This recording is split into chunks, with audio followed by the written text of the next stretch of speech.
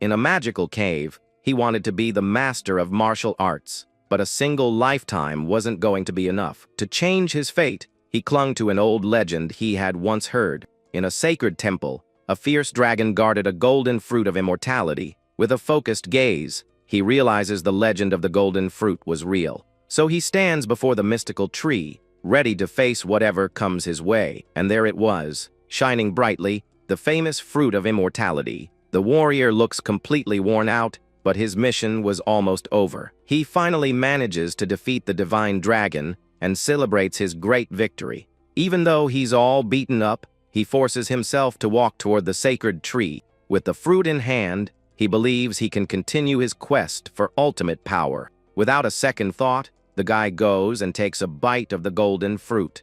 His name was Gylfazeldragon, the man everyone knew as the strongest. Many years pass, and we see a beautiful castle surrounded by a flower garden. Inside a room, a family is gathered around an old man on his last breath. This is Gilliam, the first son of the Eldragons, and he looks really down about it. The old man in the bed is Gylfaz, and he tells his son not to make such a sad face. A child says the mansion feels a bit empty, without their mother or father around. The old man then complains, saying that in the end, legends couldn't be trusted, but he's happy to have had an incredible wife and children in his life. Facing his beloved children, he says he's lived long enough in this life. With everyone around and the maids crying, the guy says he has no regrets. But inside, a voice screams that this is crazy, and that of course he has regrets. He holds his son's hand, thinking that if he only had a little more time. Tears stream down his face as he desperately wishes for more time.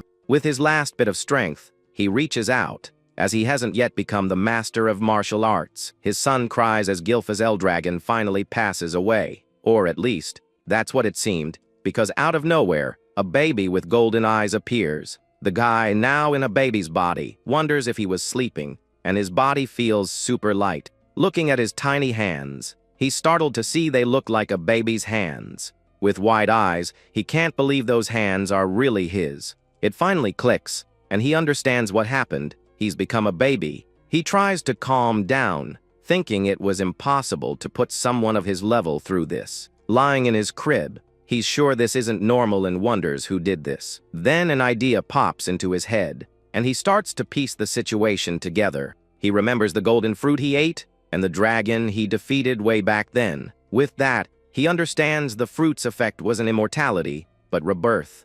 A smile appears on his face, and he celebrates because now he can achieve his goal. Looking around, he realizes he's not alone, and there are other babies sleeping there. He knows he was reborn into the Eldragon family, and wonders why there are so many babies there. At that moment, several maids enter the room with a cart full of baby bottles. He realizes it's feeding time, and as a baby, he can do absolutely nothing. But out of nowhere, one of the maids shows up holding a goblin by the neck.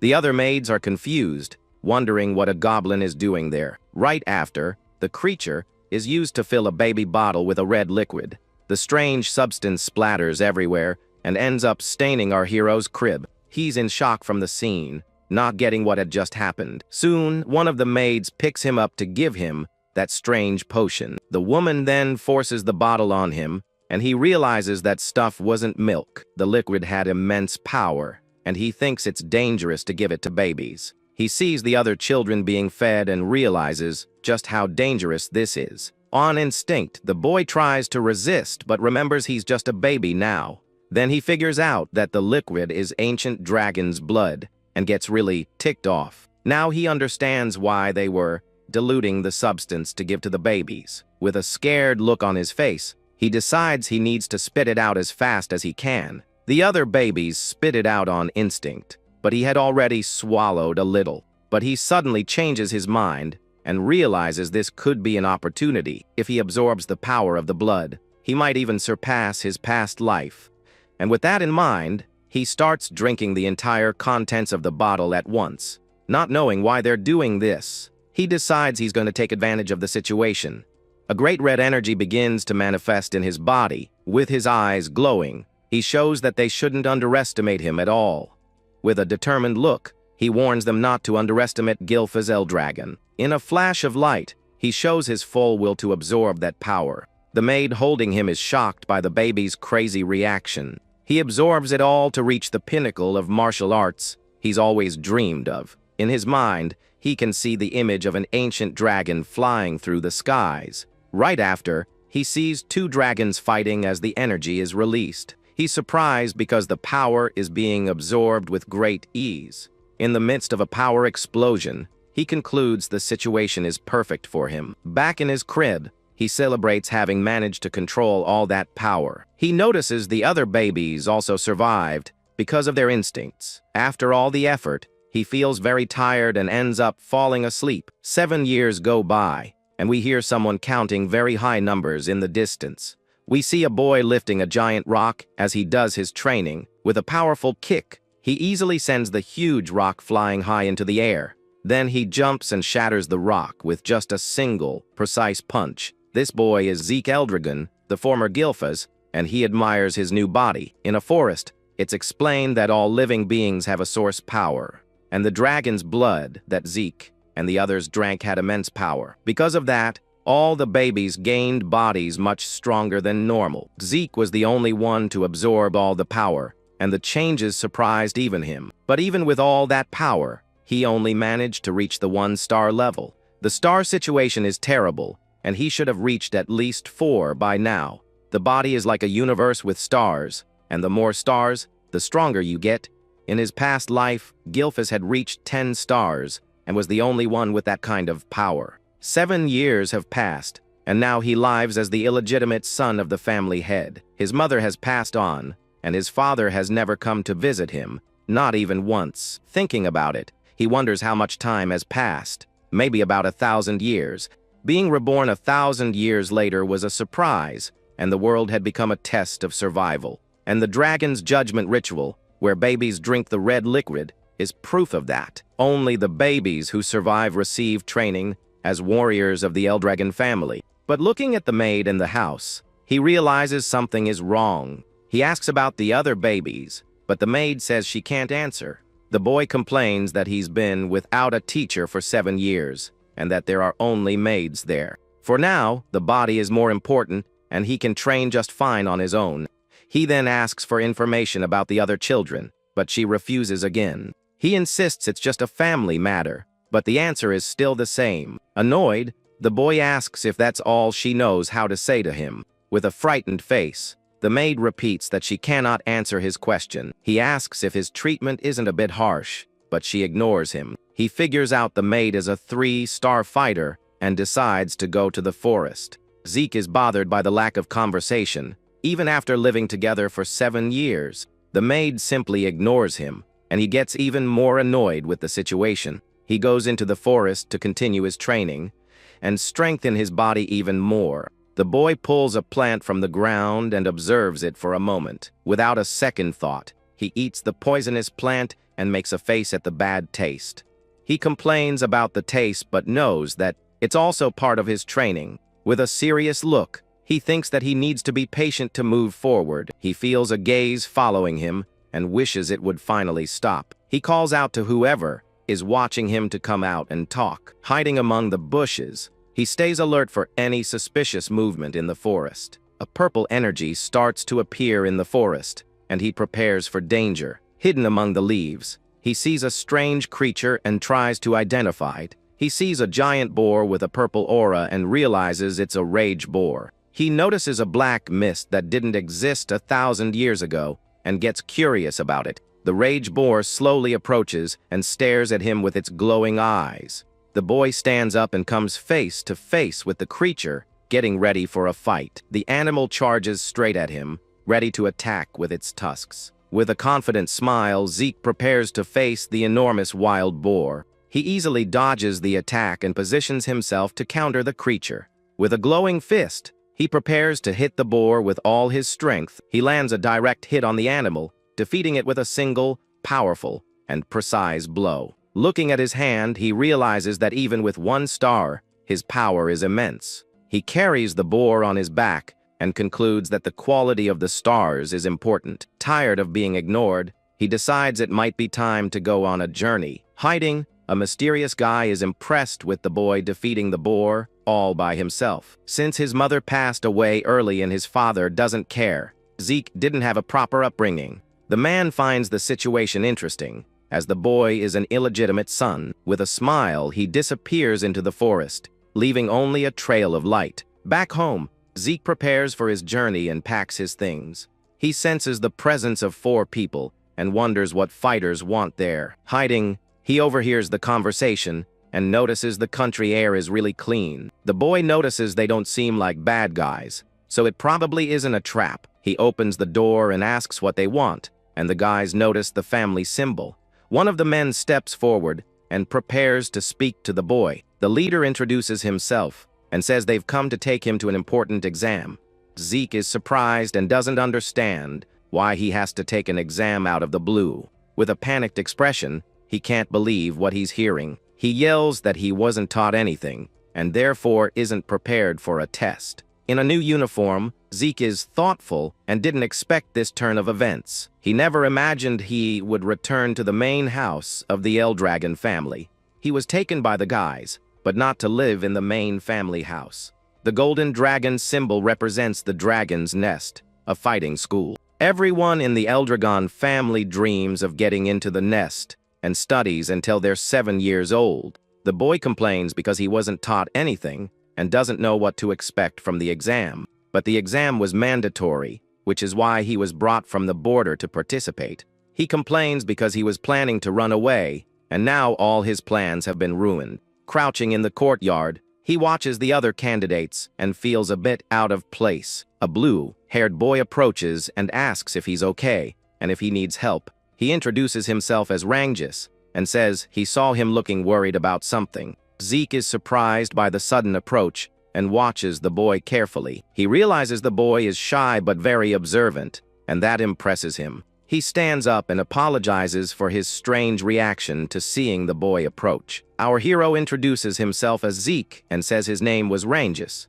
right? He explains that he was confused about the exam, and Rangus says the test is always the same. Zeke admits he knows nothing about the test, and Rangus is shocked by the revelation. An older boy approaches and calls Rangus a weakling in a mocking tone. The two turn to see who's talking and are surprised by the approach. This is Retin, and he asks why a weakling like Rangus is at the exam. Rangus stammers and says he's there for the Dragon's Nest exam, like everyone else. Retin points his finger and laughs, saying Rangus doesn't have a chance in heck of getting in. He makes fun of his bluish hair and calls him a pseudo-dragon. The boy explains that the Eldragon family has a very clear hierarchy. At the lowest level are the dragon hatchlings, and right above them are the regular dragons. In the third position are the adult dragons, and finally, the ancient dragons. The ancient dragons are the family's elite and hold the leadership positions. Those who can't get into the dragon's nest fall to the lowest category. Rangus's father couldn't pass the exam, and that's why he's considered a weakling. Rangus clenches his fists and says he wants to prove his worth, even as a pseudo-dragon. Zeke steps in, says there's no way to know the exam's outcome before trying. Retin gets irritated by the interruption and rudely asks who the nosy kid is. Our hero casually asks if the bigger kid has a problem with him. Mockingly, Retin points a finger in Zeke's face and says he looks weak too. The blue-haired boy gets worried and senses things are getting tense, but he remembers Zeke's ominous aura and knows he's much stronger than Retin. A sinister aura forms around our hero, and Rangus senses the threat in the air. Zeke asks how Retin dares to say they're beneath someone so weak. The tension in the air is cut when the instructor arrives and gets everyone's attention. He introduces himself as the test examiner and announces that the evaluation is about to begin. Retin backs away, annoyed, and promises he won't forget Zeke's face anytime soon. Rangus breathes a sigh of relief and says his friend didn't need to get so worked up. Zeke replies that anyone would get annoyed if they were called weak by a weakling. He then questions if the admission test is really mandatory for everyone, and he suggests that he could just drop out of the exam and leave without participating. Rangus is perplexed and shocked at the idea of someone wanting to quit the test. The boy smiles and says that if Zeke quits, he won't risk getting hurt. The golden-eyed youth says it would be impossible to quit with his power level. but Ranjis tries to cheer him up, telling him to hurry and get to the test location. The examiner explains that the test is very simple. You just have to scratch the stone to pass.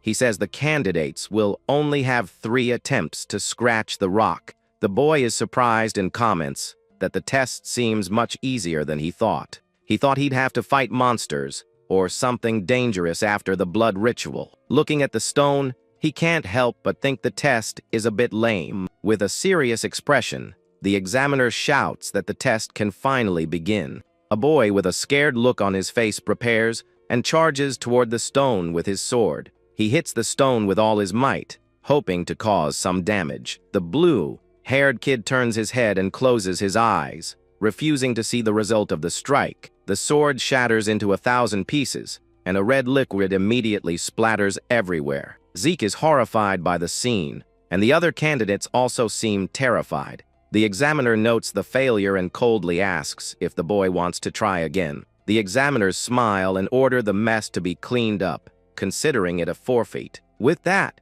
the boy is dragged away, and the instructor calls the next candidate to the stone. The blue-haired boy trembles with fear while our hero watches the scene, annoyed. With a confused expression, he focuses his gaze on the rock and tries to understand what it is.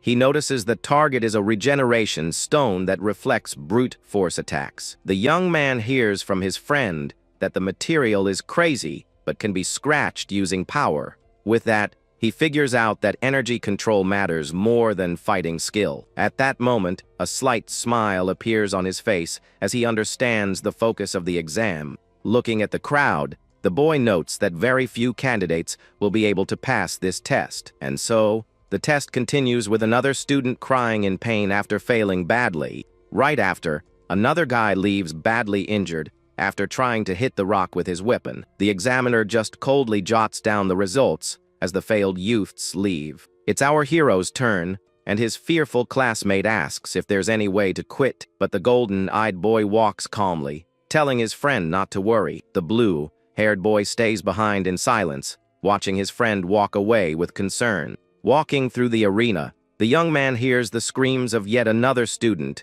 who messed up. At this, the inspector's eyes widen as he notices a strange detail about the new candidate. Zeke exudes a powerful aura and decides he won't use any fancy family weapons. The man asks why he's unarmed, and the boy replies that his fists are enough. The other students start laughing and gossiping, saying his arms are going to break.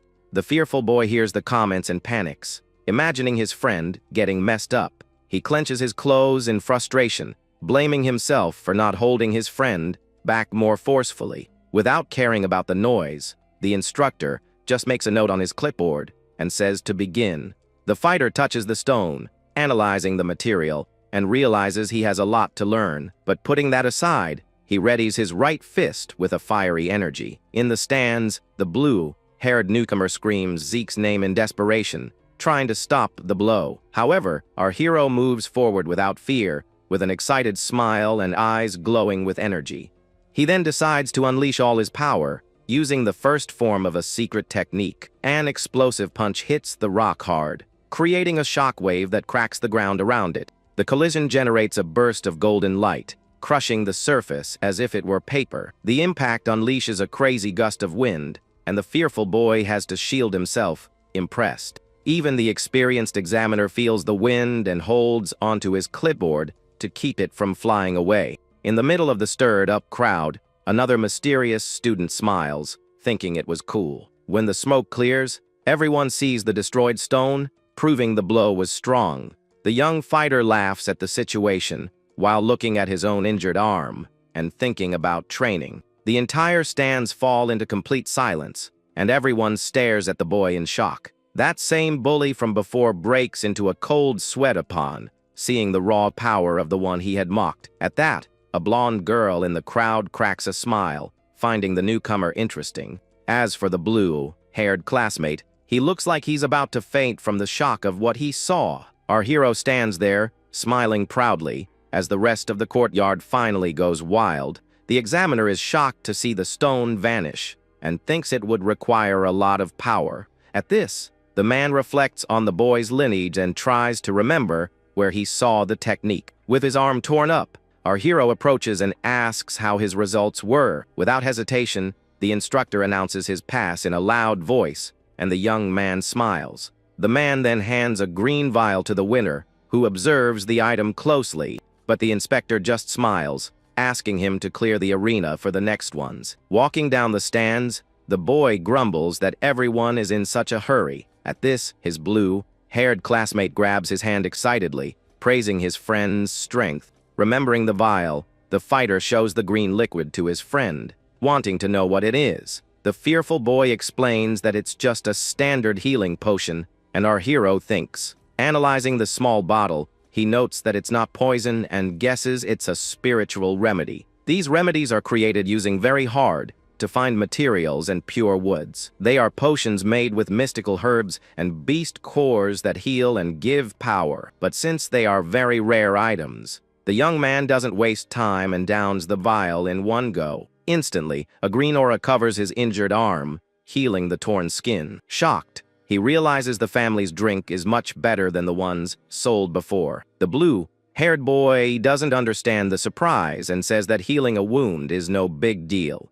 He says his magical energy didn't increase and that his friend's strength was way cooler. Holding the empty vial, the fighter acknowledges that the potion carries human wisdom. While the two chat excitedly, that bully glares at our hero with intense anger. The test continues, and several other candidates end up failing badly and leaving injured. Resting his face on his hand, the golden-eyed boy gets bored with the long wait. Trembling from head to toe, the little boy walks to the center, and our hero wonders why. Trying to help, the hero offers words of support, but it only makes the boy more nervous. Completely confused, our hero doesn't understand his classmate's lack of confidence. Standing in front of the rock, the blue-haired boy holds a giant, trembling sword. As soon as the evaluator gives the green light, the young man yells and attacks the stone with his weapon. But the sword doesn't even scratch the target, causing the boy to fall on his butt on his first try. Without giving up,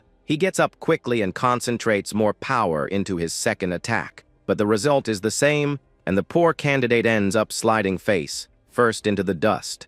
Sitting on the dirty ground, he's out of breath and can't believe the stone's resilience. In the stands, the bully and his friends laugh, telling the failure to just give up. Hearing the insults, that mysterious young man smiles and asks what they said. He reminds the bullies of a conversation, making the group of jerks nervous. The inspector cuts off the chatter and announces that the boy still has one last chance. Kneeling in the dirt, the young man tries to find strength but seems hopeless. At that exact moment, a figure approaches, stopping beside him and asking what he's doing. It was our hero, who crosses his arms and asks why his friend chose such a heavy sword. The blue-haired boy doesn't get the hint, and the hero says that picking a bad weapon is just dumb. Watching it all, the mysterious student smiles, agreeing that the big sword wouldn't do anything. The big bully laughs hard, calling the boy stupid because his father only taught him that. At this, the other lackeys agree, mocking that changing weapons won't help. Our hero ignores the insults and asks the examiner if he can switch weapons in the middle. With a positive response, the hero tells his blue-haired classmate that he can give it a try.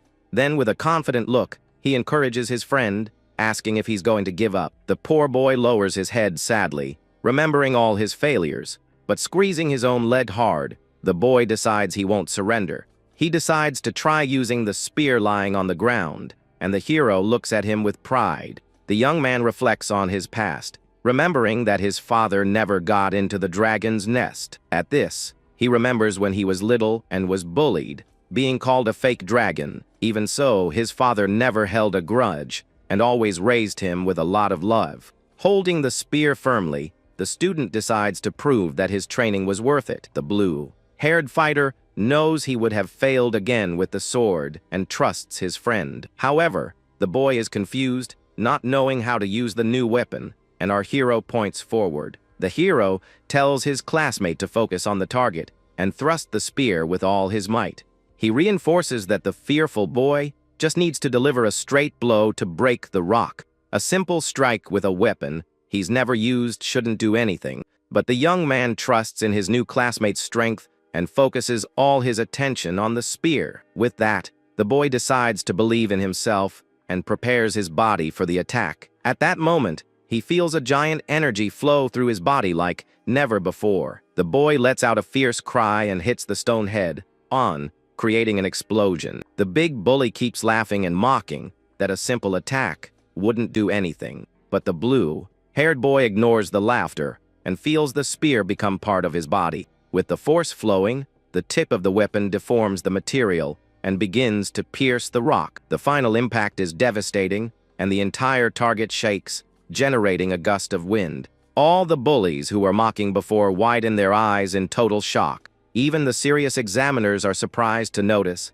that the stone has been pierced. Our hero claps excitedly, and the blue-haired boy stares at his hands in disbelief. Without wasting time, the inspector notes the excellent result on his clipboard. Hearing the examiner's voice approve his test, the young fighter is paralyzed. With tears in his eyes, he cries with joy, and our hero puts an arm around his partner's shoulder. The boy celebrates that he finally passed and gives his friend a big hug. Seeing the emotional scene, the group of failures tries to pretend it was just pure luck. Ignoring the gossip, the test inspector shouts loudly that the evaluation is over. He puts away his notes and announces that the school's entrance ceremony will begin. Our hero is a bit lost and asks the blue-haired boy if that was it.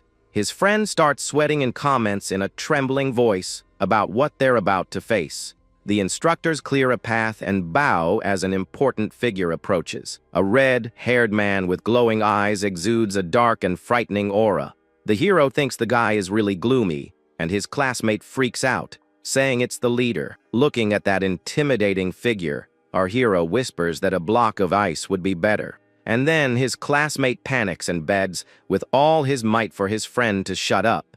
But the golden-eyed boy keeps staring at the chief, noticing his power level. That man emits a brilliant energy, followed by very strong warriors. The boy realizes that the family's strength lies in the number of powerful fighters. This sinister dude is Balza, the current master in an 8-star level fighter. 1,000 years ago, there weren't even 12 people in the world with that much power.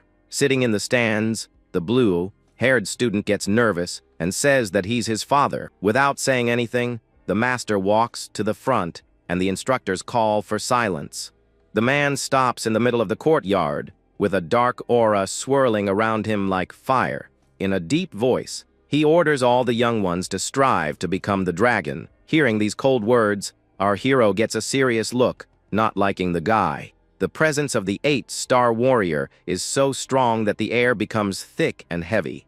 All the students in the stands feel the crazy impact and break into a cold sweat, unable to move. The hero is amazed that an adult would use this level of pressure against children just to show off. With a furrowed brow, he realizes he's never seen someone with so much hatred for no reason. After speaking his single sentence, the leader turns his back and starts to leave. The main examiner starts clapping as if the guy had just recited a poem, and he shouts loudly, praising that cold speech, calling the big boss a beloved leader. But the students are all frozen while the master just announces he's leaving. Suck up instructor tries to pretend everything is fine and tells everyone to do their best. But our hero observes from a distance and comments to his friend that he couldn't take it anymore. Completely frozen, the students look at each other in silence, trying to understand what happened. Next to his new companion, the blue-haired boy just sighs in relief. At this, the same annoying instructor gets everyone's attention and announces the dorms. The curious student doesn't understand, and his fearful classmate explains they will be divided into 4 wings. Depending on their results, the Utes will go to the north, south, east, or west wings. And then our heroes and his new partner's names are called, and the boy waves excitedly. After the exam, our hero finally arrives at his new home, a very fancy palace. Walking through the corridors of the place, the boy grumbles that things have changed a lot. Finally finding his room, he thinks that his classmate must already be there. The boy grabs the doorknob excitedly with a slight smile on his face. Then opening the door, he immediately apologizes for being late and says they'll be sleeping together.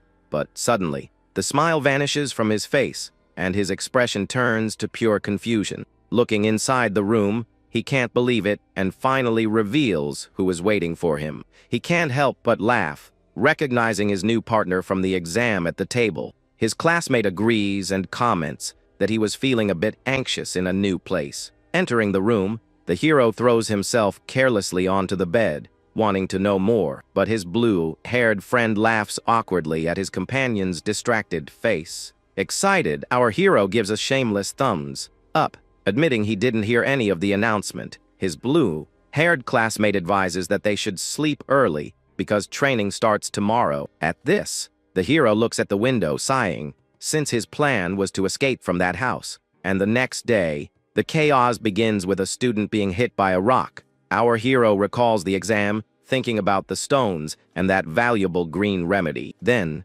sitting on the bed, he reflects that staying here might end up being very useful. With that, a whole month passes in that giant castle full of training. In the courtyard, we see the boys sweating a lot, and the instructor demands the breathing technique. The man yells that they need to master it, leaving his blue-haired classmate exhausted. Observing everything closely, the senior inspector analyzes the children's performance. He notes that some have already mastered the technique, highlighting a blonde girl with a strong aura. At that moment, the evaluator's eyes widen, completely shocked by another student. Our hero balances gigantic rocks with absurd ease, and without breaking a sweat. The man finds it very strange, because the boy had no teachers and shouldn't know how. Taking a deep breath, the hero realizes their technique is just a version from the past. He understands that these skills only serve to absorb energy from the environment. As such, wealthy families guard these methods as secrets to stay on top. But the young man finds this version too basic and decides he doesn't need something so simple. So he decides to use the true secret technique of the Dragon King, which is better. The boy smiles excitedly, realizing the family dumbed down the technique just so everyone could use it. Returning to his training, he glances to the side and observes the blonde girl. After much effort, the whole class gathers in a dining hall to finally eat. However, most of the students are so tired they can barely touch their food. But our hero doesn't care about the fatigue and devours his entire plate hungrily. With his mouth full, he tells his partner that no one gets strong by skipping meals. His classmate is shocked by so much energy, and our hero jokes that the others are weak. Excited, the hungry young man pulls his friend's plate, saying he'll eat his share. Chewing nonstop, he notes that at least some students there train for real. At this, the same blonde girl from the courtyard appears behind him, smiling and praising the newcomer. The hero asks with complete innocence who she is,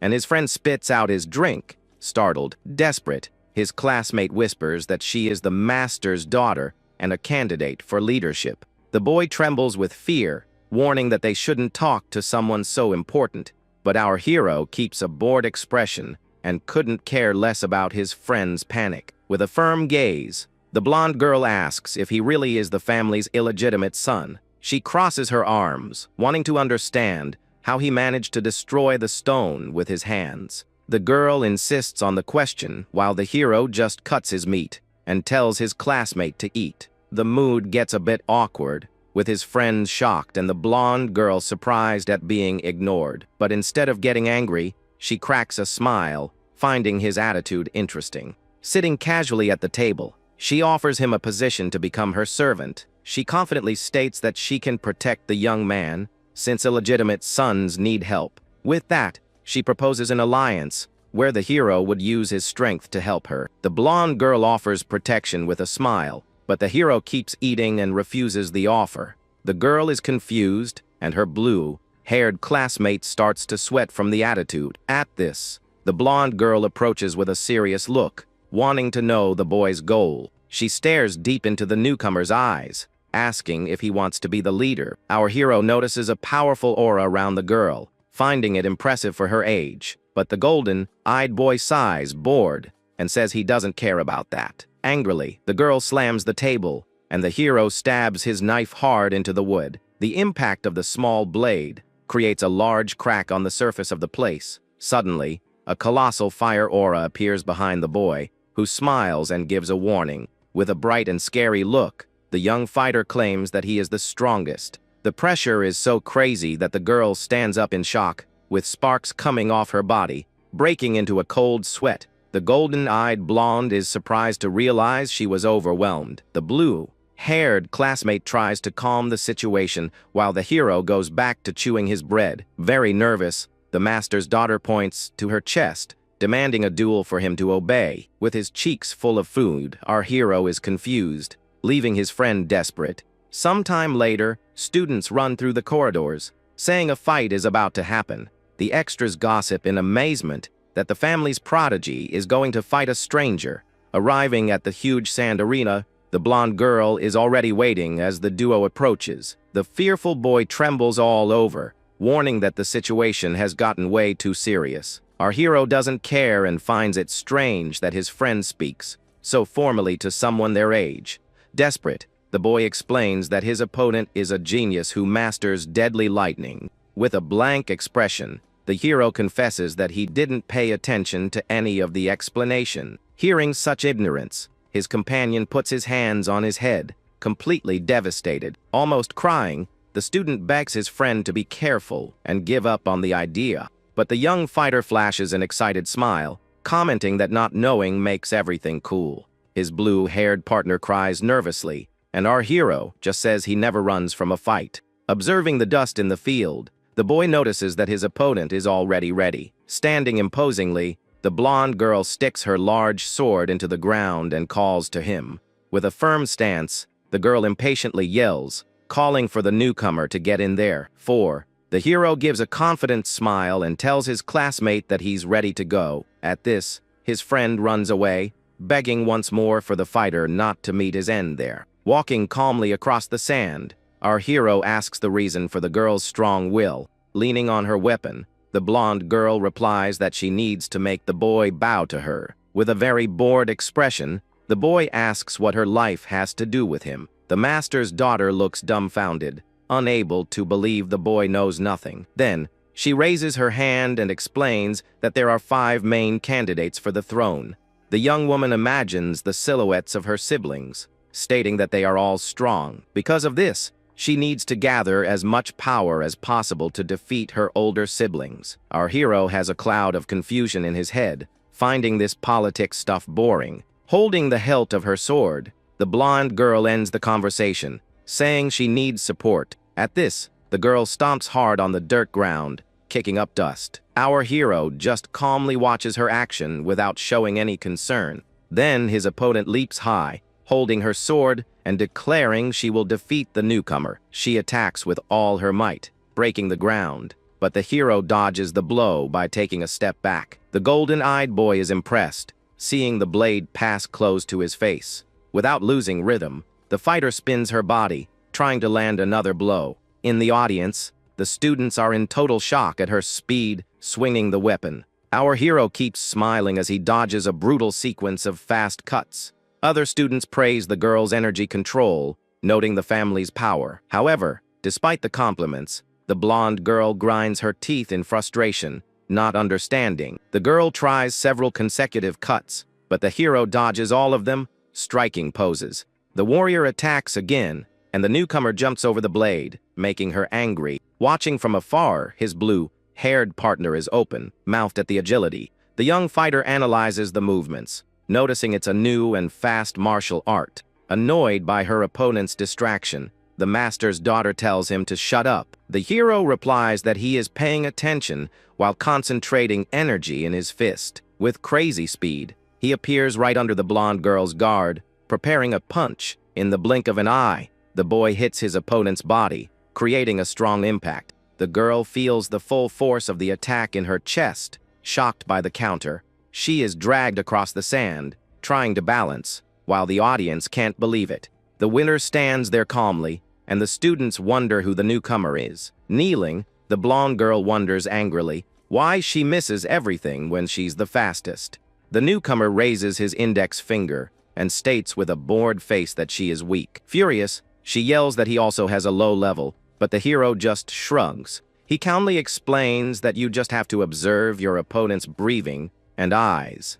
The young man claims that by reading the tension in the muscles, it's easy to predict any attack. Smiling in a cocky way, The newcomer concludes the lesson by saying the rest is just using experience. His opponent thinks that's a joke and charges at him, launching another furious blow. The sharp blade grazes the hero's face, who throws his head back. Placing his hands on the ground, our hero does an incredible backflip, dodging the attack. In the middle of the acrobatics, the young man's fist reappears next to the warrior to prove his point. The new, powerful punch generates a colossal wave of wind, exploding the sandy ground. The hero stops with his arm extended, confirming that the counter-attack hit the girl. The audience screams in shock, believing the feared blonde girl has lost the fight. His blue-haired partner celebrates excitedly, but our hero warns that the fight isn't over. Suddenly, a boot steps firmly on the arena floor, starting to clear the dust. The fighter smiles, noticing that his opponent used her energy to withstand the punch. With a bloody face, the warrior uses her sword as a crutch, trying to endure the pain. The hero tells his friend to back away quickly, because things are about to heat up. Looking at the blonde girl's feet, our hero notices a crazy aura leaking out, proving she's gotten stronger. The blonde girl wipes the blood from her face, as an electric energy glows on her body. In the stands, the students are amazed, commenting that it's the mark of 2 stars. This high level allows a fighter to release the body's raw power outward. The warrior thanks the newcomer, saying she only achieved this because of his punch. With a sharp and brilliant gaze, the girl focuses all her attention on the battle. At this, the opponent charges with her sword at a crazy speed, guaranteeing she will win. Our hero cracks a smile, finding it all amusing and complimenting her new speed, but he quickly jumps, dodging a large spinning cut that shoots out lightning. However, upon landing, the young fighter notices a small cut appearing on his face. Wiping away the small wound, the boy is confused because he was sure he dodged it. The glowing warrior smiles confidently, saying that this is the ability she awakened. Then she concentrates more power into her weapon, stating that she now has the strength of 2 stars. With great fury, the master's daughter announces she will show him the family's lightning technique. The newcomer faces the large, glowing sword, excited to see a new art. With his eyes shining in a huge smile, our hero concludes that fighting is the best thing ever. His opponent releases a very strong flash of light, launching the ultimate move of her technique. The boy runs fast, dodging the lightning bolts, amazed by the control the girl has. Even while running away, the boy keeps the smile on his face, finding the power absurd. The fighter attacks the sand relentlessly, creating electrical explosions, while noticing his joy. The impact of the sword shatters the ground, creating a web of electricity and pressuring the boy.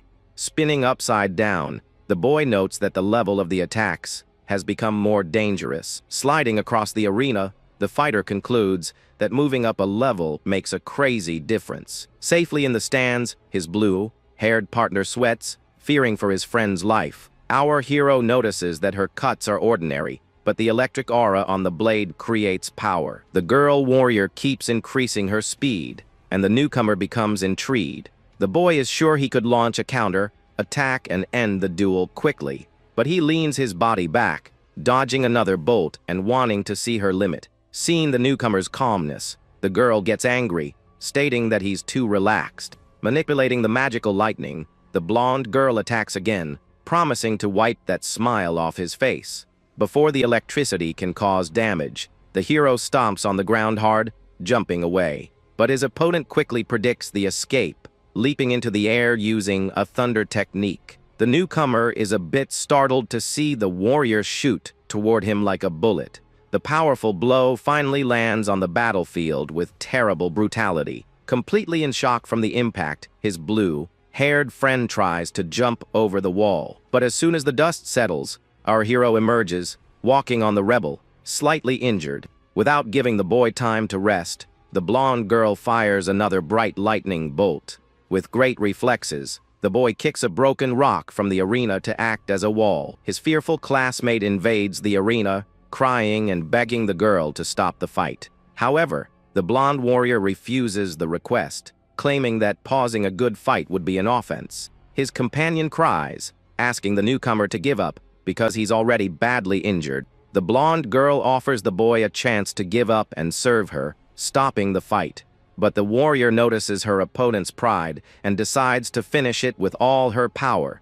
At this, she raises her large blade to the sky, invoking the lightning sword technique. With great fury, the girl unleashes the first secret art, launching the celestial thunder. A colossal pillar of energy hits the arena head-on, causing crazy destruction. The hero ends up being swallowed by the bright light as he takes the full force of the attack. Desperate in the stands, his blue-haired friend screams his partner's name. In the middle of the smoke, our hero falls to the ground, completely paralyzed by the lightning. Tired, his opponent plants her blade in the destroyed earth, apologizing for the force.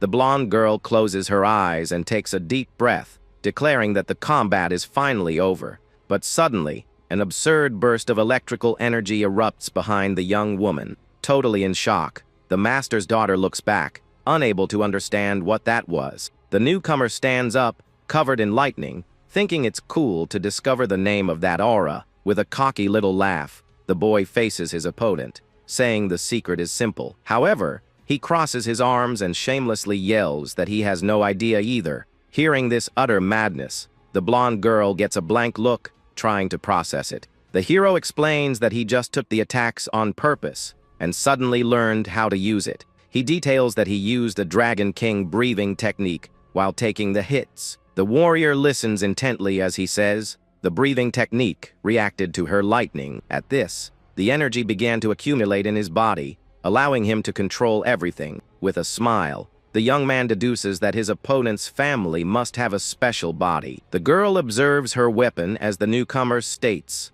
that the ability is in her blood.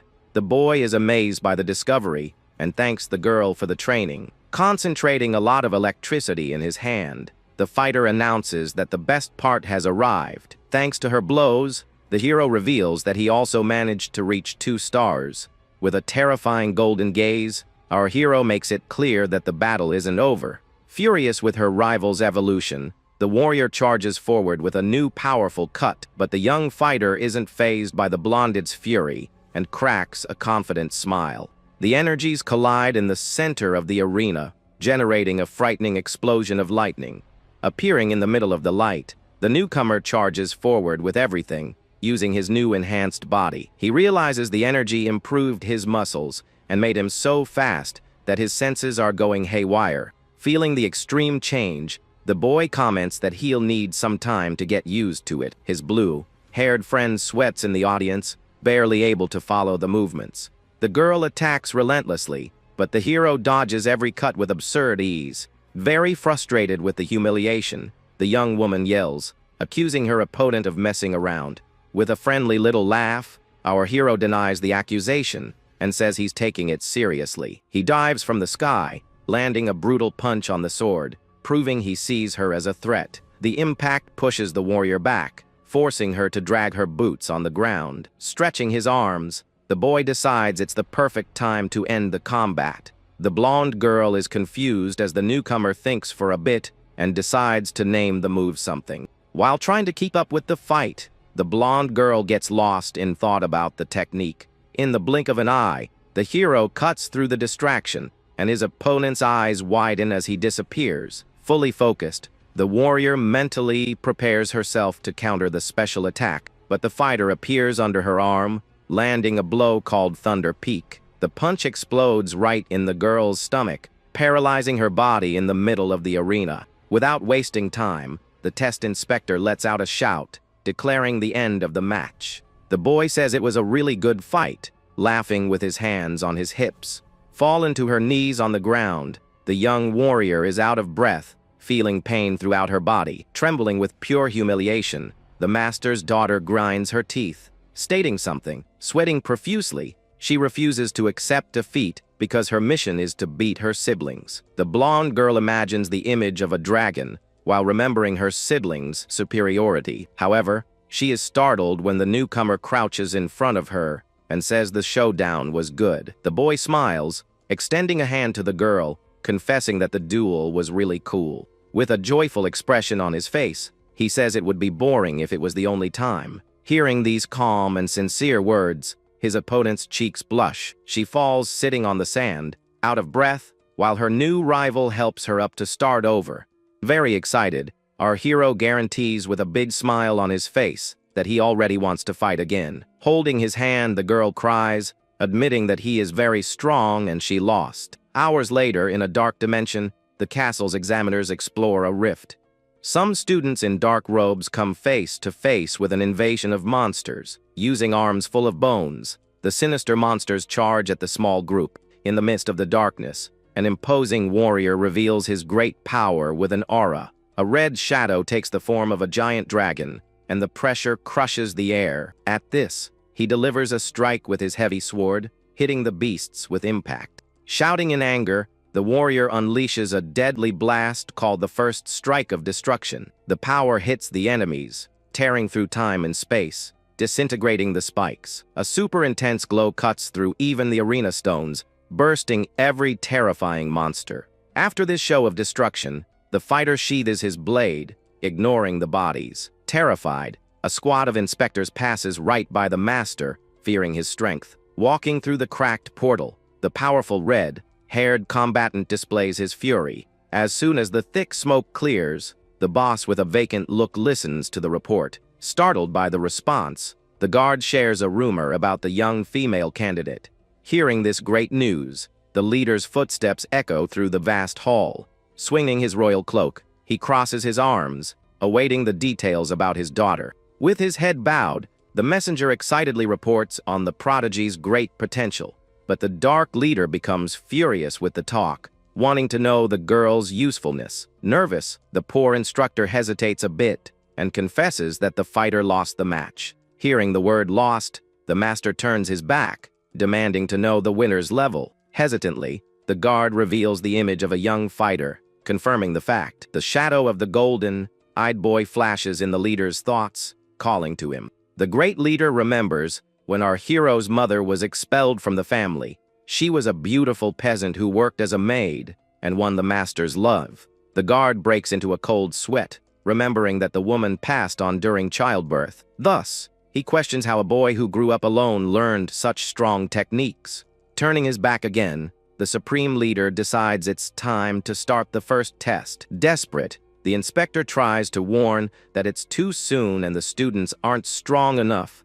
Using the image of several young people, the guard claims that the children wouldn't survive. The leader replies very coldly that misfortune doesn't forgive, and only the strong survive out there. Showing a deadly look, the warrior states that if the children don't pass, they deserve to disappear. Completely intimidated by the master's coldness, the guard falls silent, and the chief orders him.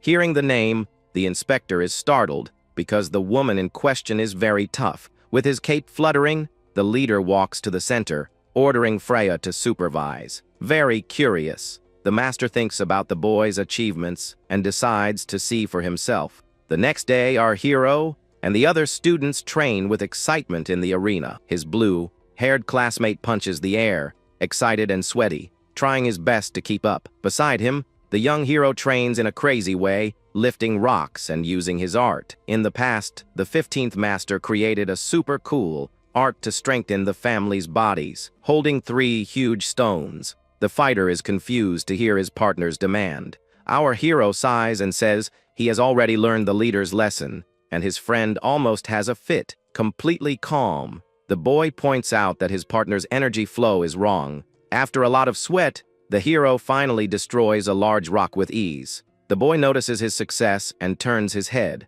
ordering his blue-haired friend to turn around. His training partner starts to glow brightly, revealing he has awakened a star. The 2 boys smile with happiness, celebrating, and the hero guarantees it was the right way. Angry at his partner's doubt, the hero clenches his teeth, stating that his friend has mastered it. His blue-haired classmate cries with emotion, saying that no one besides his father had ever helped him. Very grateful for his strong friend's support, the boy cries, saying he thought the art was useless. Our hero shakes his head, praising him, and saying that the punch is actually brilliant. The old system had 4 very good levels of attack, plus a secret form. The warrior is curious because the last blow is so powerful it can destroy a dragon. Even though he's excited about the new technique's level, our hero resumes his own training. With a huge smile, he points out that everyone has their own time and rhythm. His blue-haired classmate is moved and, with tears in his eyes, asks the hero to train him. The boy scratches his face, finding his partner's request a bit bold, while noticing something. But the friends remain excited, coordinating their training and ensuring they will become strong. The duo looks on in shock as they notice the blonde warrior joining them in training. Embarrassed by the new classmate, our hero puffs out his chest, stating that she can stay. The girl blushes, feeling shy, and asks if she could also train. Her blue-haired partner chokes, finding it absurd that she would ask such a thing. Nervous about the conversation's atmosphere, the blonde girl admits she never imagined our hero to be so superior. The blonde-haired girl admits with shame that her pride was crushed by him. At this, she musters up the courage to ask the newcomer to train her to surpass her siblings. Our hero remains silent and thoughtful, and his blue-haired friend looks at the girl, surprised. With a sad look, the fighter thinks he will refuse because training an enemy is strange. The young man thinks about them being candidates, and his classmate remembers she is the chief's daughter. The boy says he doesn't care but asks if her body has already healed from the last fight. The girl shows a healing potion and explains she has already used one, so there's no problem. His blue-haired friend whispers that the potion used in the exam wasn't as strong as this one. He adds that since she's Leica, she must have used a much better potion. The young warrior insists on her request, wanting to know if he will make time for her. With a giant smile, our hero accepts right away, saying he would never refuse. The two are confused when the boy calls them young ones, since they are the same age. The boy asks if she's sure about training with the one who defeated her, and the blonde girl agrees. With a clenched fist, the young woman states she will do whatever it takes to get strong and become the chief. Our hero then asks the reason for such an obsession with becoming the clan leader. The girl reveals that if she doesn't become the leader, her fate is a political marriage. Upon hearing this harsh reality, the boy's face darkens, and he becomes very angry with the situation. She explains that the Ultragon family blood is special and can be used in various ways. His blue-haired friend gets scared and suggests they run away, but the hero gets irritated.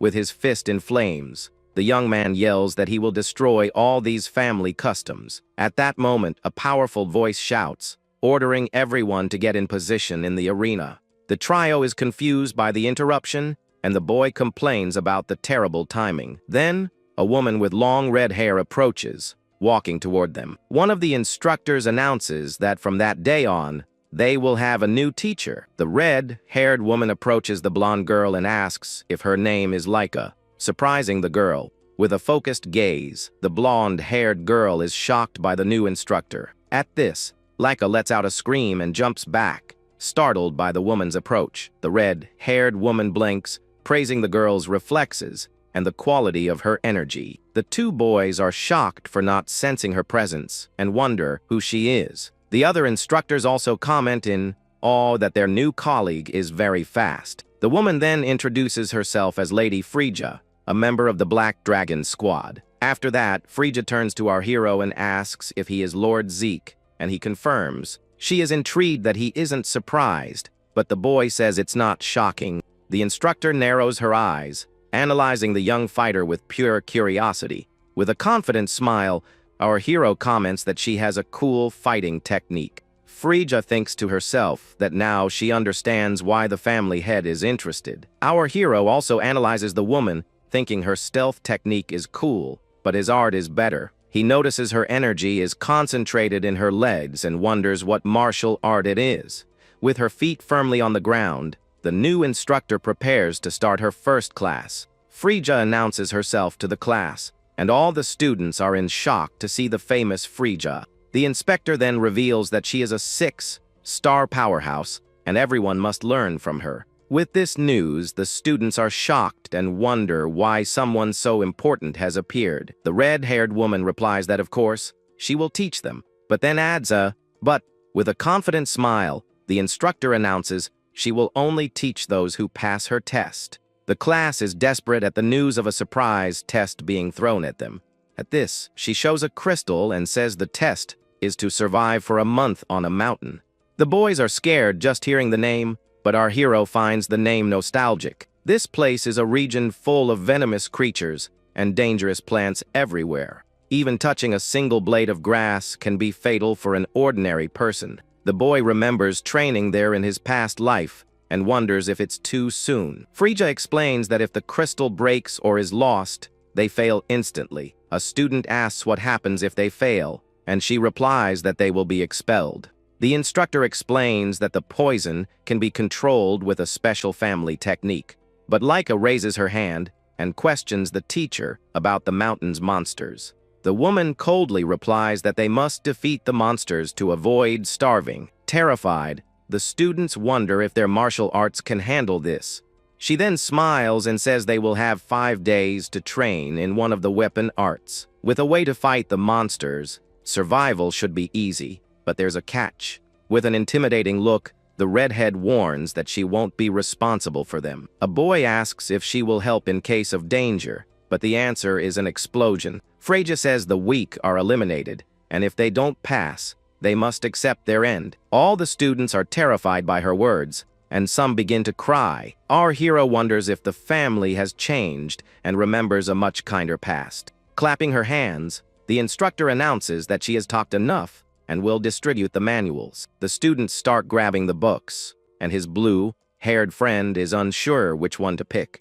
Our hero then advises his classmate to choose the spear, since he used one before. His friend thanks him for the help, while Laika thinks about taking the sword, but the hero stops her.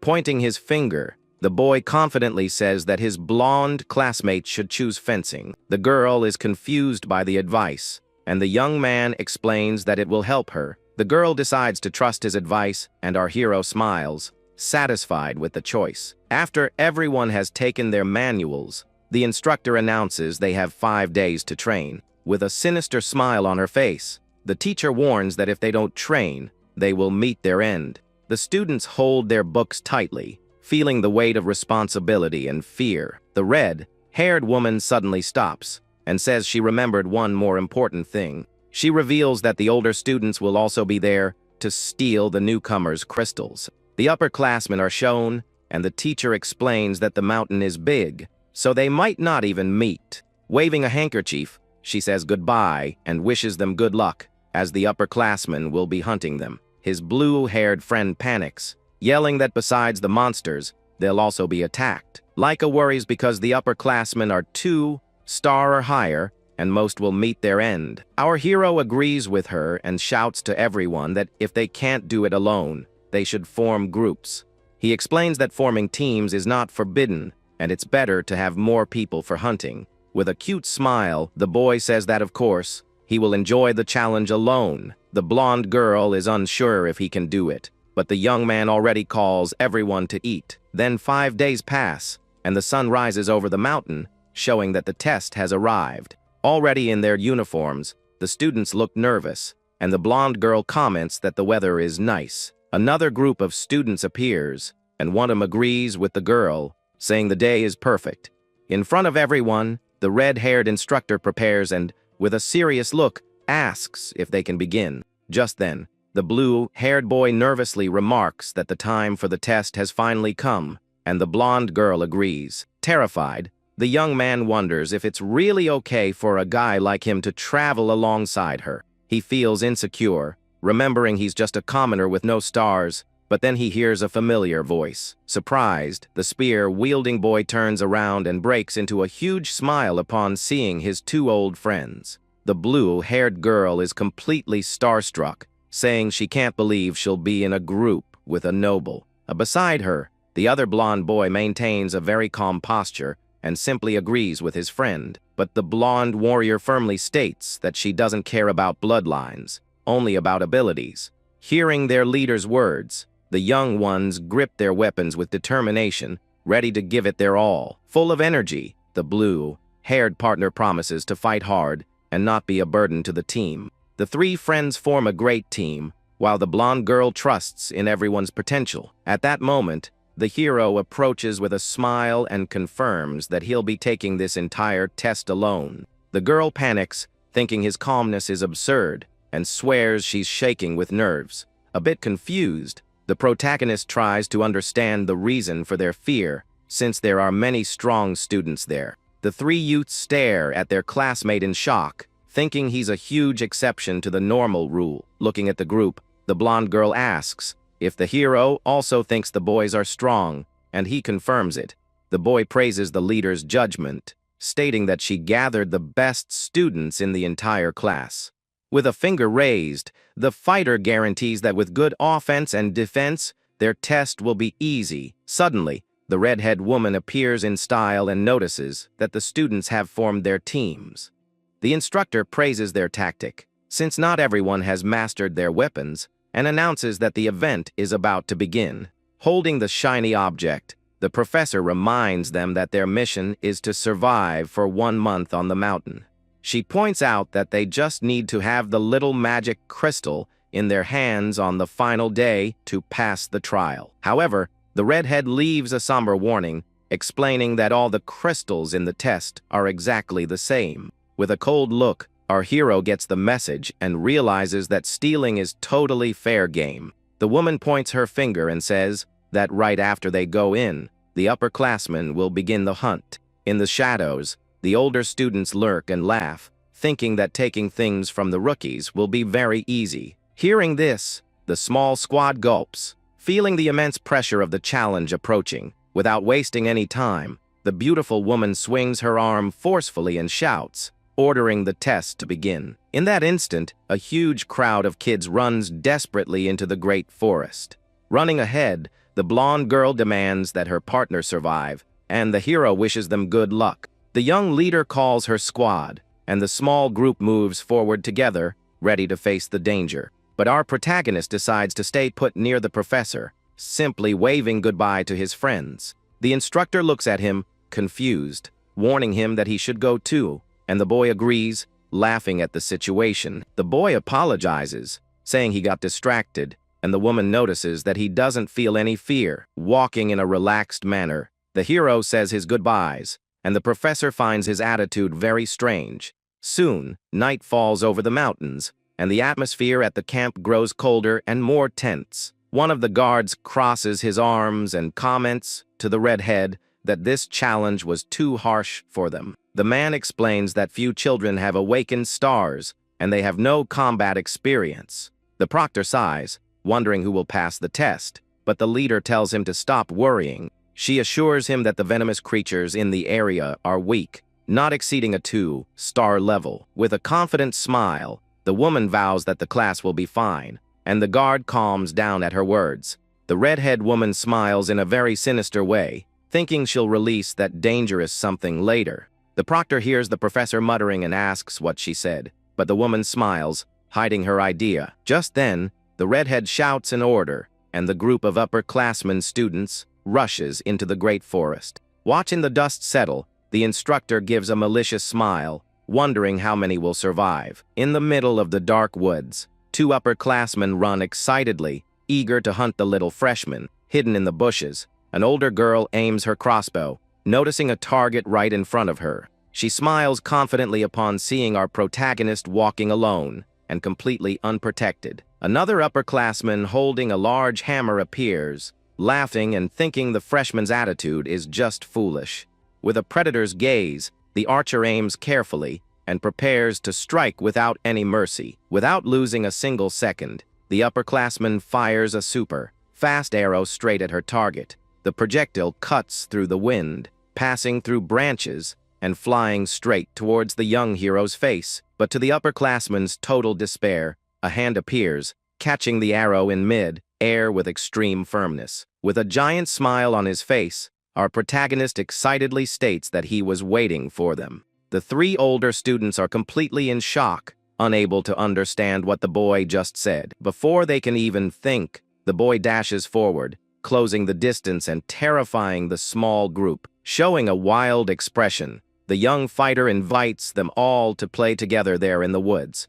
Meanwhile, in another corner of the forest, a poisonous frog suddenly leaps out to attack the blue-haired boy. Realizing the immense danger, his friend draws her sword and decides to act fast, moving with determination. With a flawless move, the young warrior slices the disgusting monster in 2 in the blink of an eye. But she doesn't notice another creature, attacking from the trees, landing right on her back. At that moment, the shield-bearing companion appears in front, defending against the creature's fierce impact. Immediately after, the boy attacks, spinning his body and using his sword to strike back with great force. The blow lands squarely, sending the creature to the ground, defeated, while the boy breathes a sigh of relief.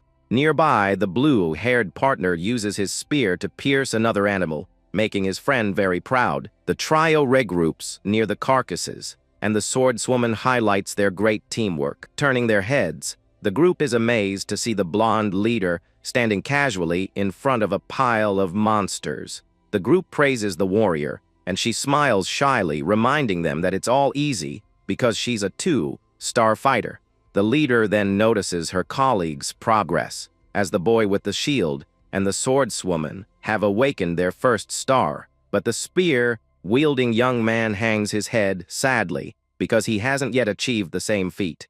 Seeing their colleagues' anguish, his friends offer support, telling him he'll surely get strong very soon. The team leader also approaches, praising his immense courage in dealing with the venomous enemies. She remembers the good training he did with the hero and tells him to be patient, which moves the blue-haired boy deeply.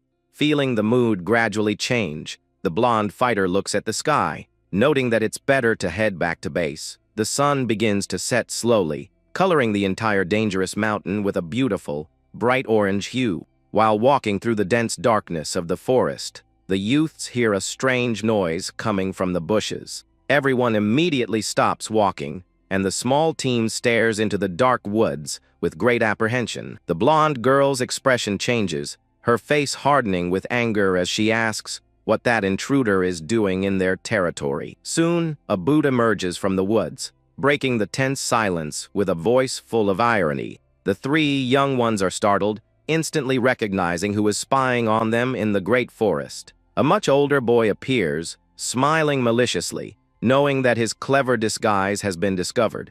The blue-haired girl asks if he's from the upper class and came to take their crystals, and he agrees with a laugh. The upperclassman proudly displays his 2-star aura and comments that he didn't expect it to be like as base. Firmly, the blonde leader points her greatsword and warns him that he'll never be able to win alone. But with a malicious look, the boy gives a smirk and asks who said he was there alone. In that instant, 3 more older students emerge from the shadows, leaving the small squad terrified. The blonde warrior breaks into a cold sweat, realizing it will be very difficult to fight while protecting her 3 companions. Just then, one of the adversaries firmly grips the hilt of his sword, preparing to launch a powerful attack. Angrily drawing his weapon, the upperclassman yells for the little kids to just surrender quietly. However, the leader leaps with agility and attacks with her heavy sword, causing a great impact in the air. Showing all her grit, the blonde girl unleashes a strong energy and charges forward,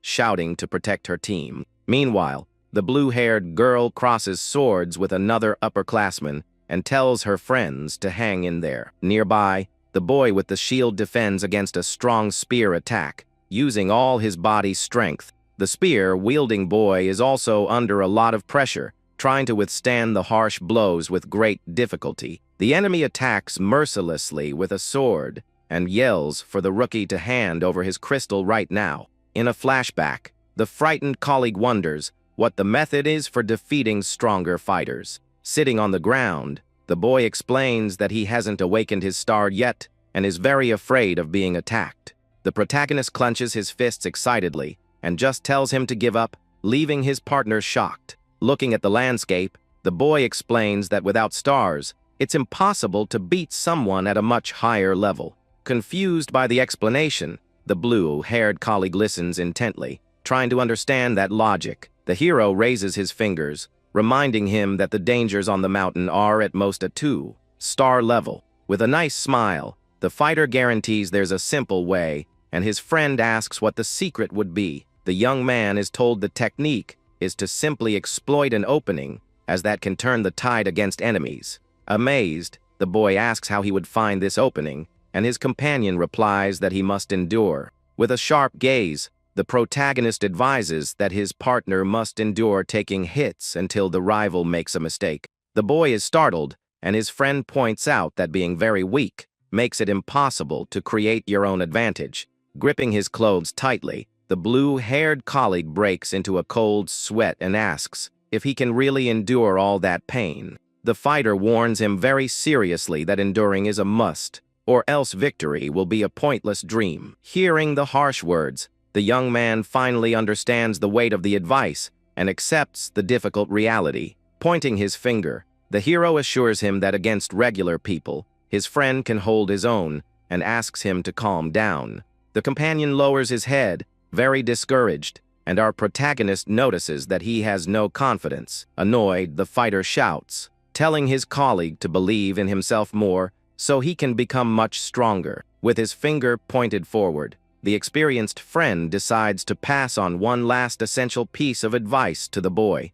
Showing a nice smile, the hero excitedly tells his colleague to just not overthink it during the battle. He explains that there's no need to calculate anything, but rather to just be patient until the enemy completely lowers their guard. At that, the boy imagines himself charging forward and driving his spear forcefully into the enemy's opening. The protagonist pokes his partner's chest, confirming that this is the right way to defeat someone strong. Back in the present, the enemy brutally attacks the shield, calling our poor rookie very stubborn. Being pushed back, the spear-wielding boy remembers the advice and focuses on just surviving the blows. Even while trembling and dripping with sweat, the freshman clenches his teeth, maintaining a fierce and very brave expression. Annoyed, the upperclassman leaps, delivering a violent overhead attack, while the rookie blocks it firmly. The enemy attacks furiously, falling from the sky and telling the rookie to give up once and for all. But the blue-haired boy grips his spear tightly, showing a look full of determination. At that moment, a strong blue light shines intensely in the middle of the dangerous battle. Using all his strength, the boy fires a blast of pure energy straight ahead. The precise attack hits the rival's opening, sending the upperclassman flying in an instant. Completely in shock, the older boy spits, finding that absolutely impossible. Panting, the young fighter stands tall, facing his fallen and defeated adversary on the ground. At that moment, the chest of his uniform glows, revealing the mark of a newly earned star. On the other side, the blonde warrior smiles, noticing that her great friend managed to win. Her enemy shouts in anger, not accepting defeat to someone at the same level as him. With that, the leader leaps and crushes her rival with a golden strike of immense destructive power. She remembers the hero's advice about using axe techniques with her heavy sword. The brutal impact finishes the adversary, leaving the upperclassman completely out of commission. Nearby, another upperclassman panics, seeing his total defeat approaching. The swordswoman attacks swiftly with her weapon, ending the confrontation once and for all. With the area clear, the group's leader runs over, leaving her knocked out enemy behind. Arriving near her friends, the blonde girl asks if they are all okay after the tough ordeal. The spear-wielding boy blushes, very surprised to see the beautiful smile of his great leader. The entire small team celebrates their victory with great joy, forgetting their earlier fear. The leader congratulates her blue-haired colleague on his new star, and he thanks her, crying with emotion. She smiles in relief, noticing that all her friends have now become much stronger. Looking at the sky, the leader trusts in their strength and wonders how our hero is doing. In another very dark part of the forest, an atmosphere of terror completely dominates the area. One of the upperclassmen runs desperately, trying to save his own life from a great threat. An older girl cries in panic, begging the monster not to come near her. Amidst the fallen bodies, our protagonist walks as the group flees in terror. Crying hard, the female student runs, calling for help and wondering what kind of creature that is. Without any mercy, the boy grabs one of the rivals by the foot, as if he were just a doll. With a terrifying smile, the fighter holds a large snake, leaving the upperclassman in shock. Laughing loudly, the boy asks if there's anyone left to play with him there. The students run, thinking the freshman is crazy, and wonder why they've become the prey in the test. Just then, one of the guys trips badly on the ground, remembering that they were supposed to be the predators. The boy laughs nervously as he sees the little monster approach, saying he's tired of tag. Showing glowing eyes, the young man extends his hand and tells the upperclassmen to get up and fight. The older boy faces that dark aura and panics, feeling pure fear. Trembling from head to toe, the upperclassman lets out a sharp scream, completely overcome by terror. The fear is so great that the rival faints on the spot, and the hero lets out a frustrated sigh. Annoyed, the boy complains about their cowardice, since they were so eager to hunt the rookies before. Then, the protagonist looks to the side, saying that a mysterious someone should be approaching. Walking through the woods, the boy laughs excitedly, announcing that he'll continue his brutal game. Using branches and leaves, one of the inspectors completely conceals his presence, spying from a distance. Hidden in the dark, the man watches in horror, unable to believe what his own eyes were seeing. Sensing his presence being noticed, the proctor is even more startled by the boy's absurd potential. Fearing the worst, the guard reflects, breaking into a cold sweat, and concludes that he needs to report this immediately. The next day at the camp, the redhead woman receives her proctor, asking for the latest news. He responds directly, revealing that many 7-year-old students are already out of commission. Surprised by the high elimination rate, she wants to know about the older students, and the guard says they are on the run.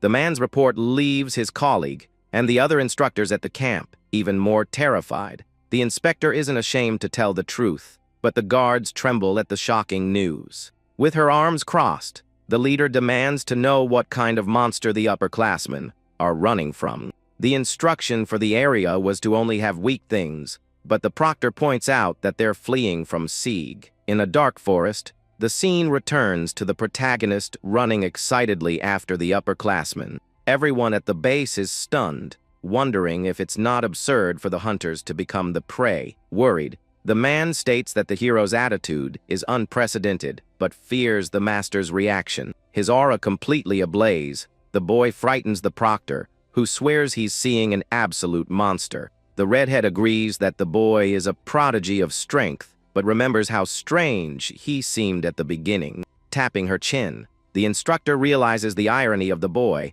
who pretended to be relaxed just to attack. She notes that he was the true predator, letting his prey play while the weather was still good. Without further ado, a loud sound of chains cuts through the silence, surprising everyone who hears it. The instructor gives a malicious smile, because her terrifying delivery was finally there. Feeling a strong chill, the proctor raises his voice worriedly, fearing the woman's huge mistake. The area leader then comforts her colleague, firmly assuring him that the great monster has been properly adjusted. She explains that the creature was configured to injure those who exude great power, as if they were of that class.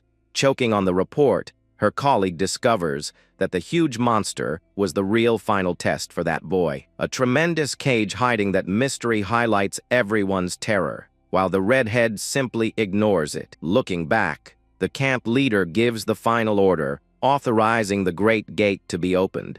Returning to the feared mountain forest, the dawn illuminates the youths who are still walking, but the boy in the group stops, feeling the ground vibrate as he looks down in astonishment. His shield-bearing colleague confirms it, breaking into a cold sweat, fearing it's just another upperclassman in pursuit. The blue-haired boy disagrees, pointing forward and saying he believes it's another huge monster hidden in the jungle. Soon it begins to rain amidst the fog, drenching the boys and increasing their great fear. With an immense roar and ferocious steps, a huge stone creature emerges, knocking down the entire forest in its path. Greatly concerned, the blonde girl yells for her team to run fast, because the thing was massive. Suddenly, the team is thrown far away in an instant by a thunderous punch, causing a lot of destruction. Coughing hard from the impact, the young woman points in fear, warning that the monster is already coming for them. On the other side, the spear-wielding boy holds his weapon,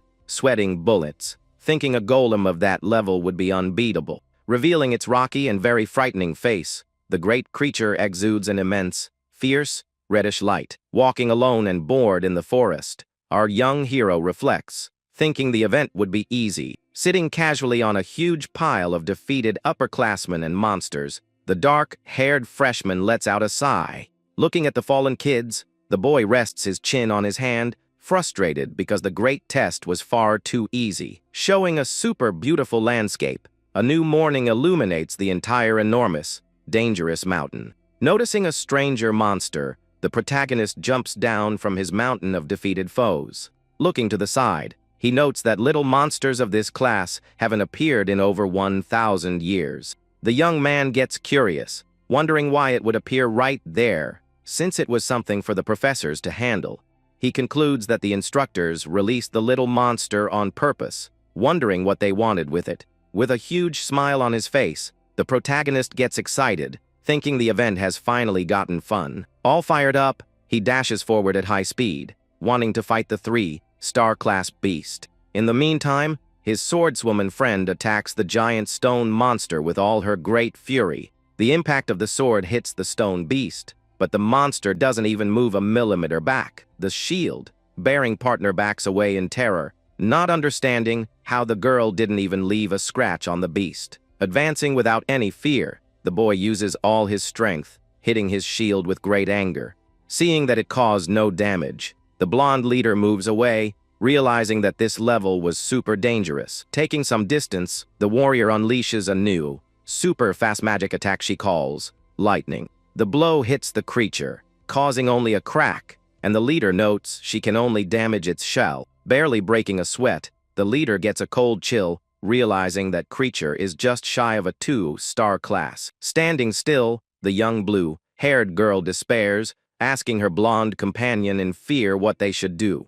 The sword girl decides to act as a decoy, telling the trio to run, but her friend doesn't want to abandon her partner.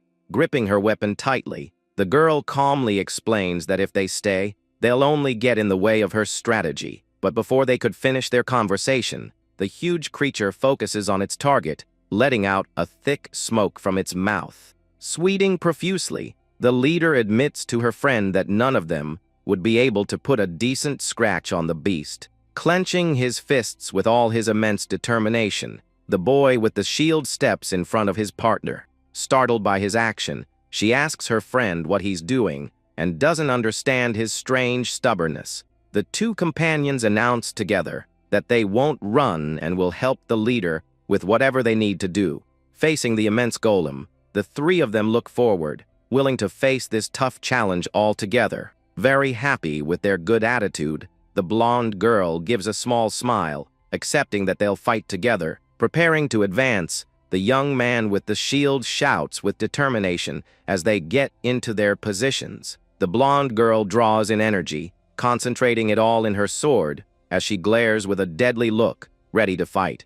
With enormous brutality, she launches a gigantic magic attack, wanting to split the golem in two. However, the monster takes the super strike without feeling a single scratch, leaving the group of rookies in shock. Defending his companions, the boy with the shield endures a heavy frontal attack, holding on tight.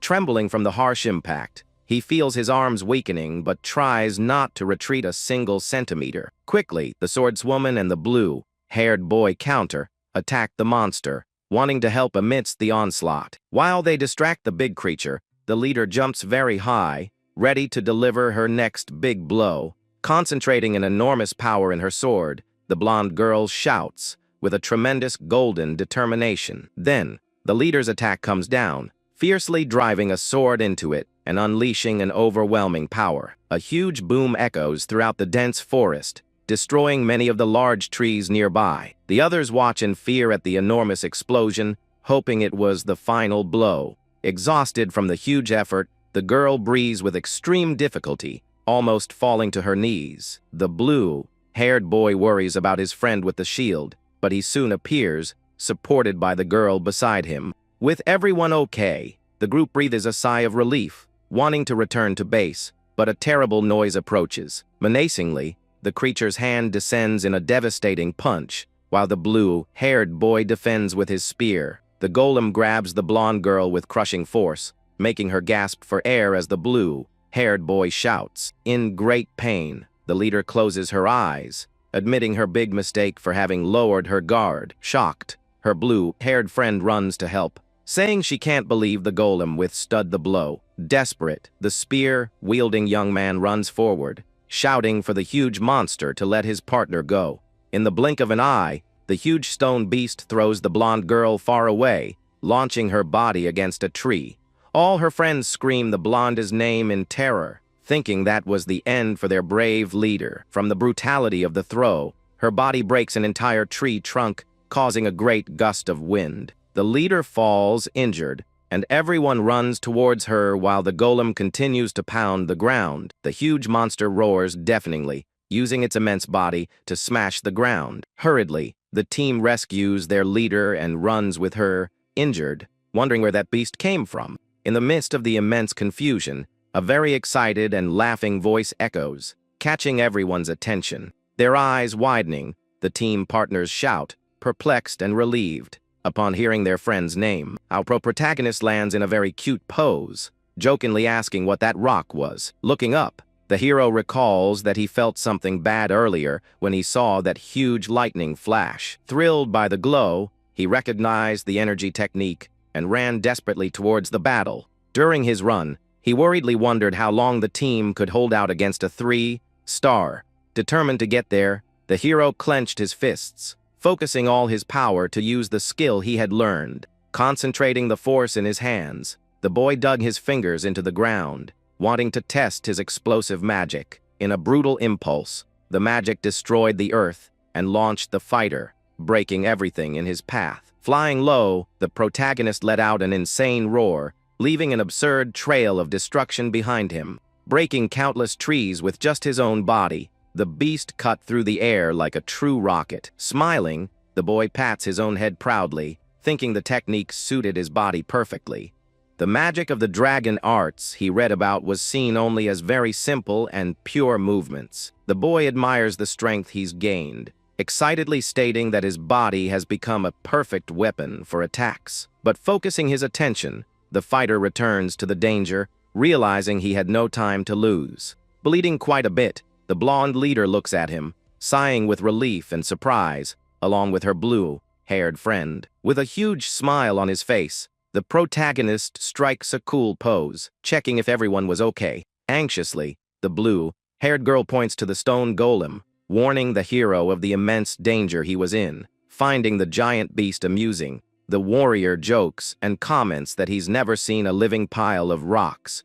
Ignoring his presence, the huge monster continues its attack, punching the ground and kicking up a cloud of dust. Analyzing the monster's heavy shell, the hero understands that simple attacks wouldn't be able to pierce it. With a dangerous smile, the fighter states that winning easily would be super boring and advances on the golem. Watching her friend run, the leader breathes warily and remarks that he was always very reckless.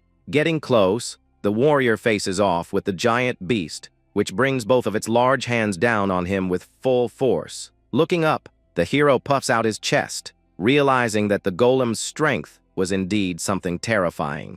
With a swift leap, the monster punches the ground, trying to crush him with immense force and speed. Smashing the ground, the massive punch kicks up huge chunks of earth, creating a large crater. With his eyes glowing brightly, the boy gives an insane smile, yelling for all his friends to fall back. The blonde leader runs, supported by everyone, agreeing with the dangerous request, seeing that he was going to fight seriously. Landing on the ground right after the punch, the protagonist shows a determined smile and doesn't back down. Displaying a flaming aura, the hero goes on the offensive, attacking the fierce, rocky monster. Dashing forward, the young man prepares himself, stating that he would test the inner toughness of that huge beast.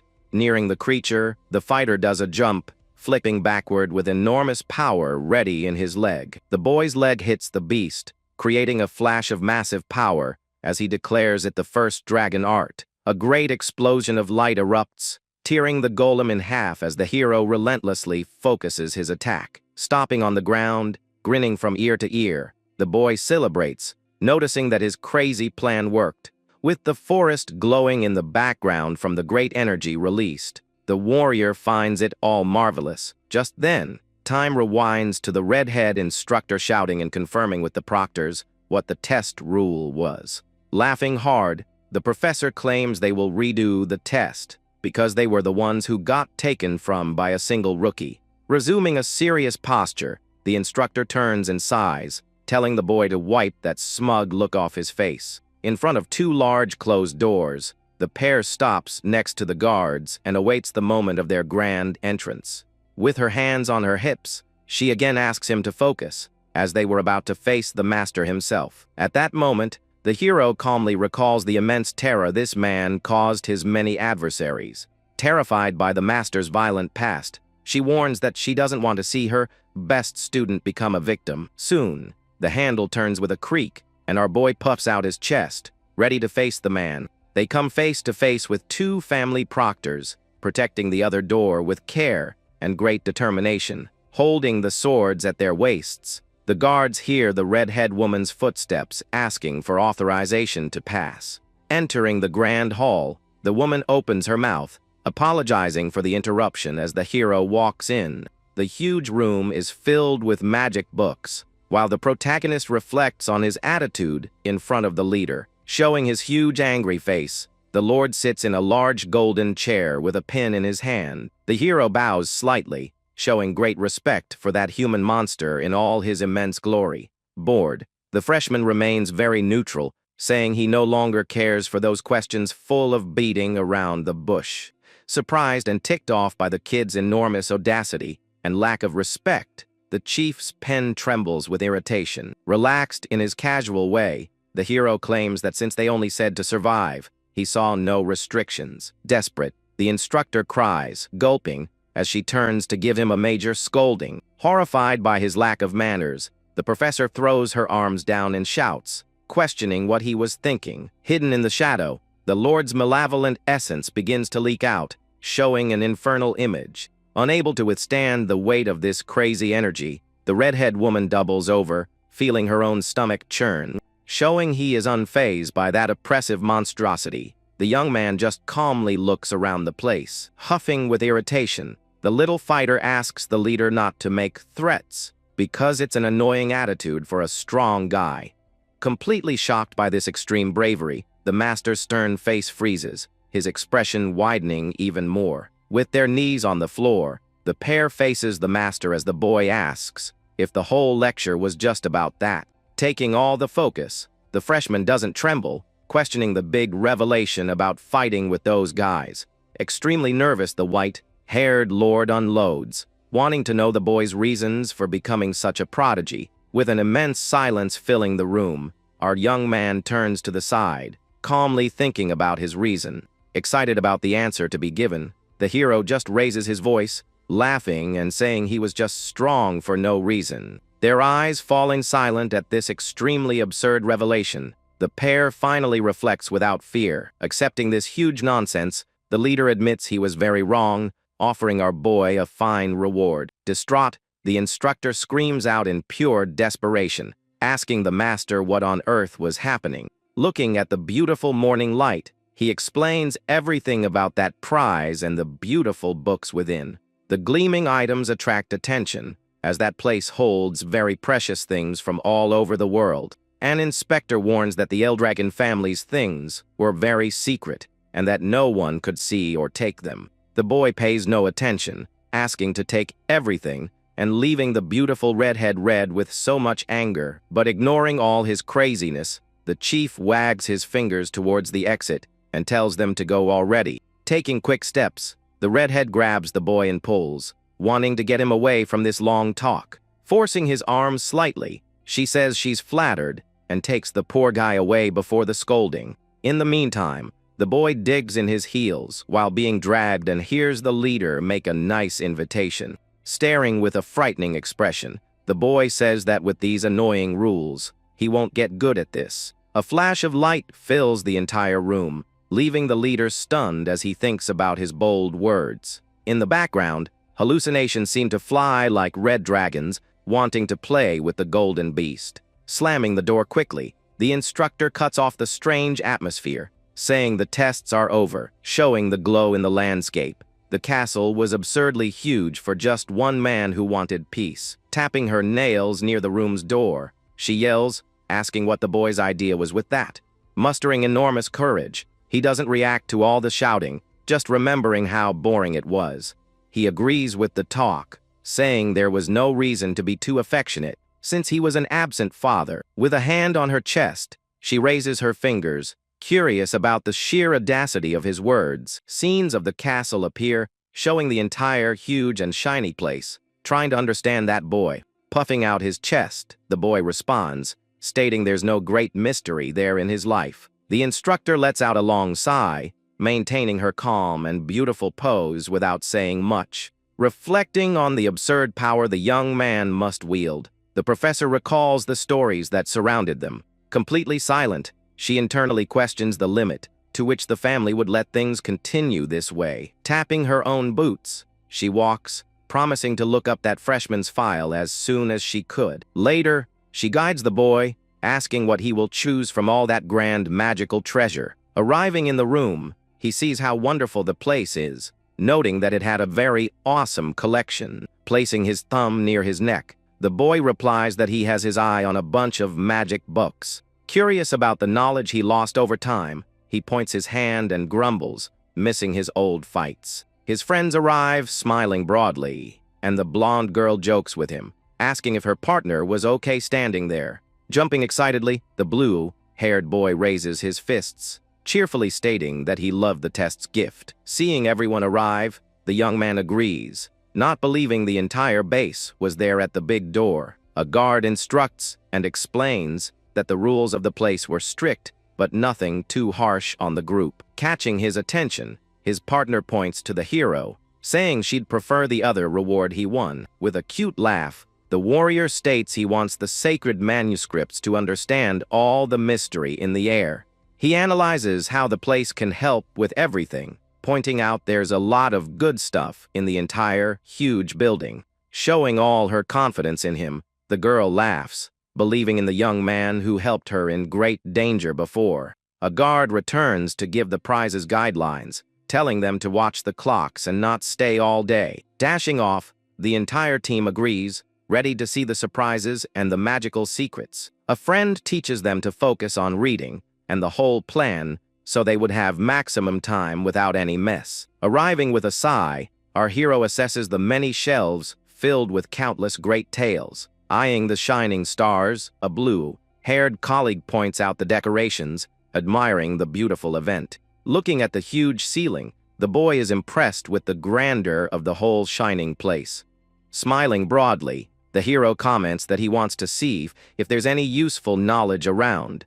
Walking through the immense corridors, he confesses that this great library could be very surprising. Completely in shock, the protagonist screams, frightened, wanting to understand what that madness was. Sitting on the floor, the young man can't believe the immense number of floating books falling in front of him. Hiding behind a book, the freshman despairs at seeing so much magical information he didn't understand. Lying on the floor, the boy reflects on the long period of 1,000 years and how that world merged with another. Crawling on the floor, the hero reaches out his hand, focusing his total attention on a specific red book. The reading shows a large reddish dimensional rift that appeared, opening the way to chaos. The tale explains that bizarre monsters roamed there, making people use special powers. With that, the noble Eldragon family began to fight these creatures alongside local warriors. The great bonds of battle formed the four powerful founders of that enormous current dynasty. Remembering the past, he notes that the boar monster and his colleague's electric aura came from the other world. Lying on his stomach, the freshman rests his face, relaxed, paying attention to what really mattered there. The book displays a shining image of magic, showing it to be a great technology from outside that world. Distraught, the young man shouts loudly, demanding to know where the book that teaches how to use that power was. Startled by the magic, the boy looks behind him, receiving a mysterious warning asking for complete silence. Staring down the dark corridor, he tries to understand how that floating voice had no presence.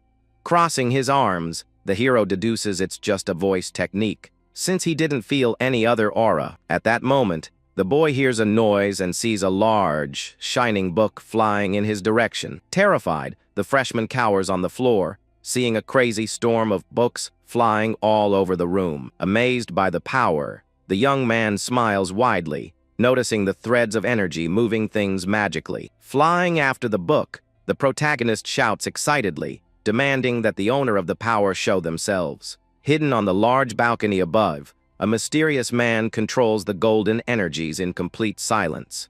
Understanding nothing, the hero is quickly tied up by the luminous strings, falling onto the wooden floor, spinning in the air. The poor guy screams as he's thrown out, since the place was closing. Passing through the large door, the boy flies like a puppet being thrown out of the library, bouncing on the stones. The freshman slides across the floor, complaining about having met another annoying magic. Furious, the young man points his finger, cursing the wind, while his friends run over, worried by the scene. Hiding his embarrassment, he laughs nervously, blaming his excitement, and asks if they found anything good. Excited, his blue-haired friend holds a book on the spear of the clouds, thinking he learned an awesome technique. With a cute smile, the blue-haired girl shows off her manual for the sword of the gentle wind flowers. The blonde warrior proudly shows his 2 grimoires, focused on the style of the great shield dragon. Laughing in relief, the protagonist is happy to see that everyone was using easy techniques from his past. Turning his body, the young man extends his hand, wanting to know what his blonde colleague's combat choice was. She shows the heavy sword book, saying it was revised by the great 15th leader. With a serious face, the boy reflects on this guy's name, remembering the arts of the dragon's breath. Recalling the library, he thinks about how many old manuals had nice recent improvements. Staring into the void, the boy deduces it's the work of that old master, finding the whole plot fascinating. Giving a confident smile, the freshman just says that it was all really very interesting. Looking at the huge castle, the boy confesses he found everything boring at first, but is greatly looking forward to the future. 5 years pass quickly, showing the grand castle courtyard shining under the bright sunlight. With firm steps, someone approaches, walking through the courtyard and making a sound of surprise upon seeing something. The blonde girl asks where the hero went, and soon hears from a guard that everyone went to the training area. Sighing tiredly, the now older girl thanks him for the information, already imagining the mess that was going on. Arriving at the large dirt field, she sees the protagonist surrounded by his 3 friends, ready to fight. Maintaining a very confident posture, our young prodigy faces his fine squad with a fixed gaze. Meanwhile, in a huge, chic room with large, shining windows, a serious meeting was underway. Looking at some papers on the table, a voice questions if that would really be the emergence of a special rift. Standing in front of the huge table, the soldier confirms the suspicion, assuring there were no doubts about the event. The blue-haired commander explains there's an 80% chance of there being magic water inside. Resting his face on his hand, the Lord complains about the situation, as the rift appeared in a very annoying location. The story shows that whoever drinks this liquid becomes a mage capable of using new, overpowered spells. With such power revealed, great brutal wars for territories with these rare sources soon began. Military strength began to be measured by magic, and unfortunately, the hero's family had no sources. Raising the luminous goblet, the story dictates that the only way to get the water was by conquering rifts. Facing his troops, the chief knows that his few mages are elite warriors trained in combat. Returning to the office, the chief notes the tension, as the new hall appeared in a dense forest right on the border. Called the Dragon's Forest, that huge green field encroached on the territory of another base. Led by bigwigs in suits, the fierce Cerberus family owned the other side, calling the place Bountiful Hound. Opening the large map, the officer comments that the portal was in their area, but its size brought problems. Pointing to the drawing, he warns that the domain formed by the rift would easily invade enemy soil. Calmly showing the paper, the general agrees with the Lord, knowing that the idiot hounds would notice. Even with limited options, due to it being a bizarre rift, the pair knew they would need to fight for control. Crumpling the paper forcefully, the leader questions if they should act stealthily before their rivals notice. Completely serious, the soldier nods, accepting the Lord's order to summon everyone for a great, brutal test. Returning to the lively training, the little blonde crosses her arms, admiring how her colleagues were giving it their all. Standing with a great master's pose, the hero maintains his sharp gaze, feeling the strong energy. Without mercy, the trio launches their ultimate attacks, covering the boy with very destructive magics. Focusing his vision, The genius boy's eyes shine, ready to show what his pure effort was capable of. Moving his arms at a crazy speed, the freshman deflects and shatters each blow using only his fists. Smiling dangerously close to the blade, the protagonist praises their fine posture before giving a scolding. Facing the blue-haired boy, the young man says he was putting in too much force and ended up killing the spear's great fluidity. Looking at his sword-wielding colleague, the hero points out that focusing too much on speed destroyed all her balance.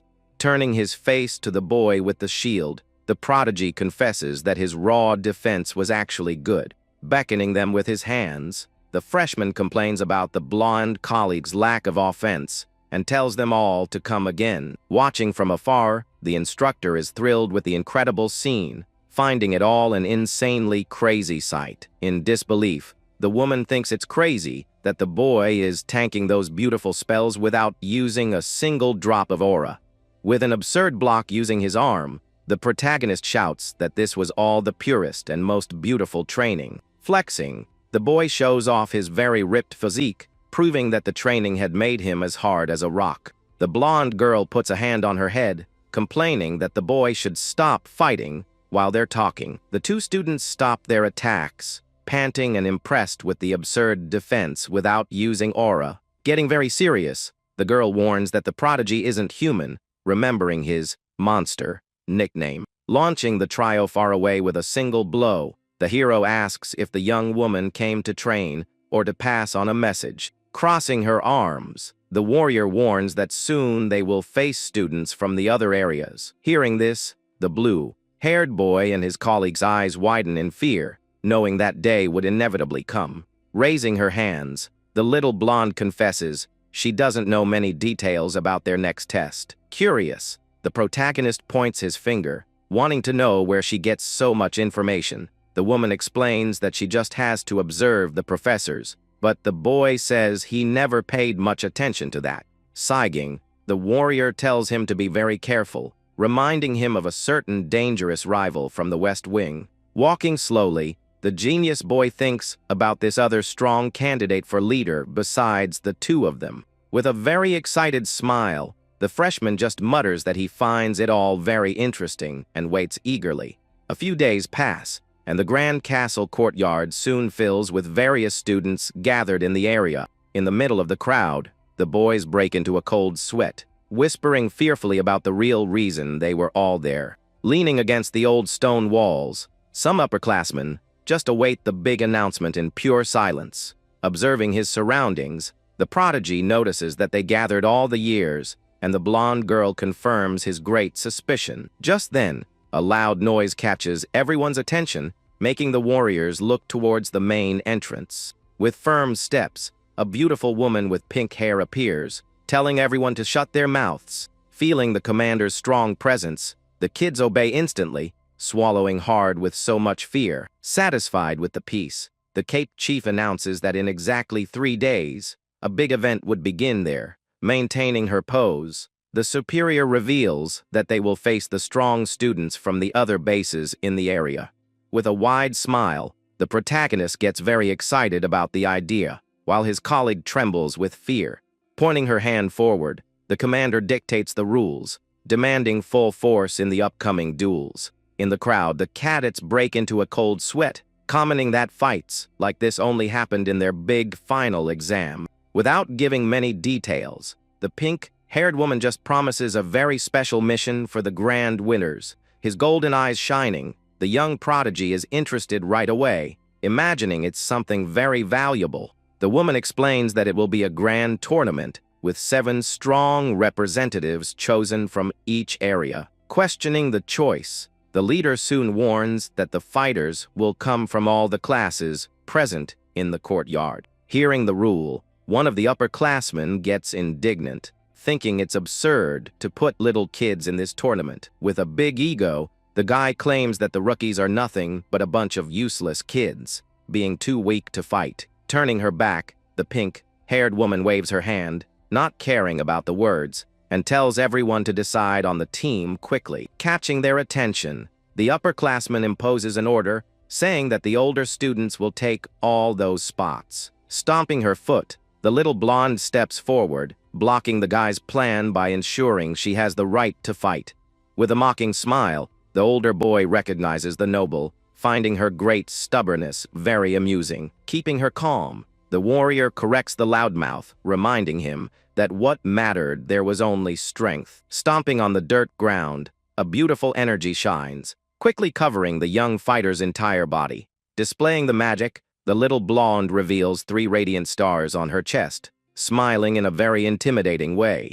The upperclassman is shocked by the freshman's strong power, while the hero accepts the choice based on strength. Pressuring her rival, the girl asks if he was that strong, making the bully retreat, sweating bullets. Trying to get away, the coward warns that she was an exception, as the other rookies were still too weak. Furious, the upperclassman points his finger, cursing the boy, but the hero just repeats that he's too noisy. Keeping his cool, the young man explains that the upperclassmen think the freshmen are trash and proposes an insane idea.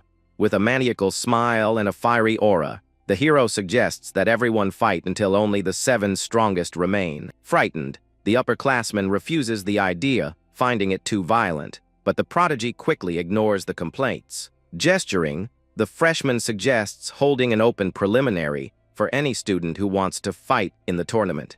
With a confident smile, the little blonde agrees with the idea, challenging the courage of the older students. Crossing his arms, the rival leader accepts the challenge, even though he thinks it's all a big waste of time. Looking back excitedly, the protagonist calls his friends, wanting them to enter the dispute too. Calling each one by name, the hero summons the trio, who are completely shocked by the great madness. Trembling with fear, the blue boy questions if they're going to fight against the older students, and the young man confirms everything.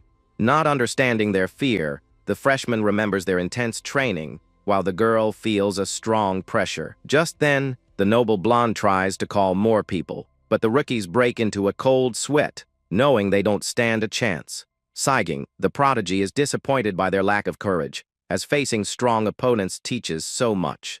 Resting his face on his hand, the genius boy decides to just observe the true power of the upperclassmen on the field. Quite annoyed, the older leader grinds his teeth, ready to show the true strength of a senior. Holding a huge sword on his back, a big guy scoffs at the stubborn attitude of the weak children. Laughing a lot, the older students agree to go easy, while the hero's group sweats bullets from the commotion. Holding his spear, the blue-haired boy confesses he's terrified to fight against strong third-year guys. With a serene smile, the freshman reminds them that they all trained like crazy for the last 5 years with him.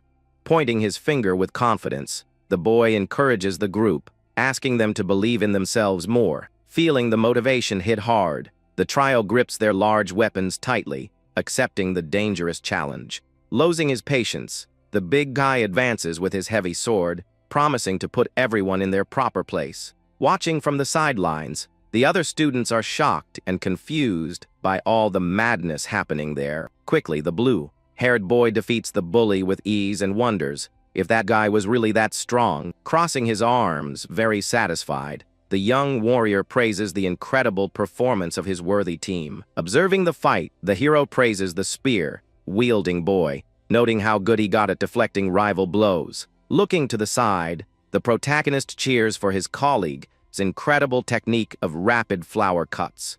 Focusing on the blonde boy, the prodigy admires his great fluidity in switching from heavy defense to offense. With the field full of fallen bodies, the freshman states that the fine combat only increased the group's confidence. Spinning her long, shining blade, the noble blonde attacks the upperclassmen, proving she has become very strong. Seeing that complete massacre in the arena, the crowd that was just watching is left speechless in disbelief. Putting her giant sword on her shoulder, the beautiful girl stomps on the ground, masterfully ending the duel. Breaking into a cold sweat, the leader of the older group panics, not accepting defeat to little kids like that. Walking slowly, the hero stops in front of the coward and warns him that he's still greatly deluded. Unleashing power, the freshman raises his arm, warning that pure age and high rank mean nothing. Putting a finger to his lips, the genius young man imposes silence, stating that the weakest always falls in a real war. Refusing the harsh lesson, the bully shouts, pointing his finger and guaranteeing that total power comes from the stars.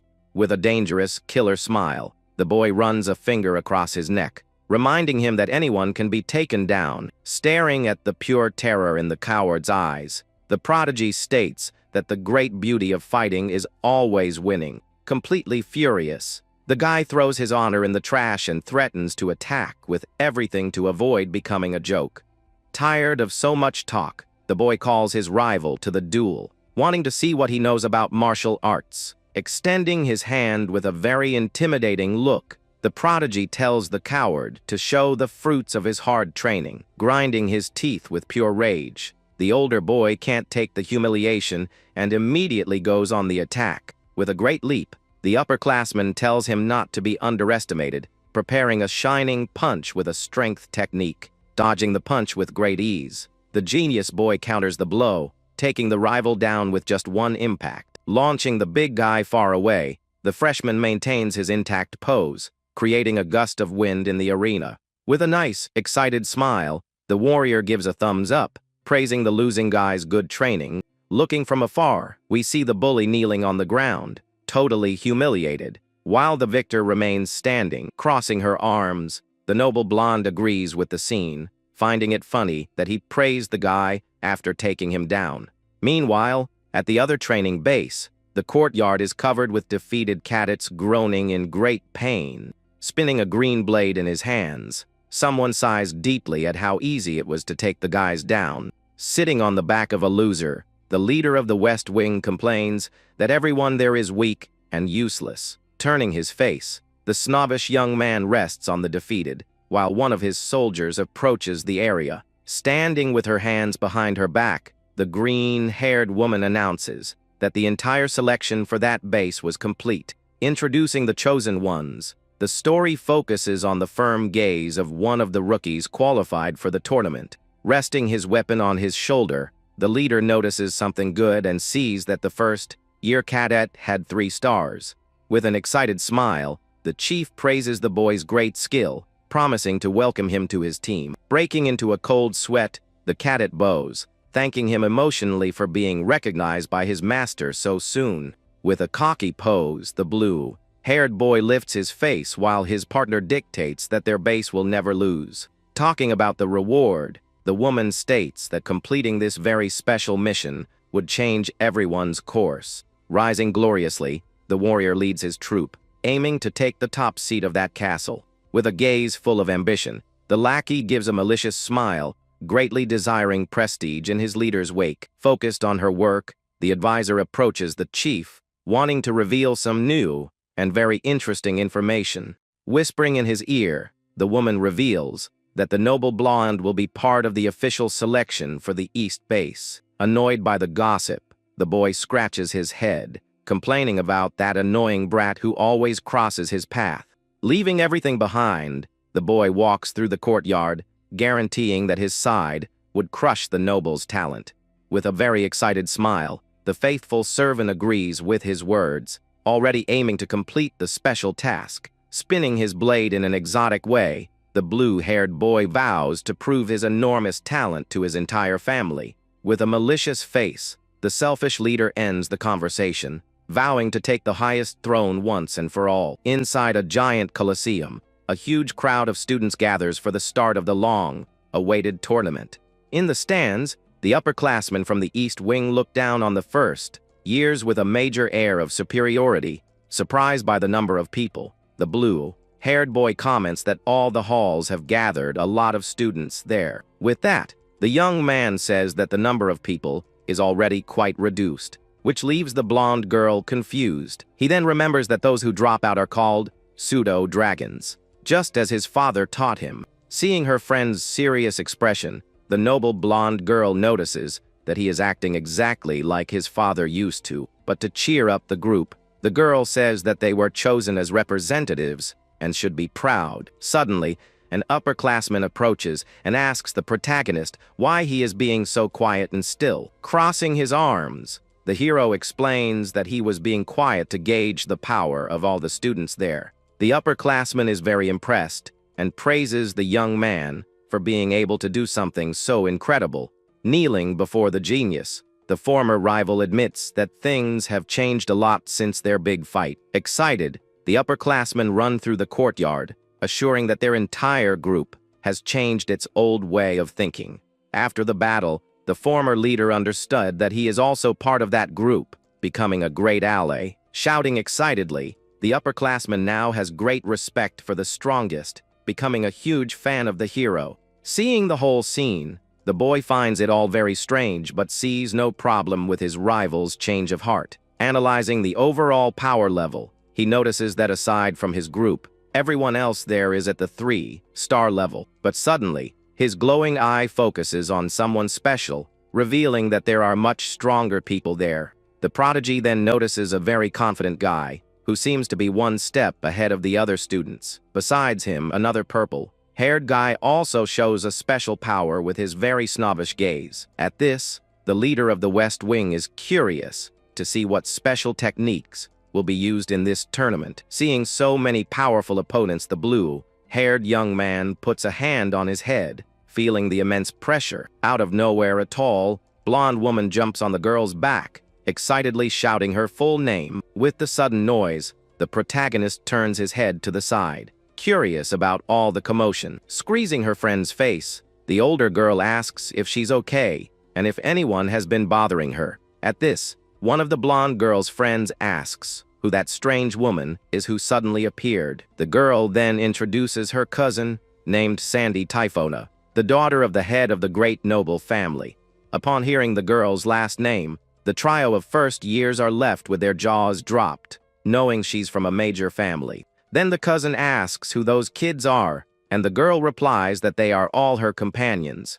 The woman thinks that's great but questions if they are truly real friends of her noble cousin. Releasing a powerful aura, the noblewoman doubts they have the ability to be partners with the future leader. Interjecting into the conversation, the protagonist assures her that everything will become clear once they start to fight. Seeing the young man, the woman asks who he is, and the blonde girl introduces him as a candidate just like her. The woman then recognizes the boy as the outcast son from the rumors, leaving his friends in shock. With a mocking tone, the woman says she didn't imagine a simple outcast would still be around. Annoyed by her attitude, the girl complains that her cousin can't treat the other candidates that way. The noblewoman then says they aren't even at a 3-star level, but the hero warns her not to underestimate them. With her eyes glowing in anger, the woman insults him again, calling him an outcast with the blood of a family head. Staring at the young man with intense anger, the woman asks if he's really trying to give her advice. But keeping his cool, the young genius simply says it was just a warning, leaving the woman furious. Before the fight can start, another student approaches, waving his hand to try to calm both sides down.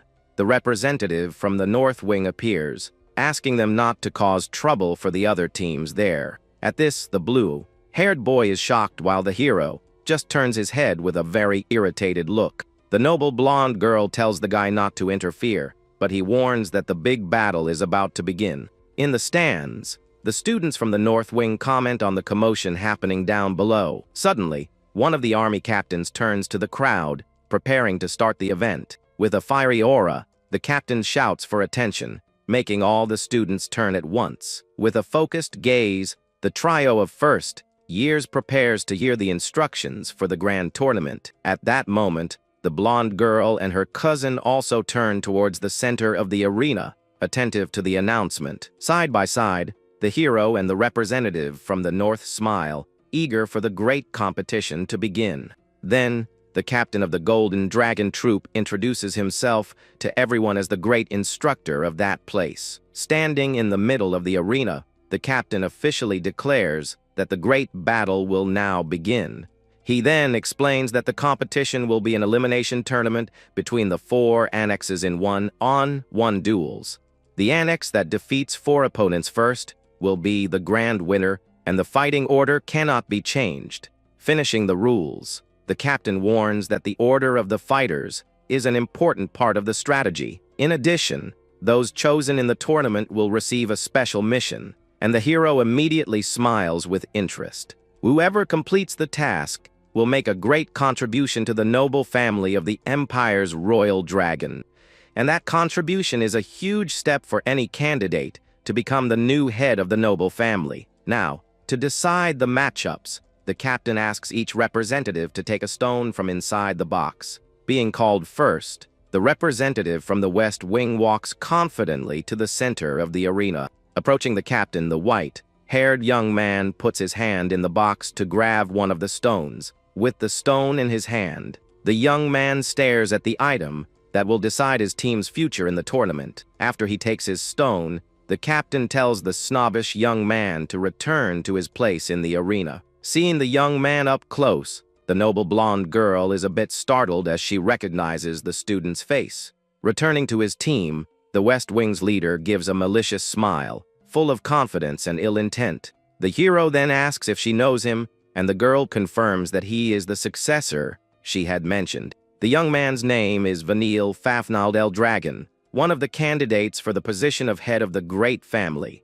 With a confident smile, the protagonist comments that the West Wing has many strong warriors in general. Even though the others have trained well, he can feel the significant power difference from that team. Observing the rival team, the former upperclassman is surprised to see a face he hasn't seen in a long time. He then remembers the hero from the entrance exam and is very impressed by his hard training. Standing with an air of superiority, the West Wing team intimidates all the other students in the Coliseum. Quite furious, the upperclassmen can't believe that Guy managed to get a spot on the West Wing team. The other students also recognize the boy and wonder why a dropout is there. Seeing the crowd's negative reaction, the blue-haired boy's friend asks if he's okay with this whole situation. Trembling nervously, the boy says he's fine but continues to stare at the rival group with great fear. Soon after, the representative from the North Wing is called,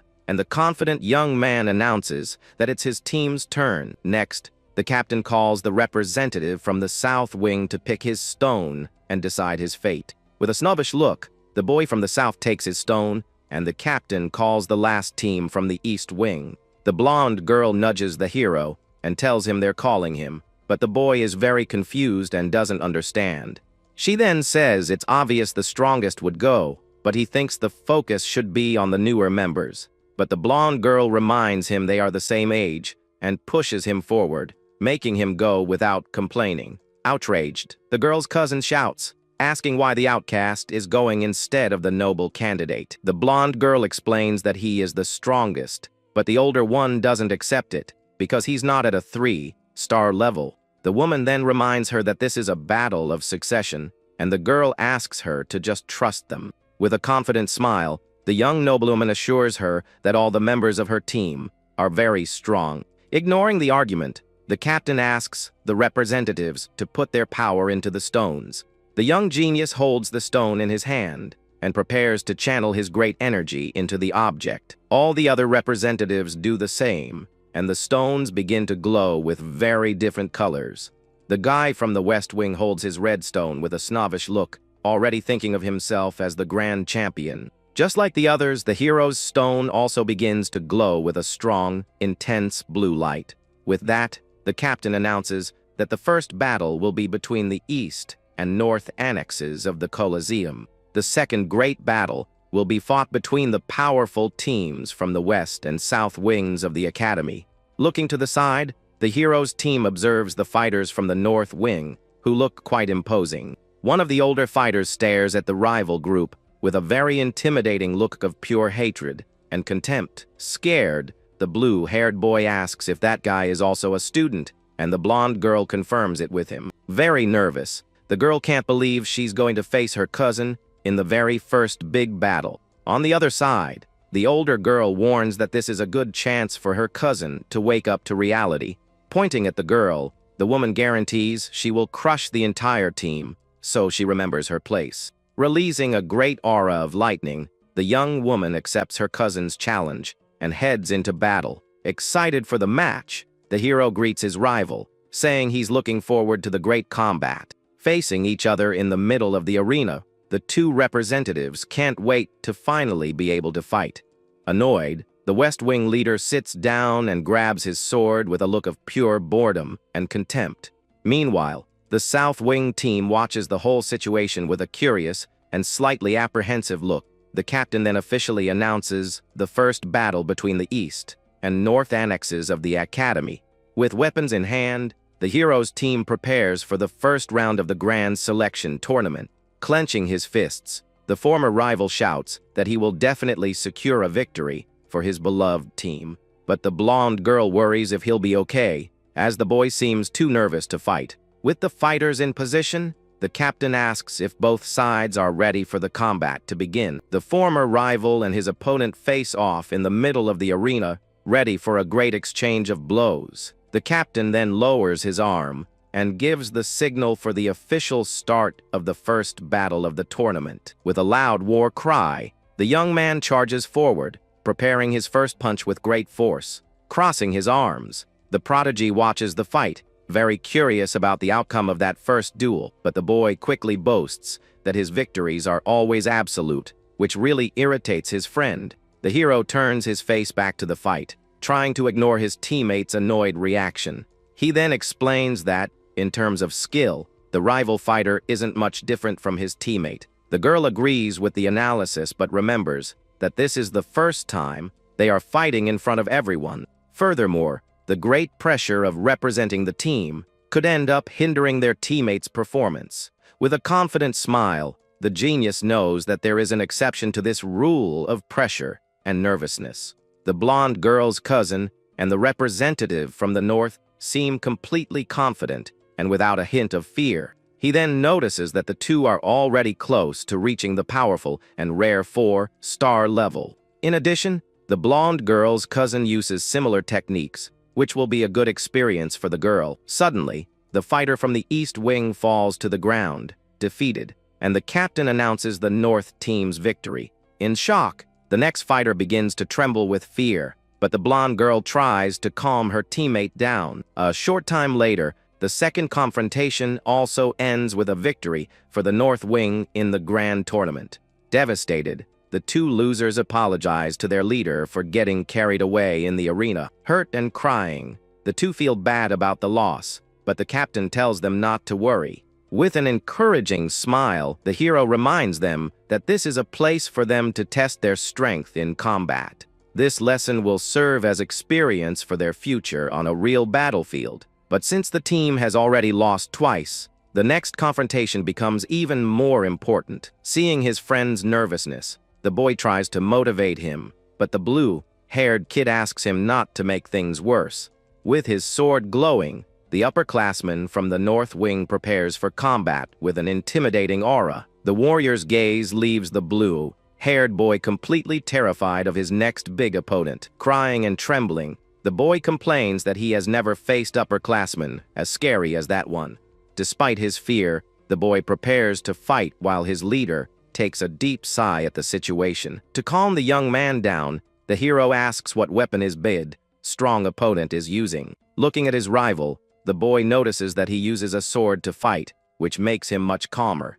With a confident smile, the prodigy tells him not to think about anything and to just focus on his rival's weapon. If the opponent lunges, he should parry. If he slashes upward, he should retreat. And if he attacks downward, he should advance. He just needs to concentrate on dealing with the opponent's weapon, just as he always did in training. With his eyes glowing, the blue-haired boy enters a state of total focus, preparing for the fight. Watching his friend, the hero notes that he still needs help to center himself, but has great focus. He then wonders how much this battle will make his teammate grow as a fighter. In the stands, the students from the North Wing mock the boy, thinking he has no chance against the upperclassmen. But with a serious and focused look, the boy prepares to show all his great potential in the arena. With both fighters in position, the captain gives the signal for the start of the third battle of the tournament. The upperclassman advances with his 3-leaf sword,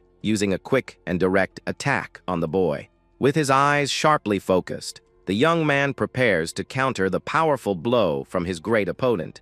Dodging the attack, the boy manages to narrowly evade the blade, which hits the arena floor. Furious about the dodge, The upperclassman yells that he won't escape and prepares his next big attack. Using his twin fangs technique, the fighter advances with a double attack on his rival. Watching the fight, the blue-haired boy's friend gets worried because the rival is getting too close to her teammate. But with a smile on his face, the hero tells her not to worry and to just watch the boy's eyes. With his eyes glowing blue, the boy is more focused than ever and ready for combat. Masterfully dodging the attacks, the young man evades every blow from his great adversary. Annoyed, the upperclassman uses his leaf storm dance to attack the boy from all sides. But with his eyes glowing white, the young man prepares to use his powerful spear technique. With clouds and water flowing around him, the young man prepares for his great counter-attack. Shocked by the boy's power, the upperclassman is left speechless upon seeing his rival's incredible technique. With his spear of water and clouds, the young man prepares to end the fight with a single, precise blow. Using his raging current strike, the young man charges full speed at his great opponent. The upperclassman is knocked flat on his back after taking the powerful, direct attack from his opponent. At this, the referee announces the end of the confrontation, declaring a great victory for the East Wing team. With his spear in hand, the blue-haired boy stands still, observing his strong adversary fallen in the huge arena. Letting out a breath, the boy finally relaxes and feels very grateful to have won that fight.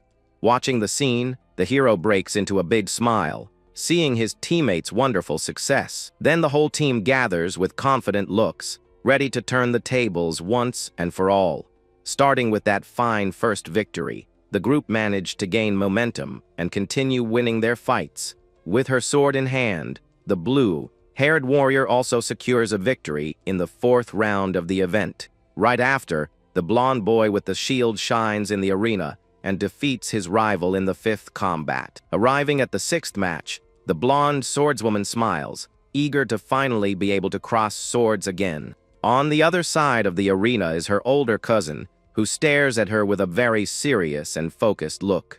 The upperclassman finds her team's losses strange, but the young blonde girl reminds her that she had already warned them about her strength. Sighing, the older woman admits that she really did underestimate her relative's companions. However, she soon releases a golden aura, warning that this isn't the main problem in this situation. Hearing that her individual power is what really matters, the young woman starts to break into a cold sweat. Angrily, the cousin points her finger and questions if the newcomer understands her current risky position.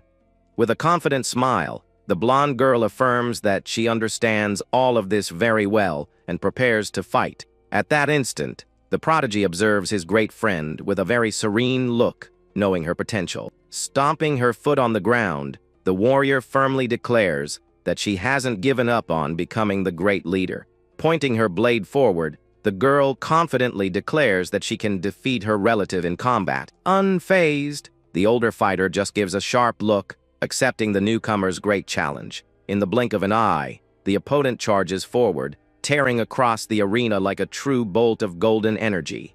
In the stands, the other students are shocked, commenting that the woman simply vanished from sight, appearing right above the young woman. Her relative raises her enormous sword, asking her to show her full strength. A thunderous clash occurs as the blonde girl raises her weapon to block the rival's attack. Even with her feet sinking into the ground from the brutal weight of the blow, the rookie warrior holds her ground. But soon the upperclassman puts even more power into her arm and throws her opponent back with great force. Observing everything, the hero notes that the older fighter managed to gain the advantage very quickly. With his hand on his chin, the team leader assesses how his friend will deal with a technique just like her own. Getting into position, the experienced cousin prepares a powerful piercing strike, fully charged with lightning. The blonde girl tries to defend herself, using the middle of her blade, but ends up being dragged backward by the force. Seeing her struggle, the young woman's friends panic, hoping she doesn't get seriously hurt. Sliding across the arena, the swordswoman realizes her injuries were minor and tries to catch her breath. Panting from exhaustion, the warrior clutches her chest with a scared look, feeling the immense pressure of the fight. The The boys on the team also break into a cold sweat seeing their teammate being completely dominated in just a few seconds. Gritting her teeth, the young blonde girl tightens her grip on her weapon, preparing to continue the duel. Full of confidence, the cousin scoffs, noting that the girl continues to swing her weapon without thinking under pressure. Overcome with rage, the girl lets out a great cry of fury and charges forward using her lightning technique. However, the older woman counters with extreme ease, activating a counter attack called Dispersed Thunder. The clash of abilities creates a huge and destructive explosion of pure electrical energy throughout the arena. Suffering from the impact, the young blonde girl screams in pain as she is hit by the strong lightning from the attack. Observing the dust, the older cousin realizes that the newcomer's effort was all for nothing. Standing tall, the woman laments that the girl's bad habits haven't changed at all and have prevented her from improving. Even injured and very tired, the warrior leans on her sword, stating that the fight isn't over. With a cold look, her relative tells her to give up because with so little skill, victory is unrealistic. She then brings up her uncle, who should have brought the young woman to the North Wing from the very beginning. Without pity, the upperclassman points her large blade at the newcomer, showing her total superiority. Refusing to be defeated, the blonde girl gets up and holds her weapon with a look full of determination. Noticing her rival's stubbornness, the older woman sighs and decides to end this once and for all. At that moment, the young warrior's eyes widen as she notices her opponent's enormous energy. With her sword glowing, the cousin charges forward, telling the newcomer to use this moment to reflect. In a desperate act, the smaller swordswoman tries to block the terrible blow coming her way, but the experienced relative doesn't back down and puts even more brutality and lightning into her swift attack. The powerful impact hits the girl head-on, throwing her backward as if she were nothing at all. A wave of energy tears through the arena, and the young woman suffers from the pure destructive force of that attack. Being thrown through the air, the blonde girl grits her teeth, trying to endure the immense pain in her body. Taking advantage of the opening, the woman takes a huge leap, preparing to finish her opponent right there. Trembling with sheer desperation, the blue-haired girl fears what might happen to her friend. With a calm smile, the team leader reassures the team, saying the warrior will surpass her limits. Furious, the cousin orders her to surrender while launching her ultimate sword technique against the girl. But the newcomer refuses to go down and raises her weapon to activate her second secret technique. A divine pillar of thunder crashes into the arena, creating a blinding light that covers the entire combat area. In the stands, all the students are in shock, wondering if that violent fight is over. When the smoke clears, the upperclassman stands still with a confused expression, trying to understand the blow. Looking ahead, she realizes that her young opponent is still standing firm in the fight. Even with her body covered in injuries, the blonde girl smiles for having managed to withstand her relative's attack. Utterly perplexed, the woman wonders how the girl survived a blow that should have been a finishing one. Turning her back to her friends, the swordswoman admits that her past self would have already been down. Observing his teammate, the prodigy gives a proud smile, knowing how hard she worked to change. Full of energy, the girl announces that she has spent a lot of time training and declares that the fight starts now. A memory shows the team leader asking if his partner was nervous about fighting today. Looking a bit down, she says that her cousin was the one who taught her the basics of her current style. The upperclassman always gave good advice when she had doubts and acted like a true mentor. Understanding the situation, the dark-haired boy puts his hand on his chin, paying attention to her great hesitation. Sadly, the girl confesses that she could never beat her relative and that it weighs heavily on her mind. Fearing her opponent's growth, the blonde girl admits she said too much and doesn't know if she has a chance to win. Clenching his fists, the protagonist decides to intervene to end his teammate's insecurity. Holding his friend's shoulders, the young man smiles, asking her to focus only on the training they had. He demands that the warrior remember the effort and all the sweat she shed over the past few years. Scenes show the tough training they did, lifting giant rocks and taking hard hits. Remembering the past, the girl is thrown to the ground, after receiving a strong attack during her training. With a very annoyed face, the young woman listens to her friend ask if the training routine was that bad. With his hand on his chin, the hero points out that her worst flaw is losing her combat awareness when she gets too emotional, pointing his finger. He explains that the training was meant to help her stay calm, but the blonde girl complains about the hard hits. Giving a wink, the dark-haired boy jokes that it was all part of his charm, leaving the girl a bit annoyed. He then assures her that the results are already showing, and now she can see everything much more calmly. The warrior places a hand on her chest, listening as he says she'll understand everything when she can see her rival's moves. With her eyes shining intensely, the young warrior finally understands what her master meant.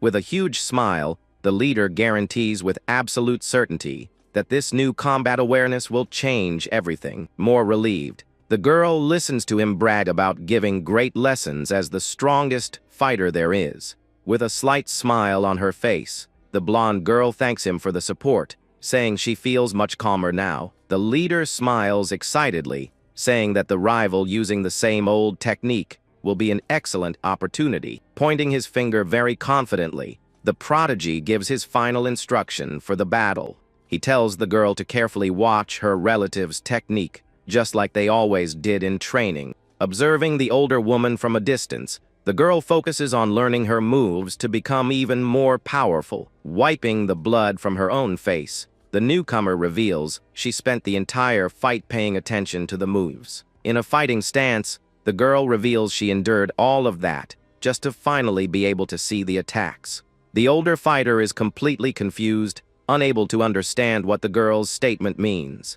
In a single leap, the warrior charges full speed toward her great adversary with enormous speed.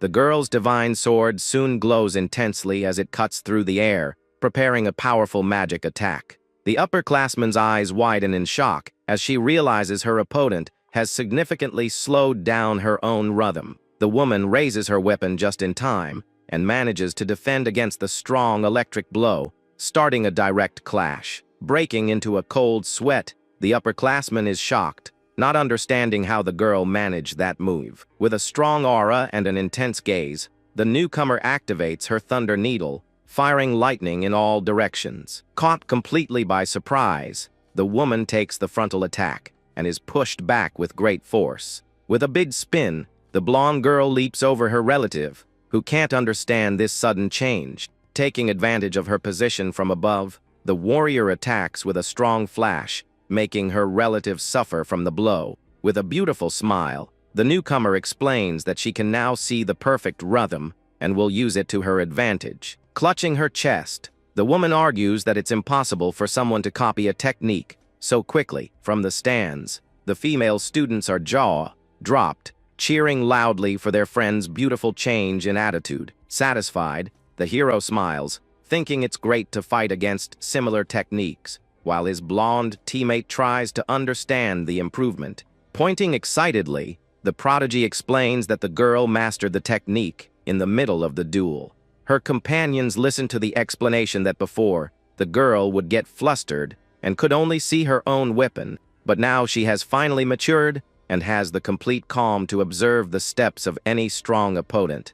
Because of this keen observation, noticing her own style in her rival, the girl has reached a very high power level. Very angry, the relative charges forward, refusing to lose to a skill copied at the last minute like that.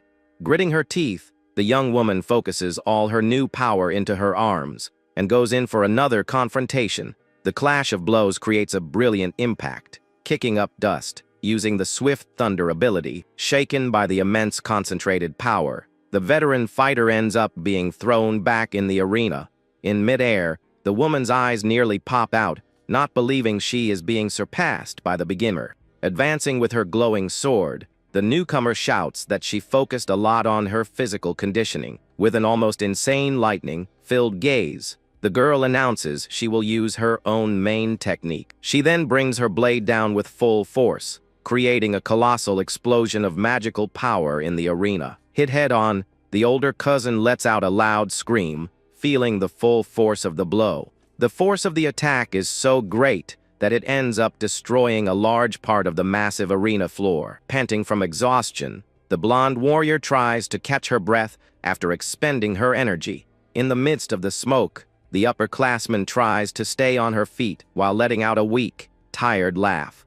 With a gentle smile and covered in injuries, the woman praises her relative's great growth. Immediately after, the warrior loses consciousness and collapses to the ground, marking the end of the confrontation. And with that, the referee announces the fine victory for the East Wing, leaving the young newcomer quite relieved. In the stands, the other students and instructors are very surprised by the outcome of that fight. One of the judges even starts to clap, praising the beautiful level of the battle they had just fought. Then the hero's entire team runs to help their friend, celebrating that the ordeal is finally over. Very happy, the blonde girl celebrates her success, remembering that the next one to fight will be the leader himself. The blue-haired girl comments that the next opponent is very famous, and everyone looks on with great curiosity. She says that the young man is known as the greatest genius his family has had in a long time. Looking to the side, the hero gives a small, excited smile,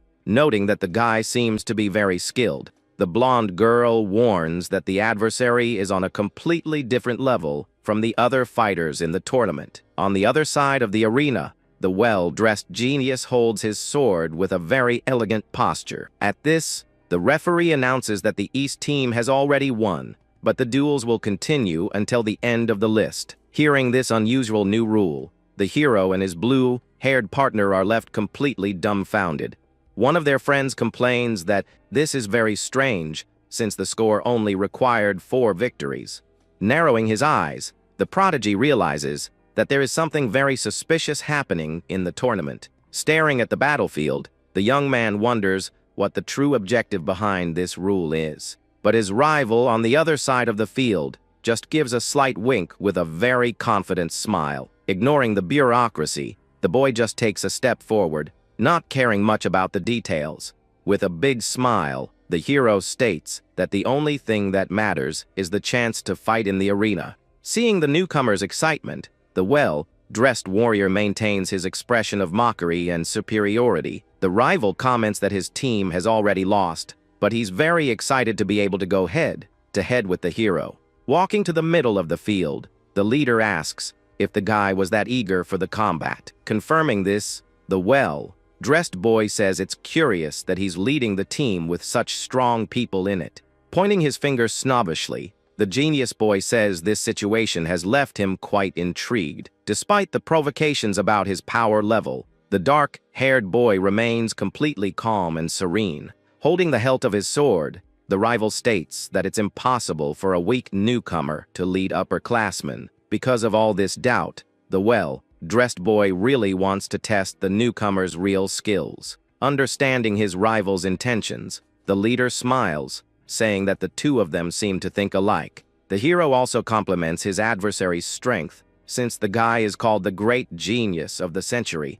With an almost threatening and glowing gaze, the prodigy confesses that he can hardly wait to test him. Imposingly drawing his sharp sword, the genius rival guarantees that he's much more focused now. And with the fighters in position, the judge lowers his arm to declare the start of the great battle. With a loud cry, the genius quickly advances on the hero, ready to deliver the first blow. Surprised by the speed, the protagonist praises his rival's fine footwork, admiring his technique. At that moment, the well-dressed boy readies his stance, revealing that he uses the style of 1,000 blades in combat. Using his blade of light, the prodigy charges forward, cutting through the air and crossing the field in the blink of an eye. But the leader's eyes suddenly widen as he notices that the presence of his opponent's sword has completely vanished. Though surprised, the hero reacts in time, moving his body to dodge the rival's dangerous attack. With a fine reflex, the leader manages to escape the clean cut at the exact second the weapons cross.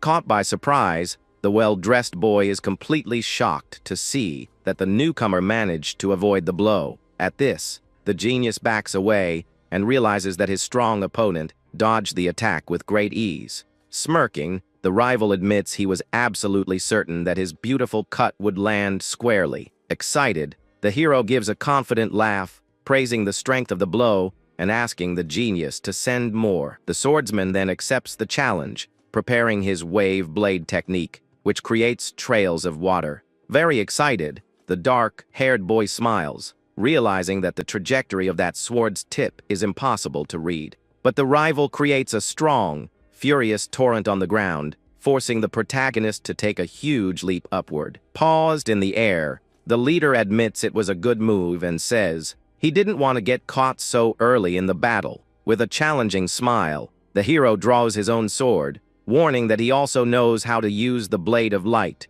Descending like a lightning bolt, the dark-haired boy attacks with full force, forcing the well-dressed boy to jump back and retreat. Facing his strong rival, the prodigy reflects and admits that the path of that sword was very bizarre. He realizes that the leader is very unpredictable, but still manages to maintain great power and speed. At this, the well-dressed boy advances again, noticing that his opponent reads his breathing perfectly. The genius recognizes that the newcomer only reached this fine level through very hard and tough training. Landing with great style in the large arena, the hero flashes a nice smile, enjoying the whole fight. As their blades clash, the rich boy realizes how difficult it is to land a clean hit on the newcomer. Curious, the rival praises his opponent's strength and jokes, asking if he wants to train together in the future. But he quickly says they can sort that out after the battle, launching a very strong vertical slash. With his right eye glowing intensely, the leader clenches his fist and prepares for his own fine counter-attack. Taking advantage of the big opening, the newcomer lands a powerful punch right in the chest of his well-dressed rival. Sliding backward, the opponent wipes away sweat, shocked by the impact and doubting that the hero is at a 2-star level. Looking at his bruised fist, the dark-haired boy hears his rival praise his incredible ability to adapt. Holding his sword, the young man asks, very curiously, if the leader has finally finished his analysis. With that, the protagonist agrees, saying he has seen enough of his adversary's great techniques. Taking a great leap, the prodigy attacks from the air, using the exact same water strike from moments ago. But this time, the hero advances without any fear, heading straight into his great rival's downward slash. His eyes widening in shock, the genius cuts on the air, realizing he hit a mere afterimage. Appearing quickly at his adversary's side, the leader shows off his absurd and enormous speed. The hero then flies past the rich boy, taking advantage of the fact that he is extremely eager for victory. Standing with his back turned, the prodigy gives a small smile as blood trickles from a cut on his chest. Kneeling, the newcomer places a hand on his clothes, hearing his rival admire the nice scratch he suffered there. Unfazed, the protagonist lifts his head with a wild smile, announcing that the fun has really begun. Staring at each other from a distance in the gigantic arena, the two young warriors prepare to continue this clash. With a bloodied hand on the ground, the woman groans in pain as she tries to regain her senses.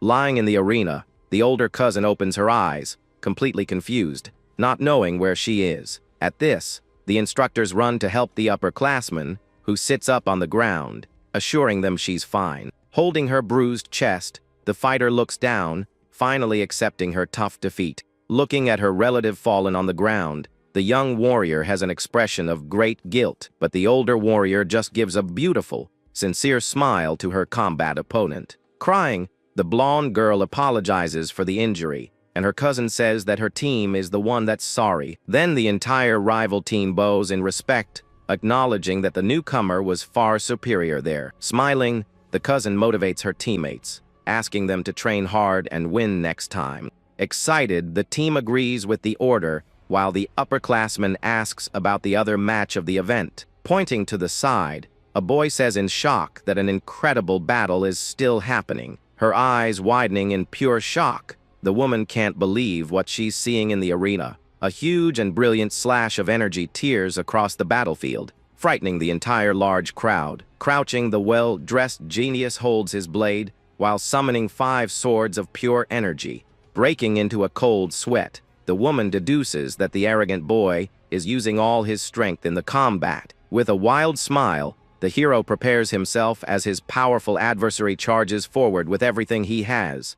Watching the fight from afar, the cousin understands the reason for it, since the leader is the strongest guy there. Admiring the scene, the upperclassman observes her relative, who focuses all her attention on the team leader. Using the style of 1,000 blades, the prodigy cuts the air, creating an impressive, brilliant trail. The swordsman attacks from top to bottom, activating his strong, secret technique of the 5 shadows. Taking the impact with his arms, the dark-haired leader just smiles, withstanding his rival's enormous force. Pressing his weapon, the genius breaks a sweat, startled to see that the newcomer doesn't even seem tired. At this, the protagonist pushes his enemy back, revealing that his big secret is just hard training. Sliding backward from the impact, the well-dressed boy finally realizes his opponent's strength. Charging more energy, the prodigy swears he will start training his body from this day on. A true storm of brilliant blows covers the arena, showing the immense speed of the fight. Dodging everything, the hero calmly analyzes the strength and the great reach of his enemy's weapon. Covered in light, the genius displays his aura, while the leader notes the young man's enormous potential. Excited, the dark-haired boy advances, confirming that there is a beautiful difference between the eras of that world. In the past, physical blows were the total focus, while magic served only as good support. But nowadays, the essence of battle has changed, focusing much more on channeling and mastering pure magic. With that, the rival fires several brilliant cutting waves toward the agile protagonist. Running across the battlefield, the leader dodges the blasts of light with absurd ease. Laughing heartily, the boy confesses he was too distracted to notice that big detail. Preparing a powerful punch full of energy, the protagonist finds all that evolution incredible. The genius defends the blow with his blade, but panics upon seeing his opponent's monstrous strength. With an almost maniacal look, the leader faces the rich boy, showing that he hasn't given it his all yet. In the audience, the blue-haired boy is scared, saying that 2 hours have already passed since the fight began. Very attentive, the blonde warrior disagrees with her friend, predicting that the clash is near its end. Panting the well-dressed boy lowers his sword, noticing that his opponent has finally finished his evaluation. At this, the rival lowers his sword, all sweaty, and confesses that this fighting time was truly magnificent. Extending his hand, the well-dressed boy says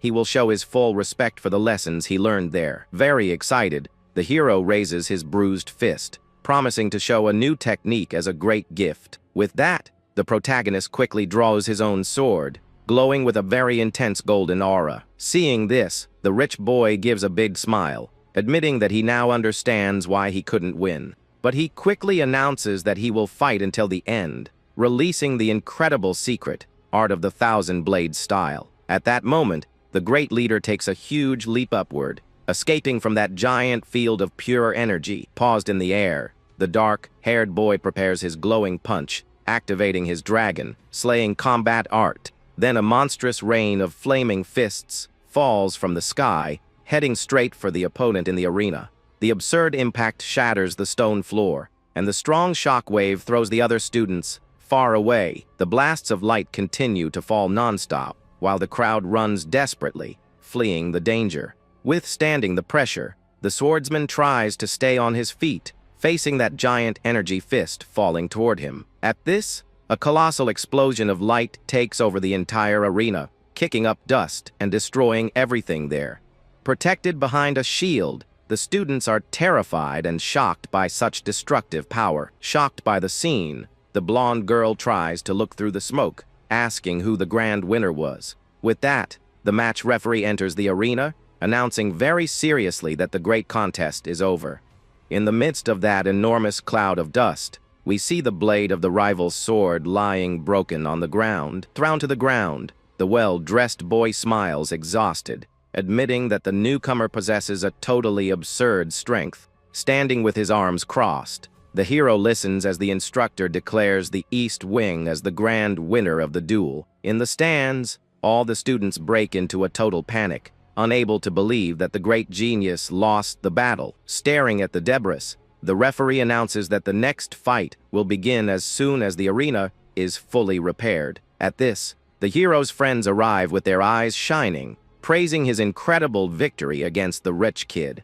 Breaking into a cold sweat, the blonde teammate gives a nervous smile, noting that the boy just broke the arena again. Upset by the scolding, the protagonist changes the subject, remembering that now it's time for the next battle of the event. We then see the next candidate for leader sitting arrogantly, waiting for his moment to fight. Observing from afar, the dark-haired boy analyzes the situation, noting that the West Wing seems to have the strongest fighters, but he also notices a purple-haired girl holding a staff, who seems to be a very dangerous opponent. Excited about the tournament, the hero flashes an animated smile, curious to see how this contest will end. However, contrary to the newcomer's expectations, his entire team is completely terrified by the fight in the arena. Staring at the battlefield, the group of friends' eyes widen in pure shock at the result of the clash. It turns out the arrogant rich kid defeated the mage girl in a humiliating way, leaving her knocked out there on the ground. Exuding a crushing aura, the fighter displays a terrifying gaze, showing all his immense hidden power. After that, the protagonist is greatly startled to realize that the stones of the arena are floating on their own. His friend explains that the place was made with a rare magic stone capable of restoring itself using only pure magic. Very impressed, the boy finds it incredible that the school would spend such an expensive material on a building of that size. Meanwhile, the judge looks down, very suspicious, finding all of this very strange. The referee questions whether that young man really has enough strength to defeat his rival so easily. But putting that aside, the man declares the rich kid's victory, announcing that the finals will be in 1 hour. With that, the students in the audience begin to wait anxiously for the last great combat of this exciting event. As the dust settles, the defeated girl is carried away by her friends to receive urgent medical care. The protagonist and his blonde partner look very serious, noticing that there was something very wrong with that quick fight. The leader realizes that there wasn't such a big power difference between those two mages in the arena. Recalling the clash, the hero notes that the girl was just retreating in a very strange and slow way. He then notices that the poor girl's energy flow was incredibly slow and completely abnormal. It was for this very bizarre reason that the arrogant rich kid won so easily. Staring at the match referee, the boy soon deduces that the man also noticed this ugly trick in the contest. Meanwhile, the students remain in shock, commenting on how the warrior was completely humiliated in the arena. One of the girls finds it all very weird, but her friend supposes that the power of the wretch must be that immense. Very excited, the boys agree, saying that the well-dressed hare must be a monster of a fighter. But in the middle of the conversation, the blue-haired young man lowers his head with a look of great sadness and tension. Breaking into a cold sweat, the kid praises the winner, remembering that the entire West Wing team exudes an absurd power. Completely scared, the poor guy confesses that all those opponents proved to be relentless warriors. With that, he apologizes profusely to his team for speaking such cowardly words before the grand final. Giving a smile, the red-haired girl agrees, confessing it's very frustrating not to be able to measure up to those rich kids. Hearing that, the boy next to them tries to support them, admitting that he also gets beaten up in training. But the young man soon clenches his fist in anger, vowing that he has no intention of losing there. Showing a beautiful, fiery gaze, the student encourages the team, swearing that they will also achieve victory. Looking at his companions, the leader smiles very proudly, noticing the strong mental growth of his team. However, the dark-haired boy turns his head, focusing on his companion, noticing that the blonde girl didn't catch the trick with the magic. Understanding the blonde girl's tension, the young man decides not to mention the trick now, since he has no good proof. At this, the blue-haired boy approaches his teammate, asking if the strong blonde girl is feeling well. In a very shaky voice, the warrior walks away, saying she needs to cool her head in a quiet place. Walking all alone through the school's beautiful courtyard, the blonde girl thinks again about the outcome of that fight. Sitting on the edge of a large water fountain, the fighter has a crisis upon seeing the rich kid's absurd power. Dipping her hand in the clean water, the tense warrior swears that not even the greatest prodigies would win easily. But the villain managed to overcome that adversary in front of everyone without even breaking a sweat. Haunted by bad memories, the young woman remembers being completely overpowered by that enemy during her childhood. Since that sad day, the young woman trained hard for her revenge, but today she just feels like complete trash. The fighter then tries to focus on the tournament bracket, remembering that the hero is the one who will fight the monster. Clenching her hand on her own leg, the blonde girl confesses that she felt great relief in avoiding that tense combat. Slapping the water hard, the warrior shows great anger, hating that she felt such a ridiculous sense of peace. Completely frustrated, the student looks up with a wrathful gaze, knowing that running away in fear is the same as admitting the worst kind of defeat. At that exact moment, a very malicious voice approaches from behind the blonde girl, completely shattering her peace. Staring at the young woman, the arrogant rival shows a small smile, mocking the dramatic look on his old friend's face. But the brave young woman faces the bad guy, telling him very rudely that she has nothing to say to him. Laughing freely, the rich kid pesters the poor girl, guaranteeing that when he becomes a great leader, he will marry her. Foaming with rage, the heiress loses her temper, telling the villain to shut up as she assumes the strong role of the new leader. Showing pure mockery, the adversary laughs, stating that the poor, annoying girl has no real chance of defeating him. Turning his hands to the side, the villain calmly asks if the warrior watched the last big beatdown of the tournament. Getting very close to the girl, the cruel rival smiles maliciously, stating that she already knows she can never win. At this, the villain stares at the girl, demanding that she just give up at once and submit to him. Holding his own clothes, the well-dressed boy guarantees that he might even treat the girl with great care. But the blonde girl pushes the guy's hand away with great anger, telling that complete idiot to shut his mouth. Turning her back, the warrior walks away, leaving the villain complaining that she's not cute at all. At that moment, the rich kid flashes a diabolical smile, announcing that the poor girl is already finished. Looking to the side, the villain tells his lackey to take care of the rest, and the henchman accepts the mission. The henchman then questions him about the hero, and the boss assures him that he won't be a big problem. However, the lackey remembers that the newcomer defeated the sword genius, suggesting they attack him first. The rich kid agrees, noting that the protagonist has very sharp instincts for falling into traps. Thinking it over, the villain deduces that the leader usually takes some strong attacks on purpose.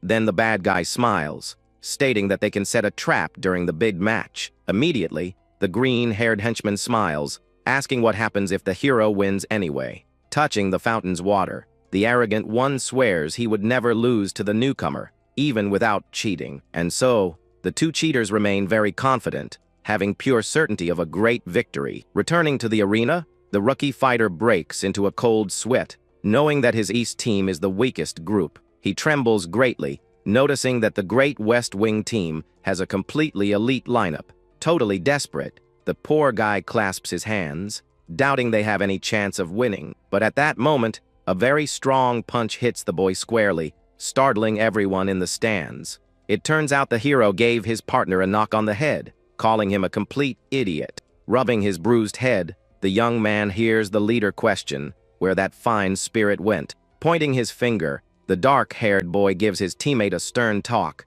demanding to know why he wants to fight now. Very motivated, the protagonist teaches that they must fight to win, regardless of the adversary. Hearing the beautiful words, the kid is amazed, clenching his fists with renewed will. Excited, the leader asks his friend to trust his own training, making the boy thank him greatly. With that, the hero takes the opportunity to give one last great tip, telling the fighter to relax his shoulders. He explains that tensing the body spreads the strong energy, instead of focusing it all on a single point. Tapping his teammate's chest a few times, the leader asks the boy to relax his muscles for the contest. Full of a lot of energy, the partner feels invincible, and the dark-haired boy tells him to go get the victory. As the young man runs to the arena, the blonde girl approaches, finding all that vast knowledge strange. Curious, the girl asks the big reason why he knows martial styles he never even studied there. With a confident smile, the young man closes his eyes, saying that's a very silly question of hers. Sweating profusely, the warrior faces her partner, paying close attention to the answer that's about to come. Pointing to himself, The conceited one claims he knows everything because he's amazing, leaving the young woman dumbfounded. Finally, the boy enters the middle of the large arena, facing his rival with great focus. He carefully observes the blonde boy, noting that this is the strongest guy who fought in the first phase. With a face full of fury, the hero's partner swears to himself that he will not lose again. On the other side, the adversary just scoffs, showing enormous boredom and a total lack of interest. The enemy calls the boy an arrogant loser, but the young man shouts that he has changed a lot since then. With an almost maniacal look, the rival fighter cracks a smile, finding that grand promise comical. At that moment, the judge lowers his hand, declaring the official start of the first battle. Firmly holding his glowing dagger, the adversary warns the boy not to be so foolish in battle, but the villain's eyes suddenly widen, getting a big shock from the opponent's incredible speed. At this, the rival attacks, swinging his weapon, swearing it's impossible for someone to change levels in just a few hours. With great anger, the blonde boy unleashes his mantis slash, sending a strong green energy at his partner. Taking the strong impact, the brave student crosses his arms, using all his energy to defend himself. Amused, the enemy praises the kid's defense and then asks if he can block the next blow. Then a storm of green attacks hits the boy squarely, making him scream loudly in pure pain. Laughing very cruelly, the adversary scoffs, demanding to see that grand change the poor boy promised. Even injured, the partner holds firm, admitting the villain's great strength and swearing not to take a beating without fighting back. With all the courage in the world, the kid charges forward, throwing a punch while the opponent calls him a fool. Showing off his agility, the blonde boy easily dodges the attack, guaranteeing he would never be hit by that. Realizing he can't reach the enemy, the boy remembers his leader's great advice, telling him to relax. In the memory, the hero explained that this fist art focuses all the body's strength into a single, strong point. Landing on the ground in his boots, the arrogant villain stares at his strong adversary in total silence. At this, the young student takes a long sigh,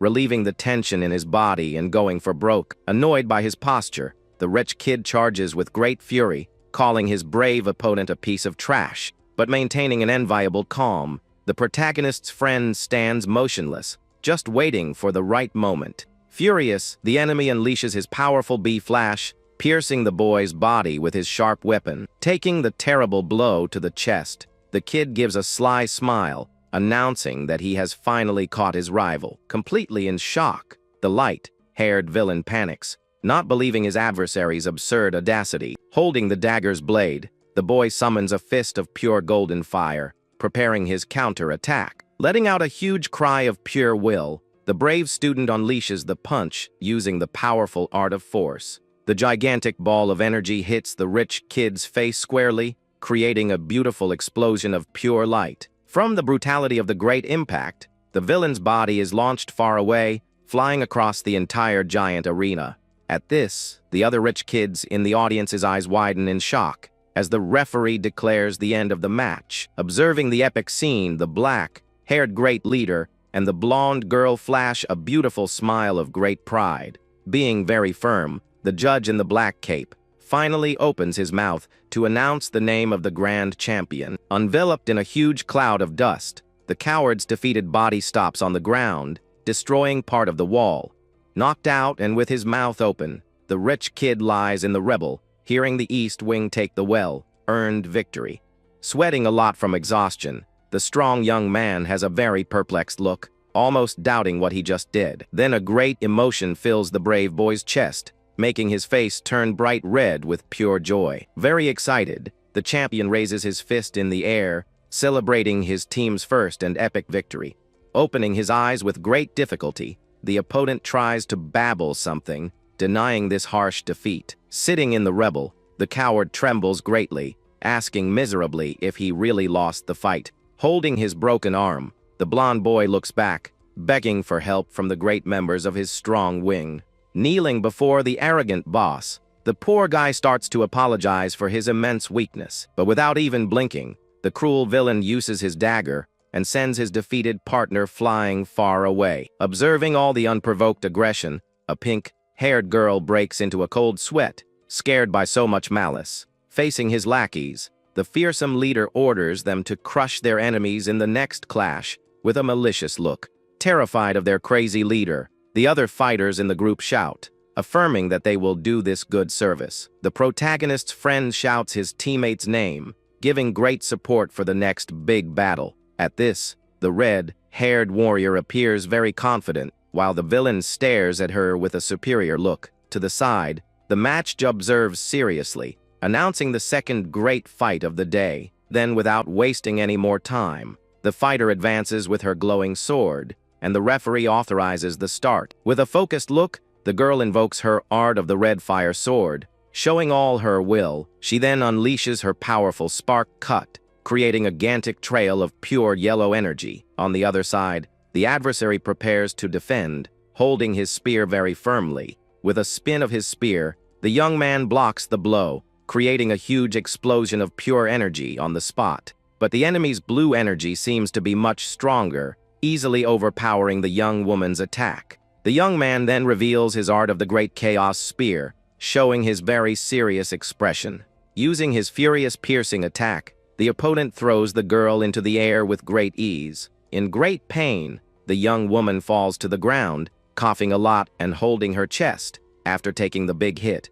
But the enemy gives no respite, preparing for a new attack while the girl remains kneeling. In the audience, a blue-haired boy wonders why the fighter is going so far. At this, a large red stain forms on the arena floor, shocking everyone watching. Another blonde teammate becomes furious seeing the scene, while the partner next to him looks panicked. He tries to rush into the arena, but is held back by his partner, who warns they will lose if he enters. Seeing the brutal scene, the judge with his arms crossed declares the end of the match with great seriousness. He soon announces the victory for the West Wing as the opponent steps on the defeated girl on the ground. Desperate, the friend runs to help his fallen teammate, asking if the girl is okay now. From a distance, the protagonist watches everything with his arms crossed and a look of pure fury and anger.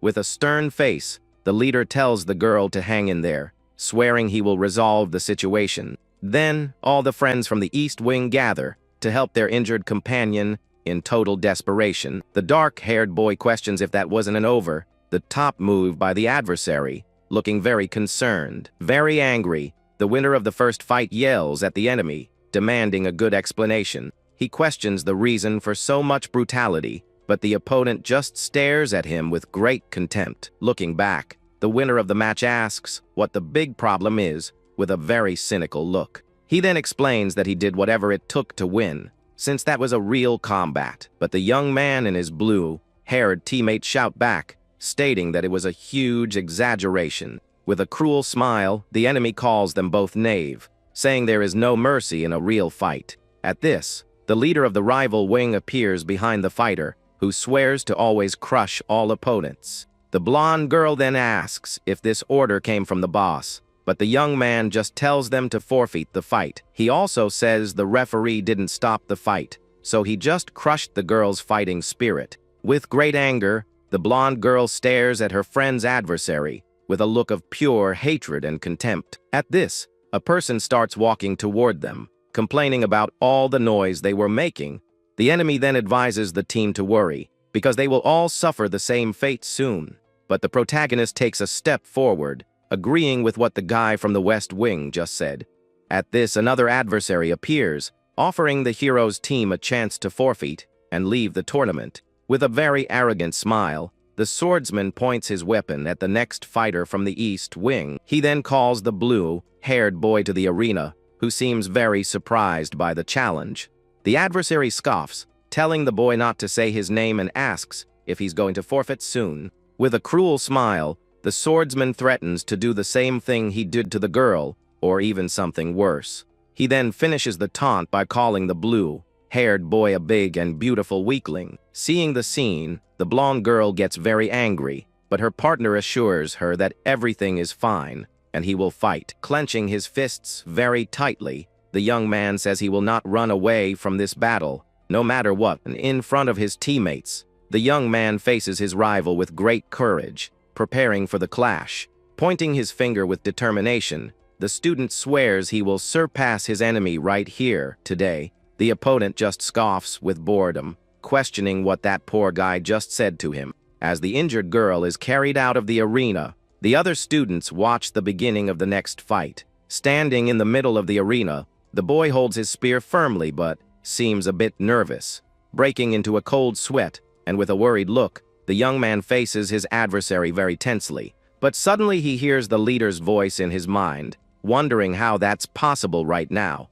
Looking at the audience, startled, the boy hears his partner tell him not to worry about it. The hero explains that he just recreated an experience from years ago and remembers when he was a child, completely lost. The blue-haired boy doesn't know how to react to this great madness. The protagonist then reveals that he used the spell to give him a single, important piece of advice.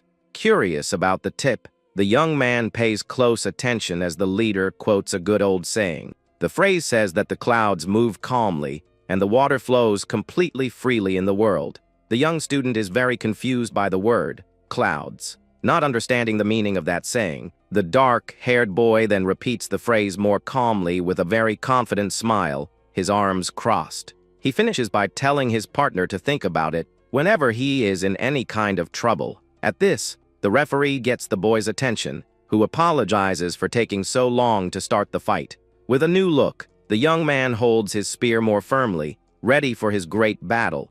The judge then finally announces the second match of the day between the East Wing and the West Wing. With the referee's authorization, the two fighters face each other in the middle of the arena, ready for combat. The boy then uses his technique of the water and cloud spear, launching his piercing attack. Seeing the blow, the enemy is startled, but quickly readies his sword to defend effectively. With a slash of purple energy, the swordsman deflects his rival's attack with great ease. He then calls the boy weak and unleashes his technique of the venomous snake attack sword. The piercing blow hits the young man squarely, making him feel a very strong pain in his body. The enemy scoffs, saying the boy talked a big game, but did almost nothing when it was time to fight. Preparing to defend, the blue-haired boy realizes that his rival is going to attack again. The adversary once again uses his snake attack sword technique with great speed. But the young man's eyes suddenly widen,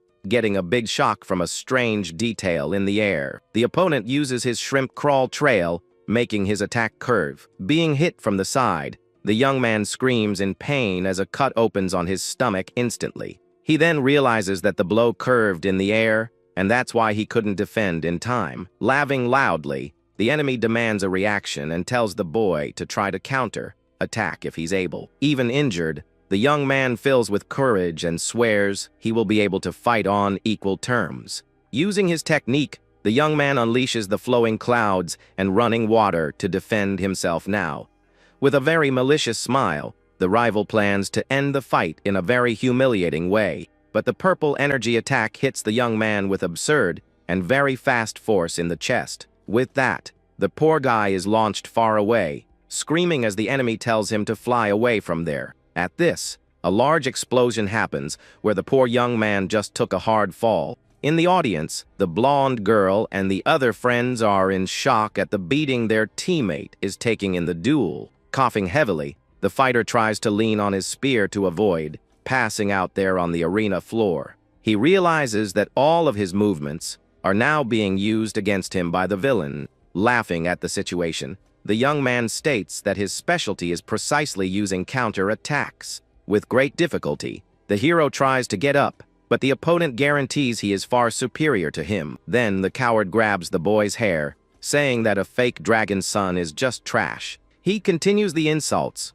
calling the young man a weakling, just like his own father in the past. But with tears in his eyes, the little warrior demands that the enemy not insult his family like that. At this, the rich kid delivers a violent blow, making the poor guy slam his face hard on the floor. Fallen and humiliated, the young man bleeds a lot while his adversary continues to mock him nonstop. With a kick, the villain states that an imposter would never beat a real person like him. At that moment, the young man feels terrible, thinking that in the end, he is still a total weakling. He cries in silence, feeling like a complete fraud in front of the entire audience present.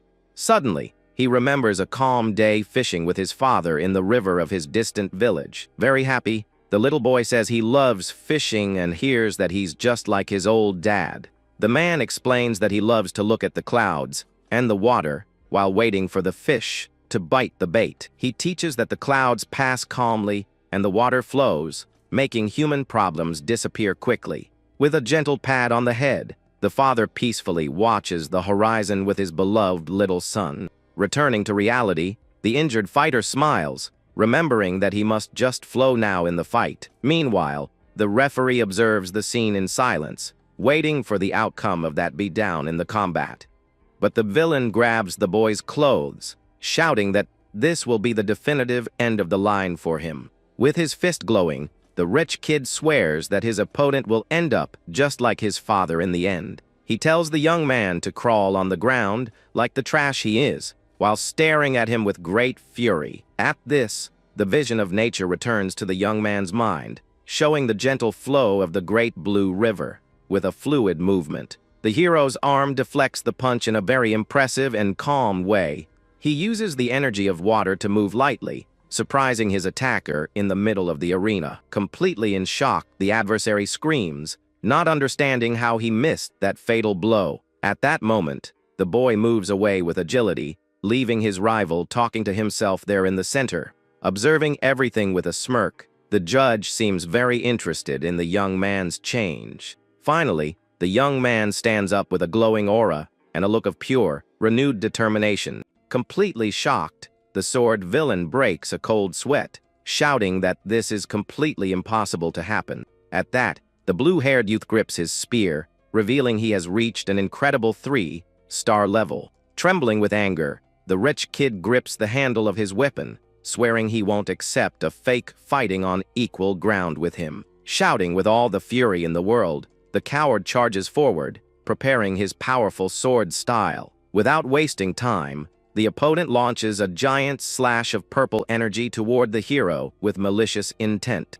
But the injured warrior just watches everything, maintaining a very focused and totally calm look in the face of danger. Using great agility, the fighter dodges the purple strike, easily leaving only a blur behind. Seeing this, the villain is shocked, wondering how that weak kid managed to predict his attack. Totally desperate, the rich kid jumps high, launching a brutal new strike from above with all his might. However, the young student slides across the arena, escaping the enemy's charge with a very smooth move. At that moment, the attacker's eyes widen in total panic, completely confused about what was going on. In the stands, the blonde girl calls her partner's name, while the group leader agrees with his arms crossed. The team boss explains that the spear fighter has finally taken a huge step toward his true essence. Very confused, the girl asks for more details, and the protagonist recalls the constant flow of clouds and water. He teaches that water changes shape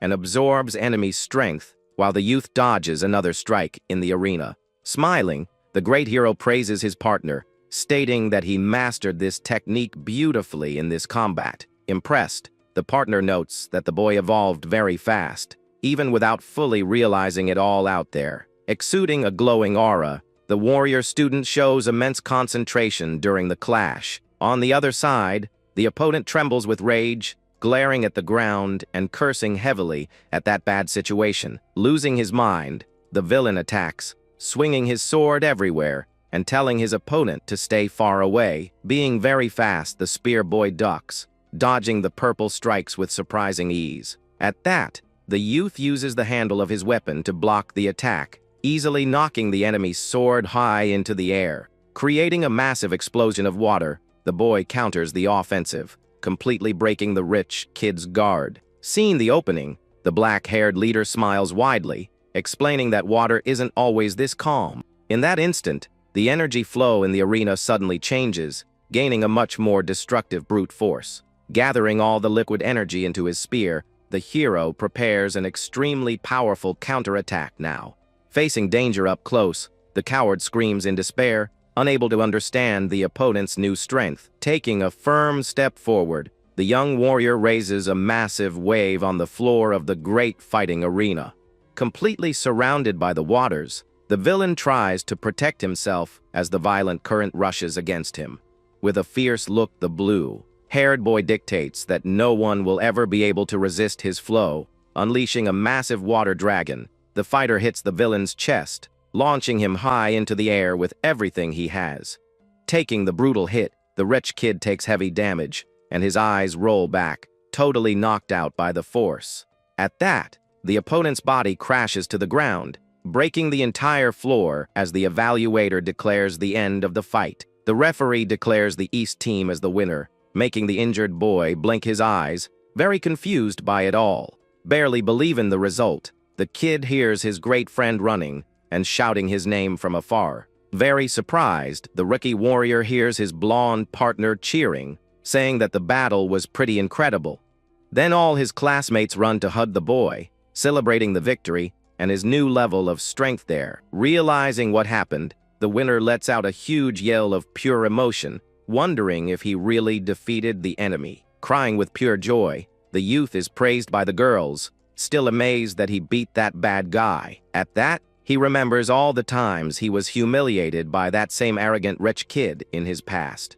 Totally confused, the spear youth wonders aloud if he really managed to win the fight. Tears of emotion stream down the boy's face as he hears someone calling him from across the arena. Then his great friends run up to him, asking super excitedly about that impressive strike. His partner praises the incredible water dragon, but the poor guy is in shock, not knowing what he was talking about. In that instant, the great group leader approaches, explaining the official name of that powerful technique. Smiling, the dark-haired boy praises his teammate, revealing that he reached a super advanced level all on his own. But soon the hero breaks a cold sweat, playing it off well, and saying he just read about it in an old training hall. While the group celebrates, the protagonist remembers that he created that art himself in his old past life. With this, he deduces that the students of the following generations recorded everything in books to keep the secret.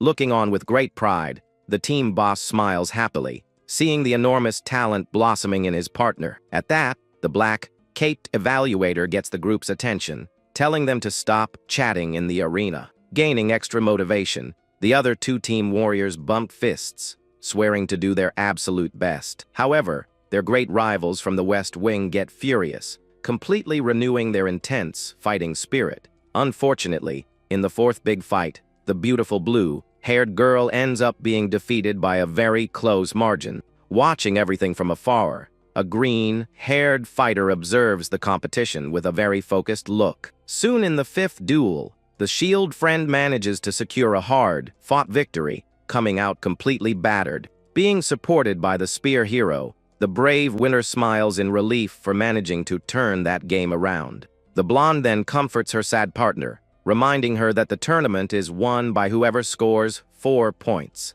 Holding up 3 fingers, the warrior guarantees that they only need 1 more victory to win the competition. At that exact moment, the great black-haired leader approaches, calling the blonde girl with a very serious voice. Making the girl very embarrassed, the protagonist leans his face in, asking how she was feeling. Trying to keep her cool, the brave student lowers her gaze, ensuring she feels as great as always. But dying of embarrassment, she punches the boss's stomach, telling him to back off, and swearing she would never lose there. While the leader suffers in pain, the light-haired warrior yells at the top of his lungs, cheering for his friend. Exuding a lot of confidence, the blonde raises her fist super excitedly, walking straight to the middle of the arena. Putting the pain aside, the mysterious hero focuses his gaze, feeling a very strange energy coming from nearby. A frightening purple aura begins to fill the place, making the tournament's atmosphere extremely dense and heavy. Surprising everyone, the green-haired opponent kicks his own teammate far away with a simple strike. Walking to the arena, the new villain huffs in irritation, stating that nothing matters as long as he wins everything today.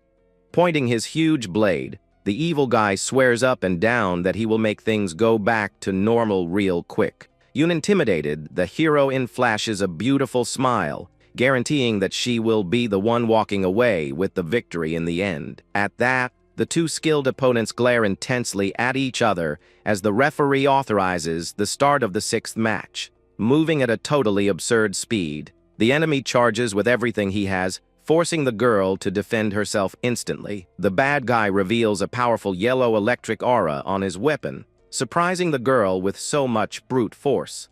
Pressing the attack mercilessly, the swordsman creates huge bright sparks as their blades clash non-stop. Completely overwhelmed by the enemy's strength, the blonde girl is pushed backward, her feet sliding across the dirt floor. Knowing the great danger, the warrior gets furious, unleashing her own electric energy as well. Giving a sinister smile, the opponent shows great calmness, seeming to really enjoy that little reaction. In his mind, the villain remembers a sinister master surrounded by spikes and exuding a bizarre purple toxin. When the blonde moves forward to attack, she gets a huge scare seeing a mysterious purple aura sprout from the ground. Breaking a cold sweat, the warrior stares at the floor with wide eyes, realizing her aura is vanishing out of nowhere. Gaining a lot of confidence, the arrogant villain jumps high, warning that the poor annoying girl will never defeat him there. With a dark smile, the enemy fighter laughs, claiming that the duel is already guaranteed for him and the West Wing. Trying to protect herself, the girl crosses her swords, resisting that guy's raw power with great difficulty. But taking a heavy kick to the stomach, the blonde cries out in pain, being pushed back without the slightest chance. Shaken by the scene, her teammates shout the girl's name, fearing greatly for her safety in the arena. The group leader furrows his brow next to his partner, noticing that something is wrong with this entire fight. Trembling and in a lot of pain, the heroine realizes she is completely unable to release her powerful electric aura. Noticing her despair, the mean opponent charges forward laughing, taunting the girl about the fact that he had already warned her. Suffering a rain of blows, the warrior tries to resist in every way, using only the pure blade of her sword. Cornered, the blonde girl realizes something strange is blocking her power, preventing her from calling upon her magic source. The girl reflects that natural power flows through the veins, improving and intensifying the strength of every attack. And if a fighter loses their connection to the source during a major clash, everything can go very wrong. In this case, any small slip-up can be disastrous against potent enemy attacks full of pure magic. Badly scraped up, the brave student promises to stand firm against the attacks, knowing she can no longer attack openly. Very tense, the observers notice the huge oddity, stating that she stopped attacking and is only defending out there. Frowning, the mysterious hero watches the combat in silence, trying to understand why her power stopped. Unable to fight anymore, the poor girl falls to her knees on the ground, her legs all bruised and trembling with pain. Coughing from weakness, the girl glares at the terrible opponent while listening to the rich kid's mocking praises. However, before the fight even started, the guy had asked for and accepted the secret help of an older veteran. He paid dearly with favors to ensure that this dispute was completely won for him right there. Showing a sinister look, the attacker charges forward, preparing to put a real end to the tough combat. Pointing his sharp blade down, he gives his final taunt, calling her a very stubborn girl. Showing pure contempt with a huge, intimidating look, he warns that the blonde's dream of leadership ends right there. From the audience, the weak boy begs his great friend to give up, fearing for the girl's ultimate safety in the arena. Meanwhile, the protagonist totally loses his cool, showing a terrible aura burning in pure, intense anger. In the blink of an eye, the villain delivers a finishing blow, driving his dangerous blade straight at the defeated girl. The brutal impact sends shockwaves, leaving the whole room in total despair after witnessing such a devastating strike from the boy. However, an electric blast hits the rival's arm, stopping him from finishing the blonde girl and saving her life. Then a curly-haired warrior appears holding her own sword, calling the rich kid a huge lunatic. Totally furious about the unusual interference, the villain grits his teeth, holding his blade and changing the plan. In that instant, the chubby boy also invades the arena, landing on the girl's back to give all his local support. Completely outraged, the rich kid glares at the new invaders, demanding an explanation for stopping the official combat. Holding her badly hurt friend, the rookie student calls out the big guy, guaranteeing that everyone knows what he was going to do. Trembling with fright, the entire audience hears the great leader declare a serious accusation about the foul play down there. Letting his pride speak louder, the green-haired liar denies the accusation, saying he would never do such a thing. Stomping his foot, the leader of the righteous heavily doubts the fake guy's words and demands he show good proof. Walking forward, he claims that anyone could see that such a strong blow could only be devastating right there. Changing his tone of voice, the arrogant guy demands more respect, calling him a liar in front of the great evaluator. Pointing to the teammate's body on the floor, the young man warns that the girl was without any of her protective magic. Pointing his arm, the group leader calls the attention of those cheaters with a very serious expression. Smiling mockingly, the villain claims that in a real battle, the opponent's condition doesn't matter at all. Holding her injured friend, the blonde warrior shouts angrily, reminding him that this is not a fight for survival. Showing a sinister look, the platinum-haired guy calls the girl knave and says that's why she lost.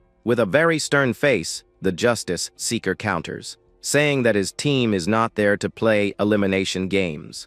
But the opponent extends his hand with glowing eyes, warning that they are indeed fighting real battles. Without backing down, the firm young man says their wing is also holding back, so as not to hurt anyone in the tournament. At that, the platinum-haired guy gives an evil smile, implying that someone is definitely going to get seriously hurt. Trembling with anger, the brave warrior releases sparks of pure magic, wanting to charge at the fool. However, a man stomps hard on the ground, making a dense purple energy completely dominate that heavy space. An inspector appears in the middle of the arena, scaring all the students with his enormous, crushing presence. Breaking a cold sweat, the group leader feels the tension in the air as the big guy's aura freezes everyone with fear. Even the two cheaters are paralyzed with terror, unable to hide the massive panic on their faces. Very furious, the man intimidates everyone, asking who gave them permission to stand around chatting there. The blonde girl tries to protest about the dirty trick, but the referee tells her to be quiet and not meddle anymore. With a furious look, he warns that students must not interrupt the matches, because only he decides the rules. Having no other choice, the young man swallows his pride and apologizes to the older man for stopping the big fight.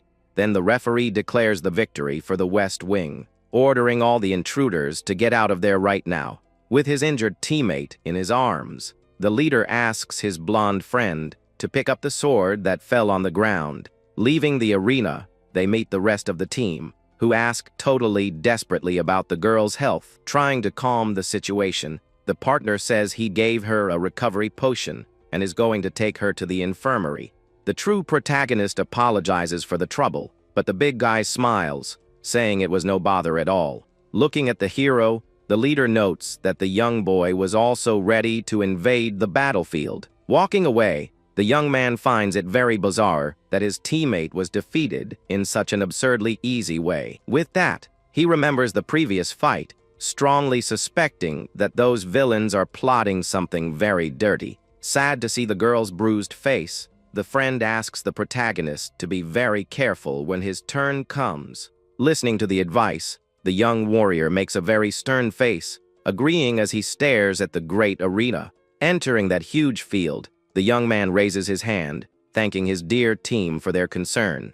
Already in the middle of combat, the arrogant rich kid mocks the rookie, guaranteeing that his victory there is already won. Without paying much mind to the chatter, the protagonist just sighs as he stretches his arm. Furious with the boy's relaxed attitude, the villain loses his smile and grits his teeth with a lot of anger. At that, the scary big guy authorizes the start of the match, really wanting to see that cocky rookie get beaten up soon. Using great speed, the enemy advances like lightning, promising to wipe out all the arrogance from that poor hero. But the warrior just drops the rival with a single punch.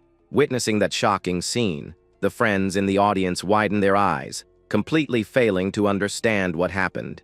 Even the tournament's tough inspector gets startled, breaking a cold sweat upon noticing the brute power of that simple young student. Taking a calm step, The boy warns that for someone who likes real fights, the villain there is very careless. With shining eyes, the boy extends his hand, provoking the rival to taste a true ultimate showdown out there. Hearing the hero's words, the platinum-haired guy freezes in place, getting super confused by that bizarre posture. Exuding a giant presence, the protagonist swears to fight seriously, wanting to know if the cheater isn't going to cry. Observing closely, the protagonist puts his hand on his chin, seeming to finally understand the whole situation. At that, the green-haired partner shouts desperately, suddenly calling the name of his feared master. Moving at an absurd speed, the cheater turns into a large white blur, charging with everything into the arena. Without even moving, the hero just closes his eyes, patiently waiting for the enemy attack to reach him. But totally frustrated, the villain stomps hard on the ground, swearing in anger for having missed his big strike. Panting, the platinum-haired guy lands on the rocks, gripping his weapon as he tries to catch his breath there. Trembling in shock, he stares at his rival, totally unharmed, even after he delivered his fastest attack. Very calm, the rookie deduces that the rich kid uses wind power and must come from one of the 4 great families. Showing a dark look, the protagonist points his finger, asking what the taste of true combat is like. Completely furious, the opponent yells at the top of his lungs, asking what on earth that weirdness was. In the blink of an eye, the skilled warrior appears behind the villain, taking him completely by surprise. Exuding an absurd coldness, the youth just warns in a low voice that this is already the 2nd time he misses.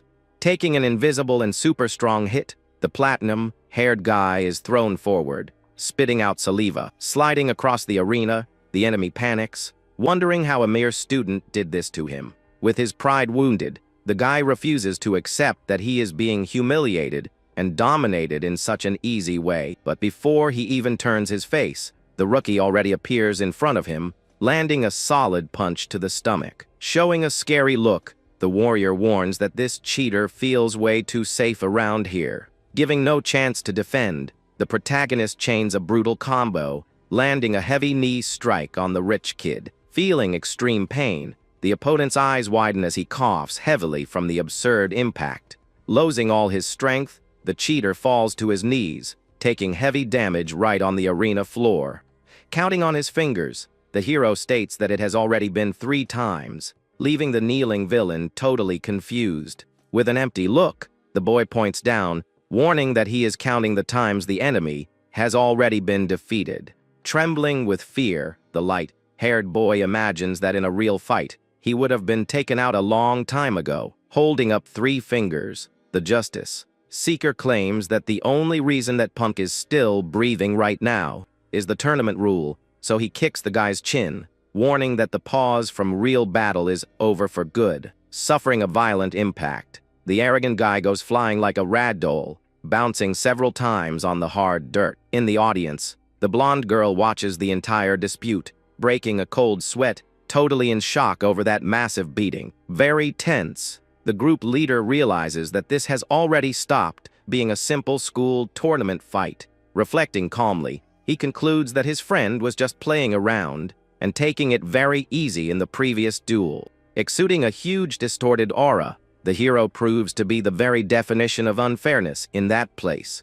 Giving a slight smile, the rookie looks at the defeated guy on the ground, asking if he finally understood everything. Trembling and hurting badly, the coward tries to crawl, using his blade as a last resort for support. Laughing, the boy tells him that on a real battlefield, no one has teachers or healing potions around. Cursing, the villain tells him to shut up, while the hero mocks that childish view of actual battle. Focusing his gaze sharply, the protagonist reveals the great truth about that rich kid's cowardly attitude. Being called weak, the platinum-haired guy goes crazy, yelling non-stop for the rookie to shut his mouth already. Losing control completely, the enemy generates a giant green tornado, destroying all the ground around him. Scared by the immense magic, the audience falls into despair, greatly fearing a terrible disaster right there. Out of control, the villain attacks, screaming that a simple rookie would never have the right to teach him big lessons.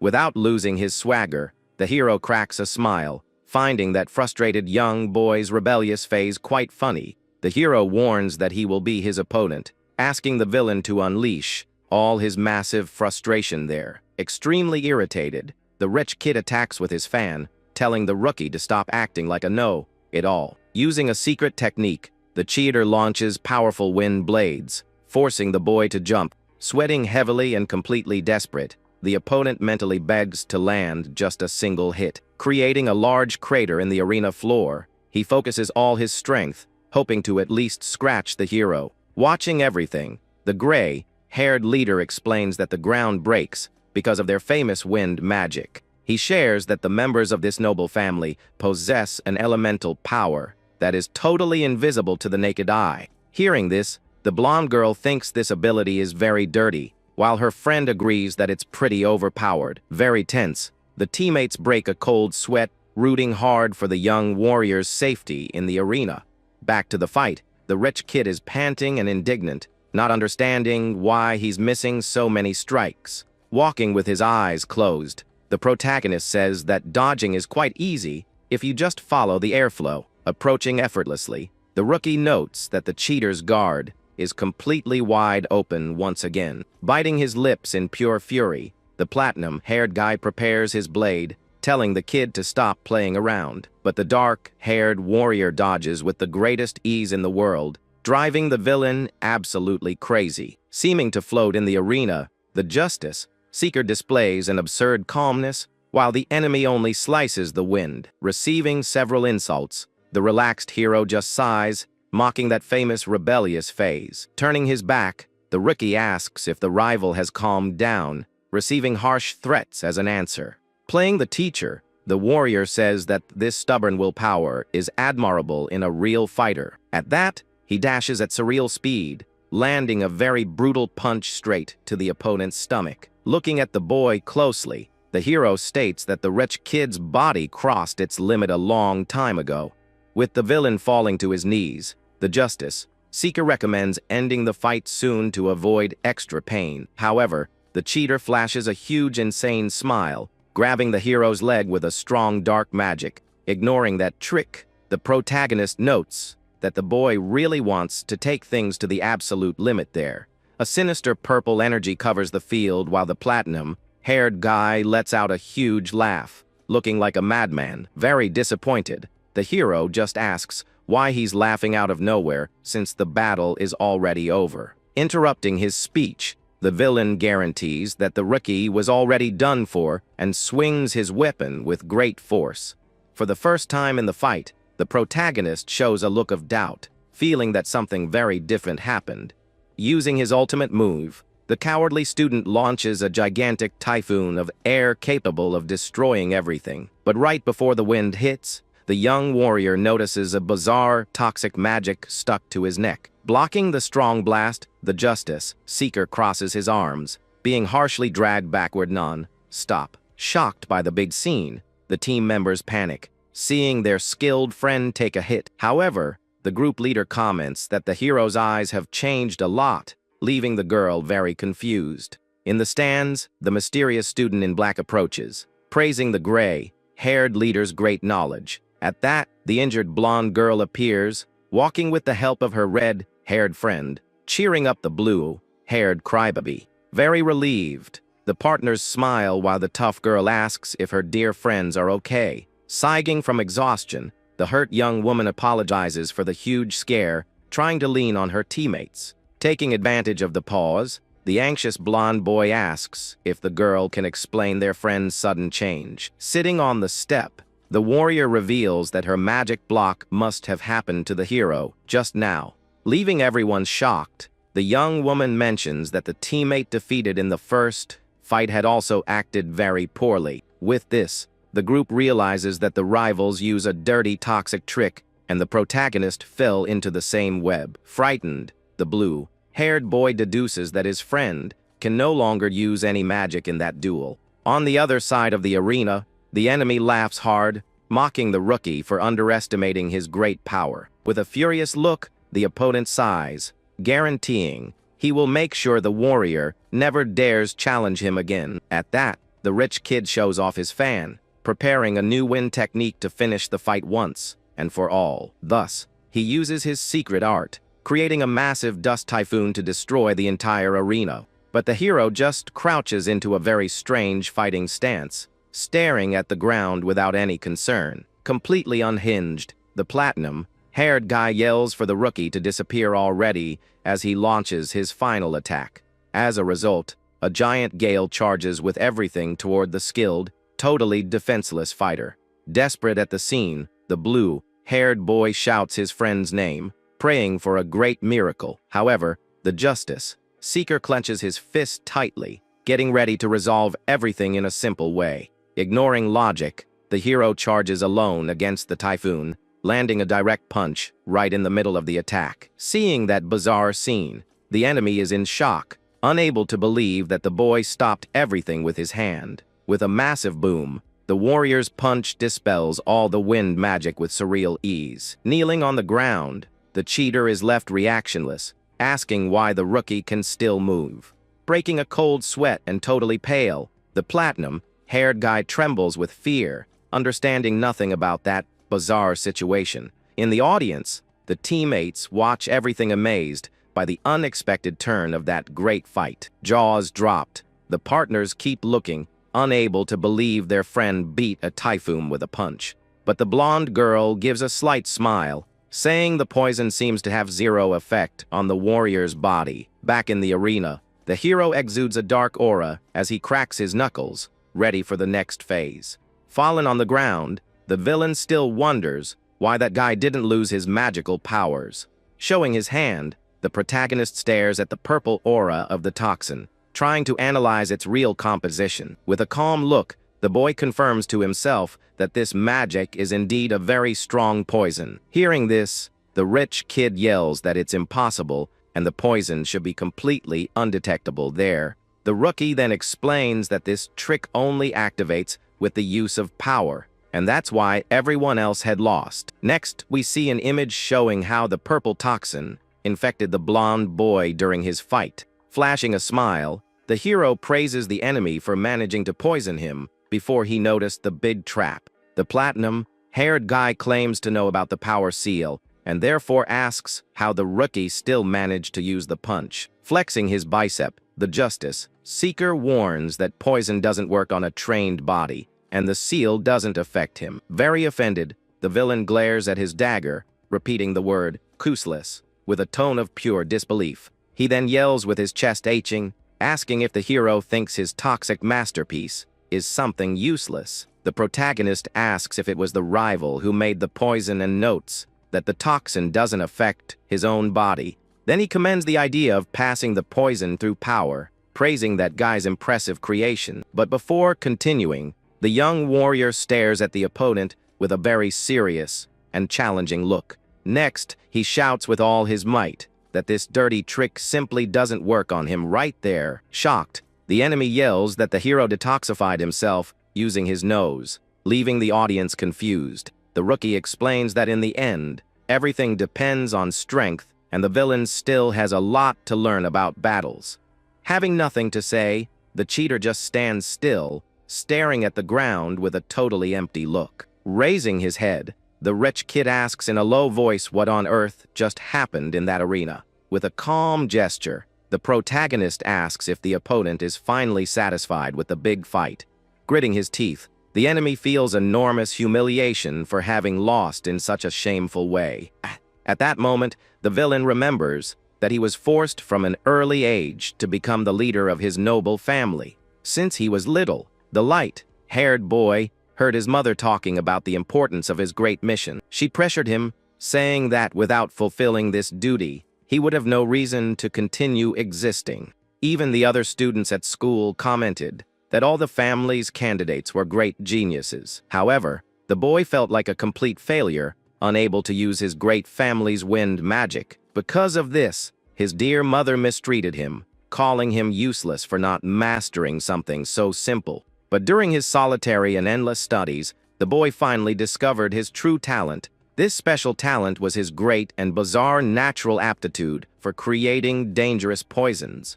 Letting out a sinister laugh, the boy realizes that with poison, even he could fight and win out there. He then decides to use this power to become the leader and defeat all his great adversaries. That way, his mother would finally recognize him as a son worthy of all her great respect. However, now in the present, the villain screams in pure frustration seeing his plan go down the drain. Very irritated, the cheater glares at the rookie, asking what a nobody would know about his life. He yells that he is compared to geniuses every day, and it doesn't matter how hard he tries to be better. Faced with so much talent, the poor guy feels like an absolute zero, and even so, everyone compares him. That's why he fights tooth and nail and won't accept a rookie daring to give him moral lessons. In a blind fury, the platinum-haired guy charges at the warrior, who blocks the attack with ease. Holding the rival's arm, the justice seeker stares at him with a serious look,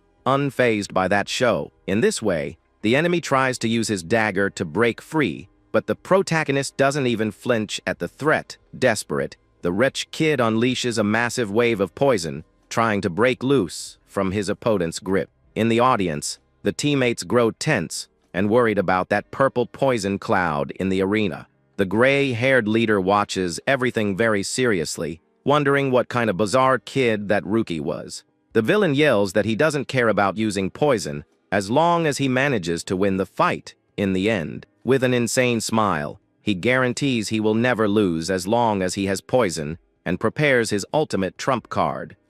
This technique releases a dangerous smoke and toxic needles that not even he can cure.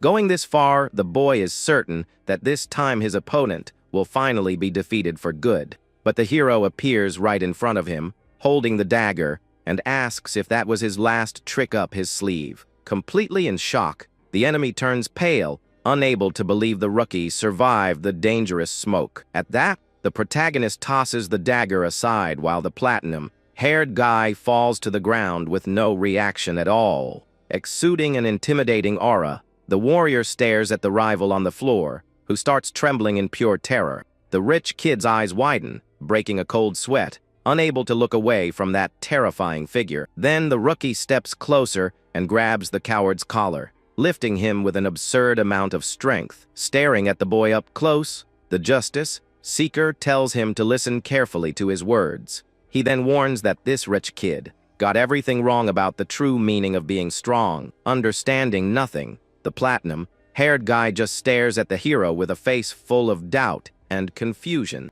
The warrior says that to be strong, you don't need talent, but rather just a great desire to win. The justice seeker states that this immense thirst for victory is the only thing that really matters in a fight, because this huge will to win is the true path to achieving the strength he dreams of so much. And the rookie shouts that the villain's problem isn't a lack of talent, but the weapon he is using. He suggests the rival use something with a longer handle, like a simple iron umbrella, for example. This scene shows a beautiful iron umbrella shining in the middle of the image with a golden background. The boy repeats the word umbrella, while the rookie says that this is not some bad joke. He explains that just like the iron fan, this is also a weapon with a long and rich history. But flashing a smirk, the warrior comments that to him, anything can become a formidable weapon. The rich kid wonders if there really is something that matches his completely different fighting style. He gets confused by the idea of having a weapon that perfectly suits him and his toxic power. Giving a hard slap to the rival's head, the protagonist says that he thinks he has no talent for combat. But in reality, on a real battlefield, that boy would be a much more dangerous warrior than the others. Understanding nothing, the platinum-haired guy just mumbles, "Ho," with the face of a completely confused fool. The hero points to a battlefield, stating that in a real fight, what matters is securing the great victory. He explains that holding on to pride stops a warrior from protecting what is important to him. The rookie finishes by saying that the villain's mindset isn't wrong, but rather where he applies his strength. With a slight smile on his face, the protagonist looks at the boy on the ground, waiting for an answer from the rival. He then invites the cheater to join him and his team in a very direct and simple way. The rich kid is once again left reactionless and just mumbles another, looking at the hero in front of him. Extending his hand, the warrior continues his formal invitation to the defeated boy in the great arena. He guarantees that he will make that underdog as strong as he could ever wish for in his whole life. Pointing his finger, the platinum-haired guy gets suspicious and asks what the rookie means by that proposal. The hero replies that he is stronger than him and therefore can help, leaving the boy with no arguments.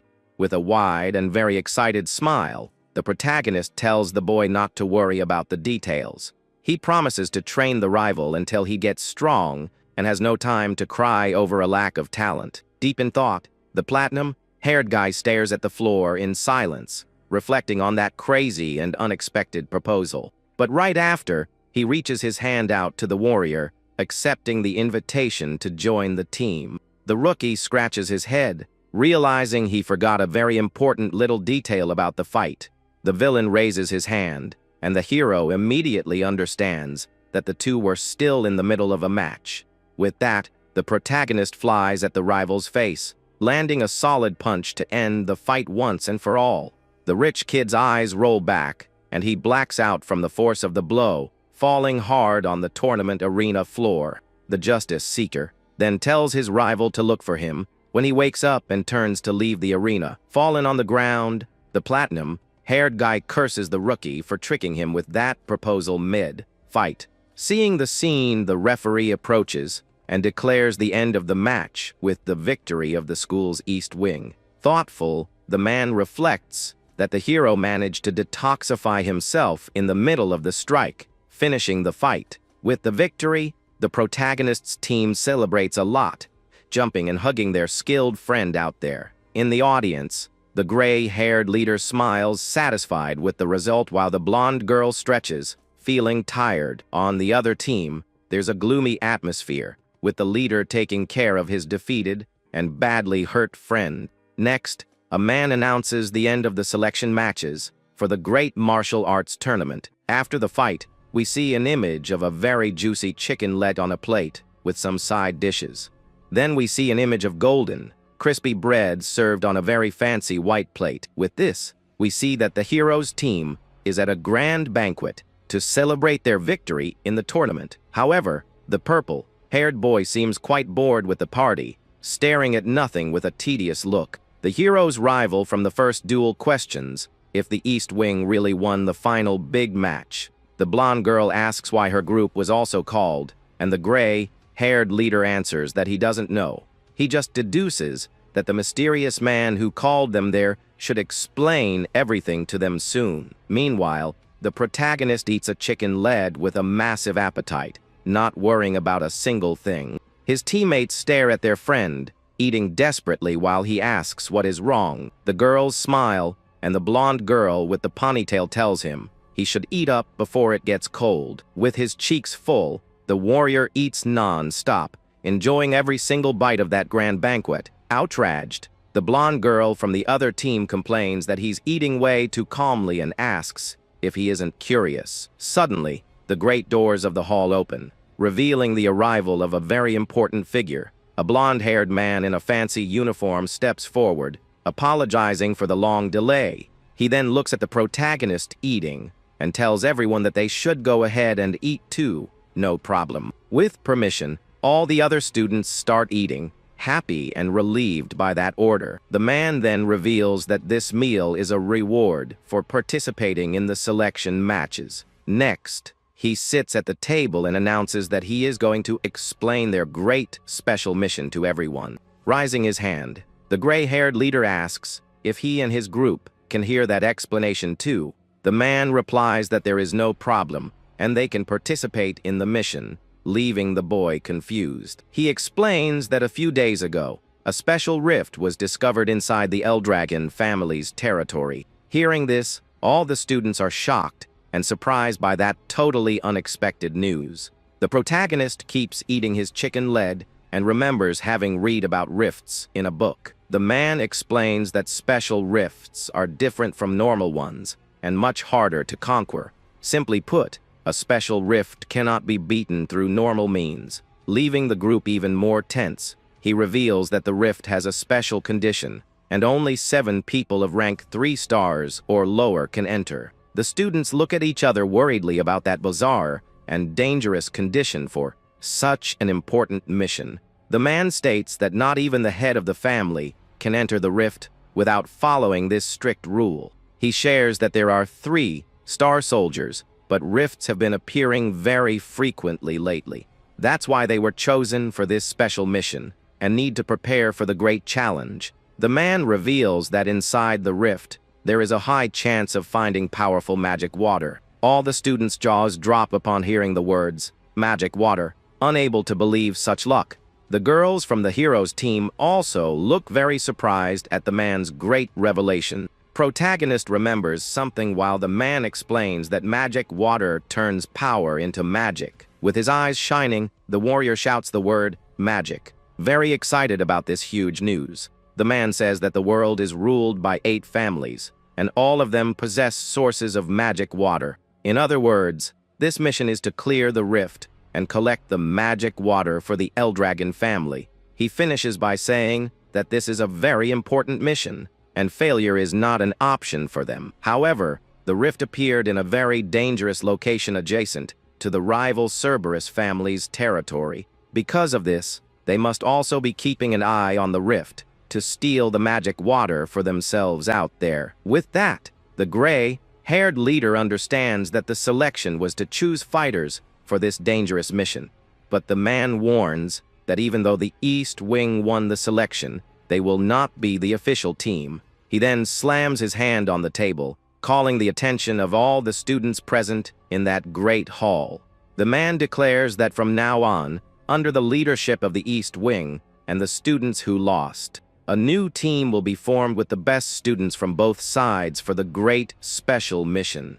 At that, the blonde-haired man says they will form a team to clear the special rift once and for all. He explains that the tournament served to understand everyone's abilities and form the best possible group. But the official notes that some students there couldn't show their true strength in combat. So, the man asks the rookie to choose the team members, and the hero gets a huge scare right there. The official asks the reason for his surprise, since the hero is the great representative of the East Wing. With that, the protagonist freezes, breaking a cold sweat, because he never intended to take on this big role. Smiling, the justice seeker passes the responsibility to the blonde girl, who shouts indignantly at that attitude. Very nervous, the girl asks if he is sure about this, breaking a cold sweat with that enormous pressure on her. The warrior claims that if he were to choose the team, it would just be him, and the girl is shocked. With a bored look, her friend realizes the crazy guy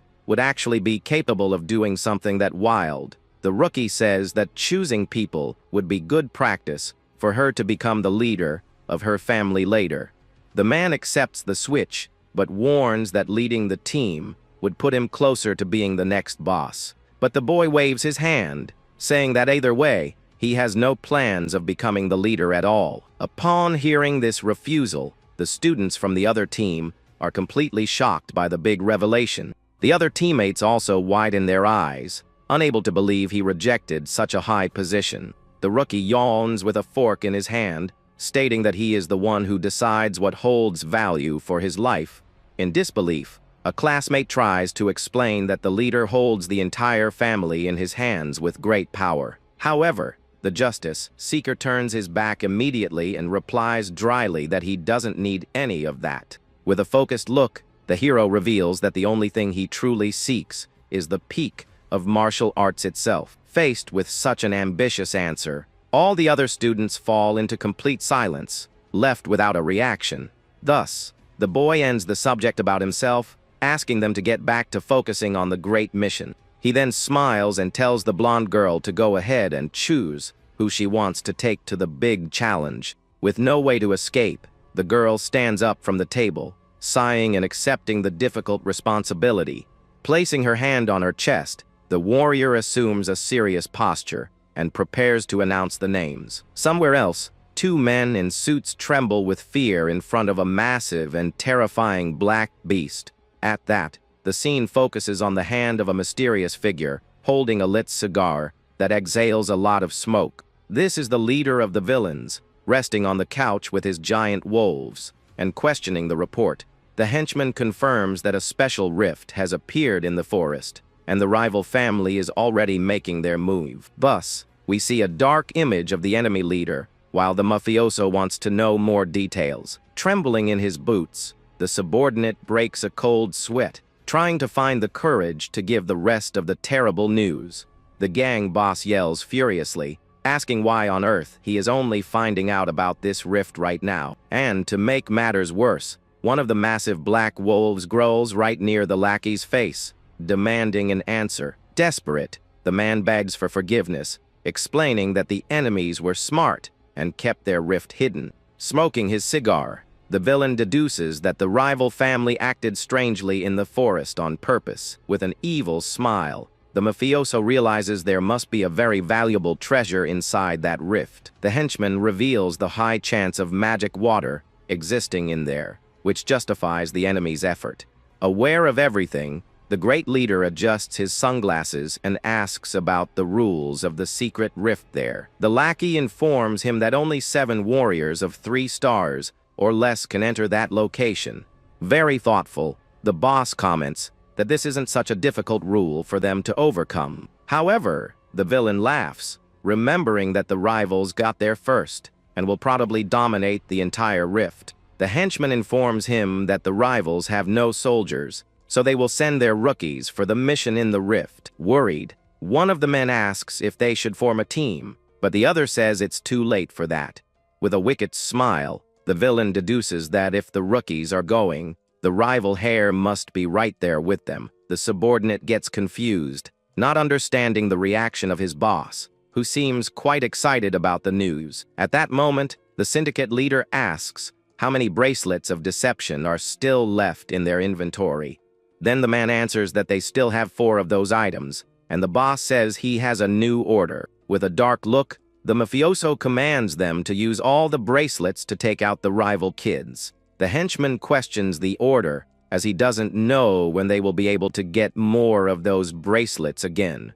But the villain says it's better to use them all at once than to leave them gathering dust, without a purpose. With a sadistic smile, he imagines his rival's face when his son gets defeated on the mission. Back to the students, the hero asks the girl to choose the team, and she agrees to take on the responsibility. Taking the lead, the blonde stands up and with a focused look, begins to announce her chosen ones. In another place, the protagonist explains that everyone needs to get stronger and starts their training. He says everyone must run and build muscles, as shown by the students doing push-ups with rocks. By strengthening their foundation, they will be able to use martial arts with more power during future combats. Faced with such heavy training, the teammates stare at him, totally shocked by that madness out there. The rookie then asks if there is anything wrong, but one of the classmates replies that everything is just fine. Satisfied with the answer, the hero pulls something out from under a cloth and says, "It's Raymond's turn now." The boy reveals a giant rock and warns that the teammate will use the instructor's regeneration stone. The other students are confused, and the blonde-haired youth asks what the regeneration stone is. The hero confirms and says he remembered the stone's properties and that it would be perfect for training. He explains that the stone reflects impact hundreds of times and cannot be broken without source power. Then the youth smiles and says that from now on, he will punch the stone without using his true power. Hearing this, the girl and her friend are completely confused, failing to understand the rookie's plan. The hero takes a fighting stance and with a focused look, prepares to attack the massive stone. At that moment, he unleashes a powerful punch directly onto the rock's surface with all his might. The teammates widen their eyes in shock, seeing that he punched the stone normally right there. The boy knows that without using source power, the recoil from the strike will be huge, but he seems prepared. A massive shockwave explodes from the stone, leaving the other 2 students completely speechless. The blonde youth puts his hand in front of his face to protect himself from the strong blast of energy that came. A diagram shows that he completely blocked the reflected impact using his small shield. With the shield in hand, the hero explains that the training is about receiving and redirecting direct impacts. The blonde youth understands he will do the training and is surprised by the use of the regeneration stone. After finishing the explanation, the rookie calls on the next student, who was the blue-haired girl. He asks her to attack the stone with her sword and use source power, focusing on a single point. With a shout of determination, the girl understands the order and gets ready to attack the giant rock. The girl jumps into the air and unleashes several sword strikes on the stone, but they all scatter across the rock. The young man points out that it's not easy to focus on just one point, and the panting girl agrees with him. Smiling, the hero reveals that her training is exactly to aim and hit only a single point on the rock. The rookie comments that the stone has already repaired itself, making it perfect for her precision training. The hero demonstrates how to use the sword, making several fast and precise attacks on the arena floor. With a single accurate strike, the regeneration stone cracks right down the middle of its surface. The blue-haired girl is impressed by his skill, and her eyes even begin to tear up. The boy explains that she should value every single strike instead of focusing on the number of attacks made. Now he calls the silver-haired teammate, who gets nervous, not knowing what his training will be. To the youth's surprise, the justice seeker shows only a white feather, leaving the teammate very confused. A green wind aura begins to wrap around the hero's hand, and the small feather resting there. With that, the feather floats, and the silver-haired boy instantly recognizes that wind power. At that, he remembers Lord Vanille, who used the exact same ability during the selection tournament. The blonde youth asks how he learned that, and the rookie says it was after fighting against Vanille. Shocked, the teammate yells that this is ridiculous, because he can't believe it's that easy to learn. Smiling, the hero grabs a spear and says that his training is going to start right at that moment. The justice seeker then delicately balances the feather on the tip of the spear as part of the exercise. He explains that the training is about letting the body flow with the air current that he creates himself. The boy is amazed because it's hard to control a feather, and he makes it look incredibly easy. The protagonist states that you aren't supposed to follow or grab the flow, but rather let yourself be carried by it. And when the young man masters this technique, he will be able to do something incredible with his spear and power. With a quick movement, the hero lifts the feather from the ground, creating a powerful whirlwind of air. With a focused look, he reveals that the student will even be able to create his own flow of energy. To finish the demonstration, he stands completely still, balancing the feather on the spear perfectly. The two teammates are left without a reaction, but the blonde girl appears, calling her friend for the mission. The warrior waves from afar and tells him to hurry up, or else they're going to end up being late. With a light pat, the justice seeker hands the spear over to the silver-haired boy and says goodbye. Running toward his friend, he shouts for the others to train hard while he is away. The two boys stand paralyzed with a dumbfounded look, unable to believe what just happened. But the silver-haired boy fills his chest with courage and decides that he is going to make it happen. Crying with determination, the youth says they are going to do their absolute best, and his teammate supports him in that. The friend asks what he was doing, and the boy says he passed the training on to the others. With a mischievous smile, the hero comments that their group ended up being quite interesting. The blonde laughs out loud and agrees with him, saying that the team she put together really is great. They walk down the hallway toward the rest of the team, whom the girl considers the absolute best. At that, a two-toned-haired teammate greets them with a big smile, waving in their direction. The protagonist and his friend walk up, and the young man apologizes for making them wait there. We get a view of some of the team members, including the two-toned boy and another girl, and it also shows two other students, one with green hair and one with white hair, alongside our protagonist. With the team gathered, the leader yells to move out, and they all run together to start the mission. An official watches the departure of the selected team as they head toward the secret special rift. He reports to his superior that the enemies discovered the rift faster than they had expected. The gray-haired leader isn't worried, as their team has already entered the rift before the rivals arrived. However, the official says there is a concern, and the boss asks what the big problem is. The official fears that the rivals might steal the treasure, but if the team regroups, everything will be fine. With a serious expression, The leader asks what the power level of the selected team is. The man guarantees they are the strongest in the 3-star rankings and can easily handle the enemies. But the boss questions if they are still strong, even with a 2-star kid on the team. Smiling, the official says yes, because young Zeke alone would probably be enough out there.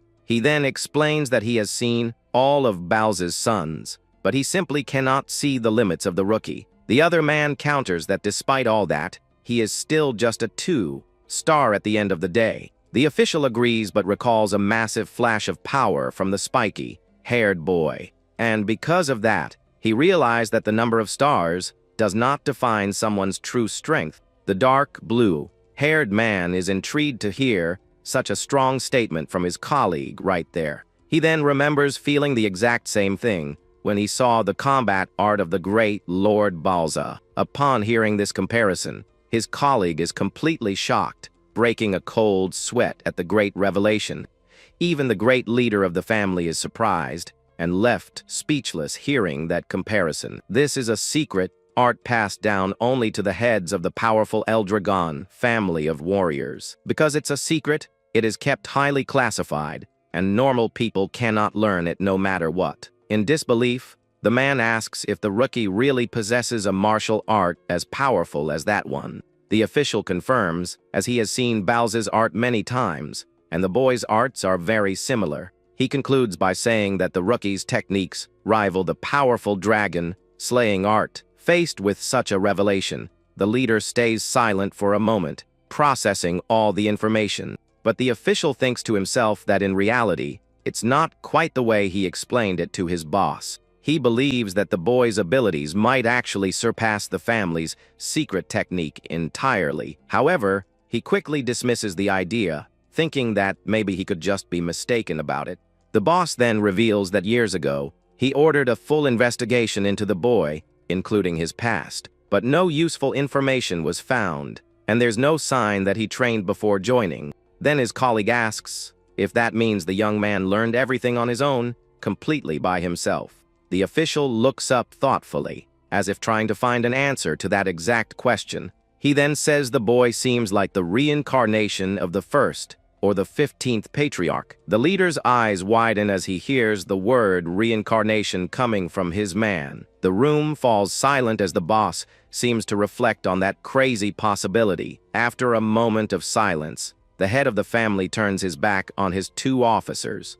The 2 men stand completely still, anxiously waiting for an answer from their great boss. With a slight smile on his face, the leader finally breaks the silence of that meeting room. He says it's ridiculous, but if it's true, the enemies aren't a threat to the boy at all. A week later, we see some guards outside the Purple Rift in a dark forest. A red-haired woman asks for the vice captain, but a guard says he has gone missing. She sighs in annoyance while the other soldiers run off to look for the man who disappeared. The young woman gets worried because they said they would send more people, and she doesn't know if that's a good thing. Suddenly, she feels a presence in the forest and realizes someone is approaching her. It was the protagonist, who questions her for not running, but he says he just didn't want to waste energy. At that, the blonde girl is startled to see Instructor Freya and asks why she is there. With a serious look, the instructor says she is on a mission now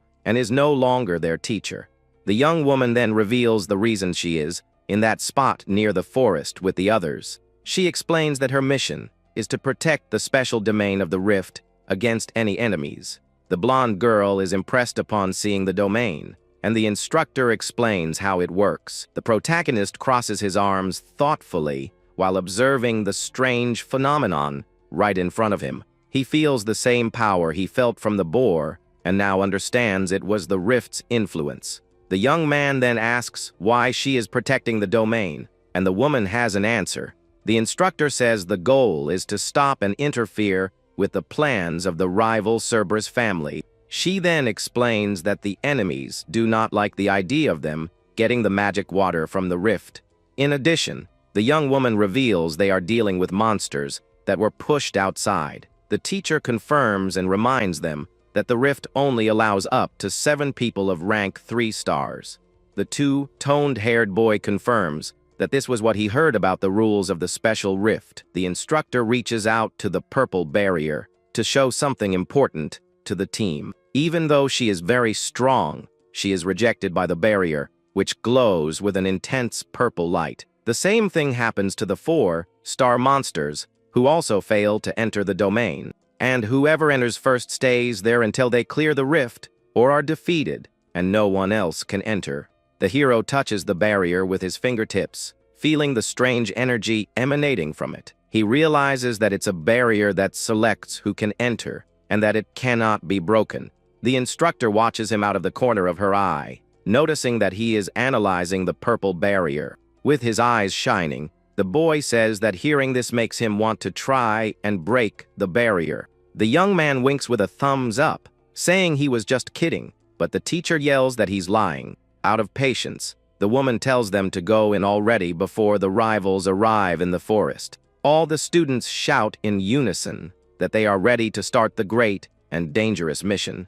The instructor smiles slightly and wishes good luck to the team of young family warriors. She then watches them enter the purple rift and asks them to give it their absolute best inside. Inside the rift, the team encounters a horde of dark monsters with deer antlers. One of the monsters lets out a terrifying roar, and the 2-toned-haired boy prepares for the attack. With a focused look, the silver-haired boy spins his spear and gets ready for combat. With a battle cry, he leaps and attacks the monsters with a powerful, spinning wind strike. One of his teammates praises the splendid attack, but the young man doesn't seem to care about the compliment.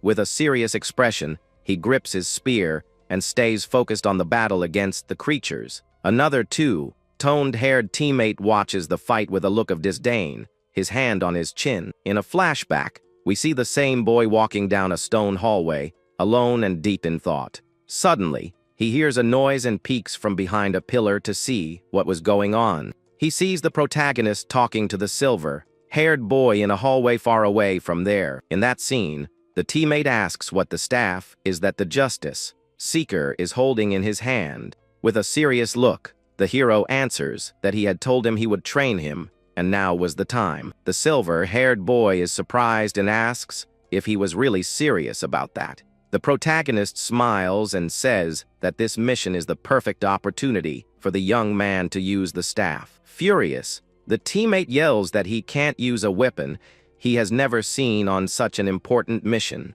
Angrily, the silver-haired teammate kicks the staff away, yelling at the protagonist. He then turns his back and says he won't do it, because he doesn't want to use a weird weapon, but the hero launches the staff with a powerful gust of wind, straight toward his teammate. The silver-haired boy turns around, startled to see the weapon spinning around him with an aura. Very shocked, he asks how on earth the rookie manages to use the powerful wind aura like that. With a confident smile, the justice seeker answers that this doesn't matter to him in the slightest. He points the staff at his teammate and tells him to just take it and use the weapon on the mission. However, the youth refuses with a look of disgust, and the hero is surprised by his stubbornness. The protagonist then loses his patience and yells at his teammate to grab the staff already. A fight breaks out where the hero tries to force the boy to take the weapon, but he refuses to give in. The argument continues with both of them yelling at each other, neither wanting to back down. Exhausted, the silver-haired boy drops to his knees, but still complains that he doesn't have an umbrella. The justice seeker explains that the staff is a substitute and that he will train with this new weapon. The teammate then looks up and asks confusedly what he means by the word train. He stands up and says he doesn't know any martial arts for staffs and can't train right now. But the hero smiles and tells him not to worry because he created a martial art just for him. The name of the new technique is the art of the phantom wind umbrella, created by the protagonist. Back in the present, a teammate thinks it's hard to believe, but the boy's movements have improved, and above all, the new art perfectly matches his wind aura and special power. The hero praises the final strike, and one of the teammates asks if he was the one who created the new martial art. Shocked, the two friends stare at each other, wondering who the protagonist is to just create martial arts. Another purple-haired teammate watches the scene in silence, holding her own staff. The hero approaches her and asks if her name is Leela, and the girl looks at him curiously. With a small smile, the girl confirms it is, and the protagonist seems to have a plan in mind. He steps closer to her, drawing her attention for a private conversation between the two of them. The girl then asks if he was really the one who created the martial art for the silver-haired teammate. With a lot of pride, the hero confirms it was him, and the girl asks how he managed to do that. He closes his eyes with a smug smile and prepares to give a very humble answer. The justice seeker then strikes a pose and says he managed to create the martial art because he is simply himself. The purple-haired girl is impressed by the answer, while another teammate doubts him. The blonde girl says it's impossible to create martial arts out of nowhere like he just claimed. But she thinks that coming from him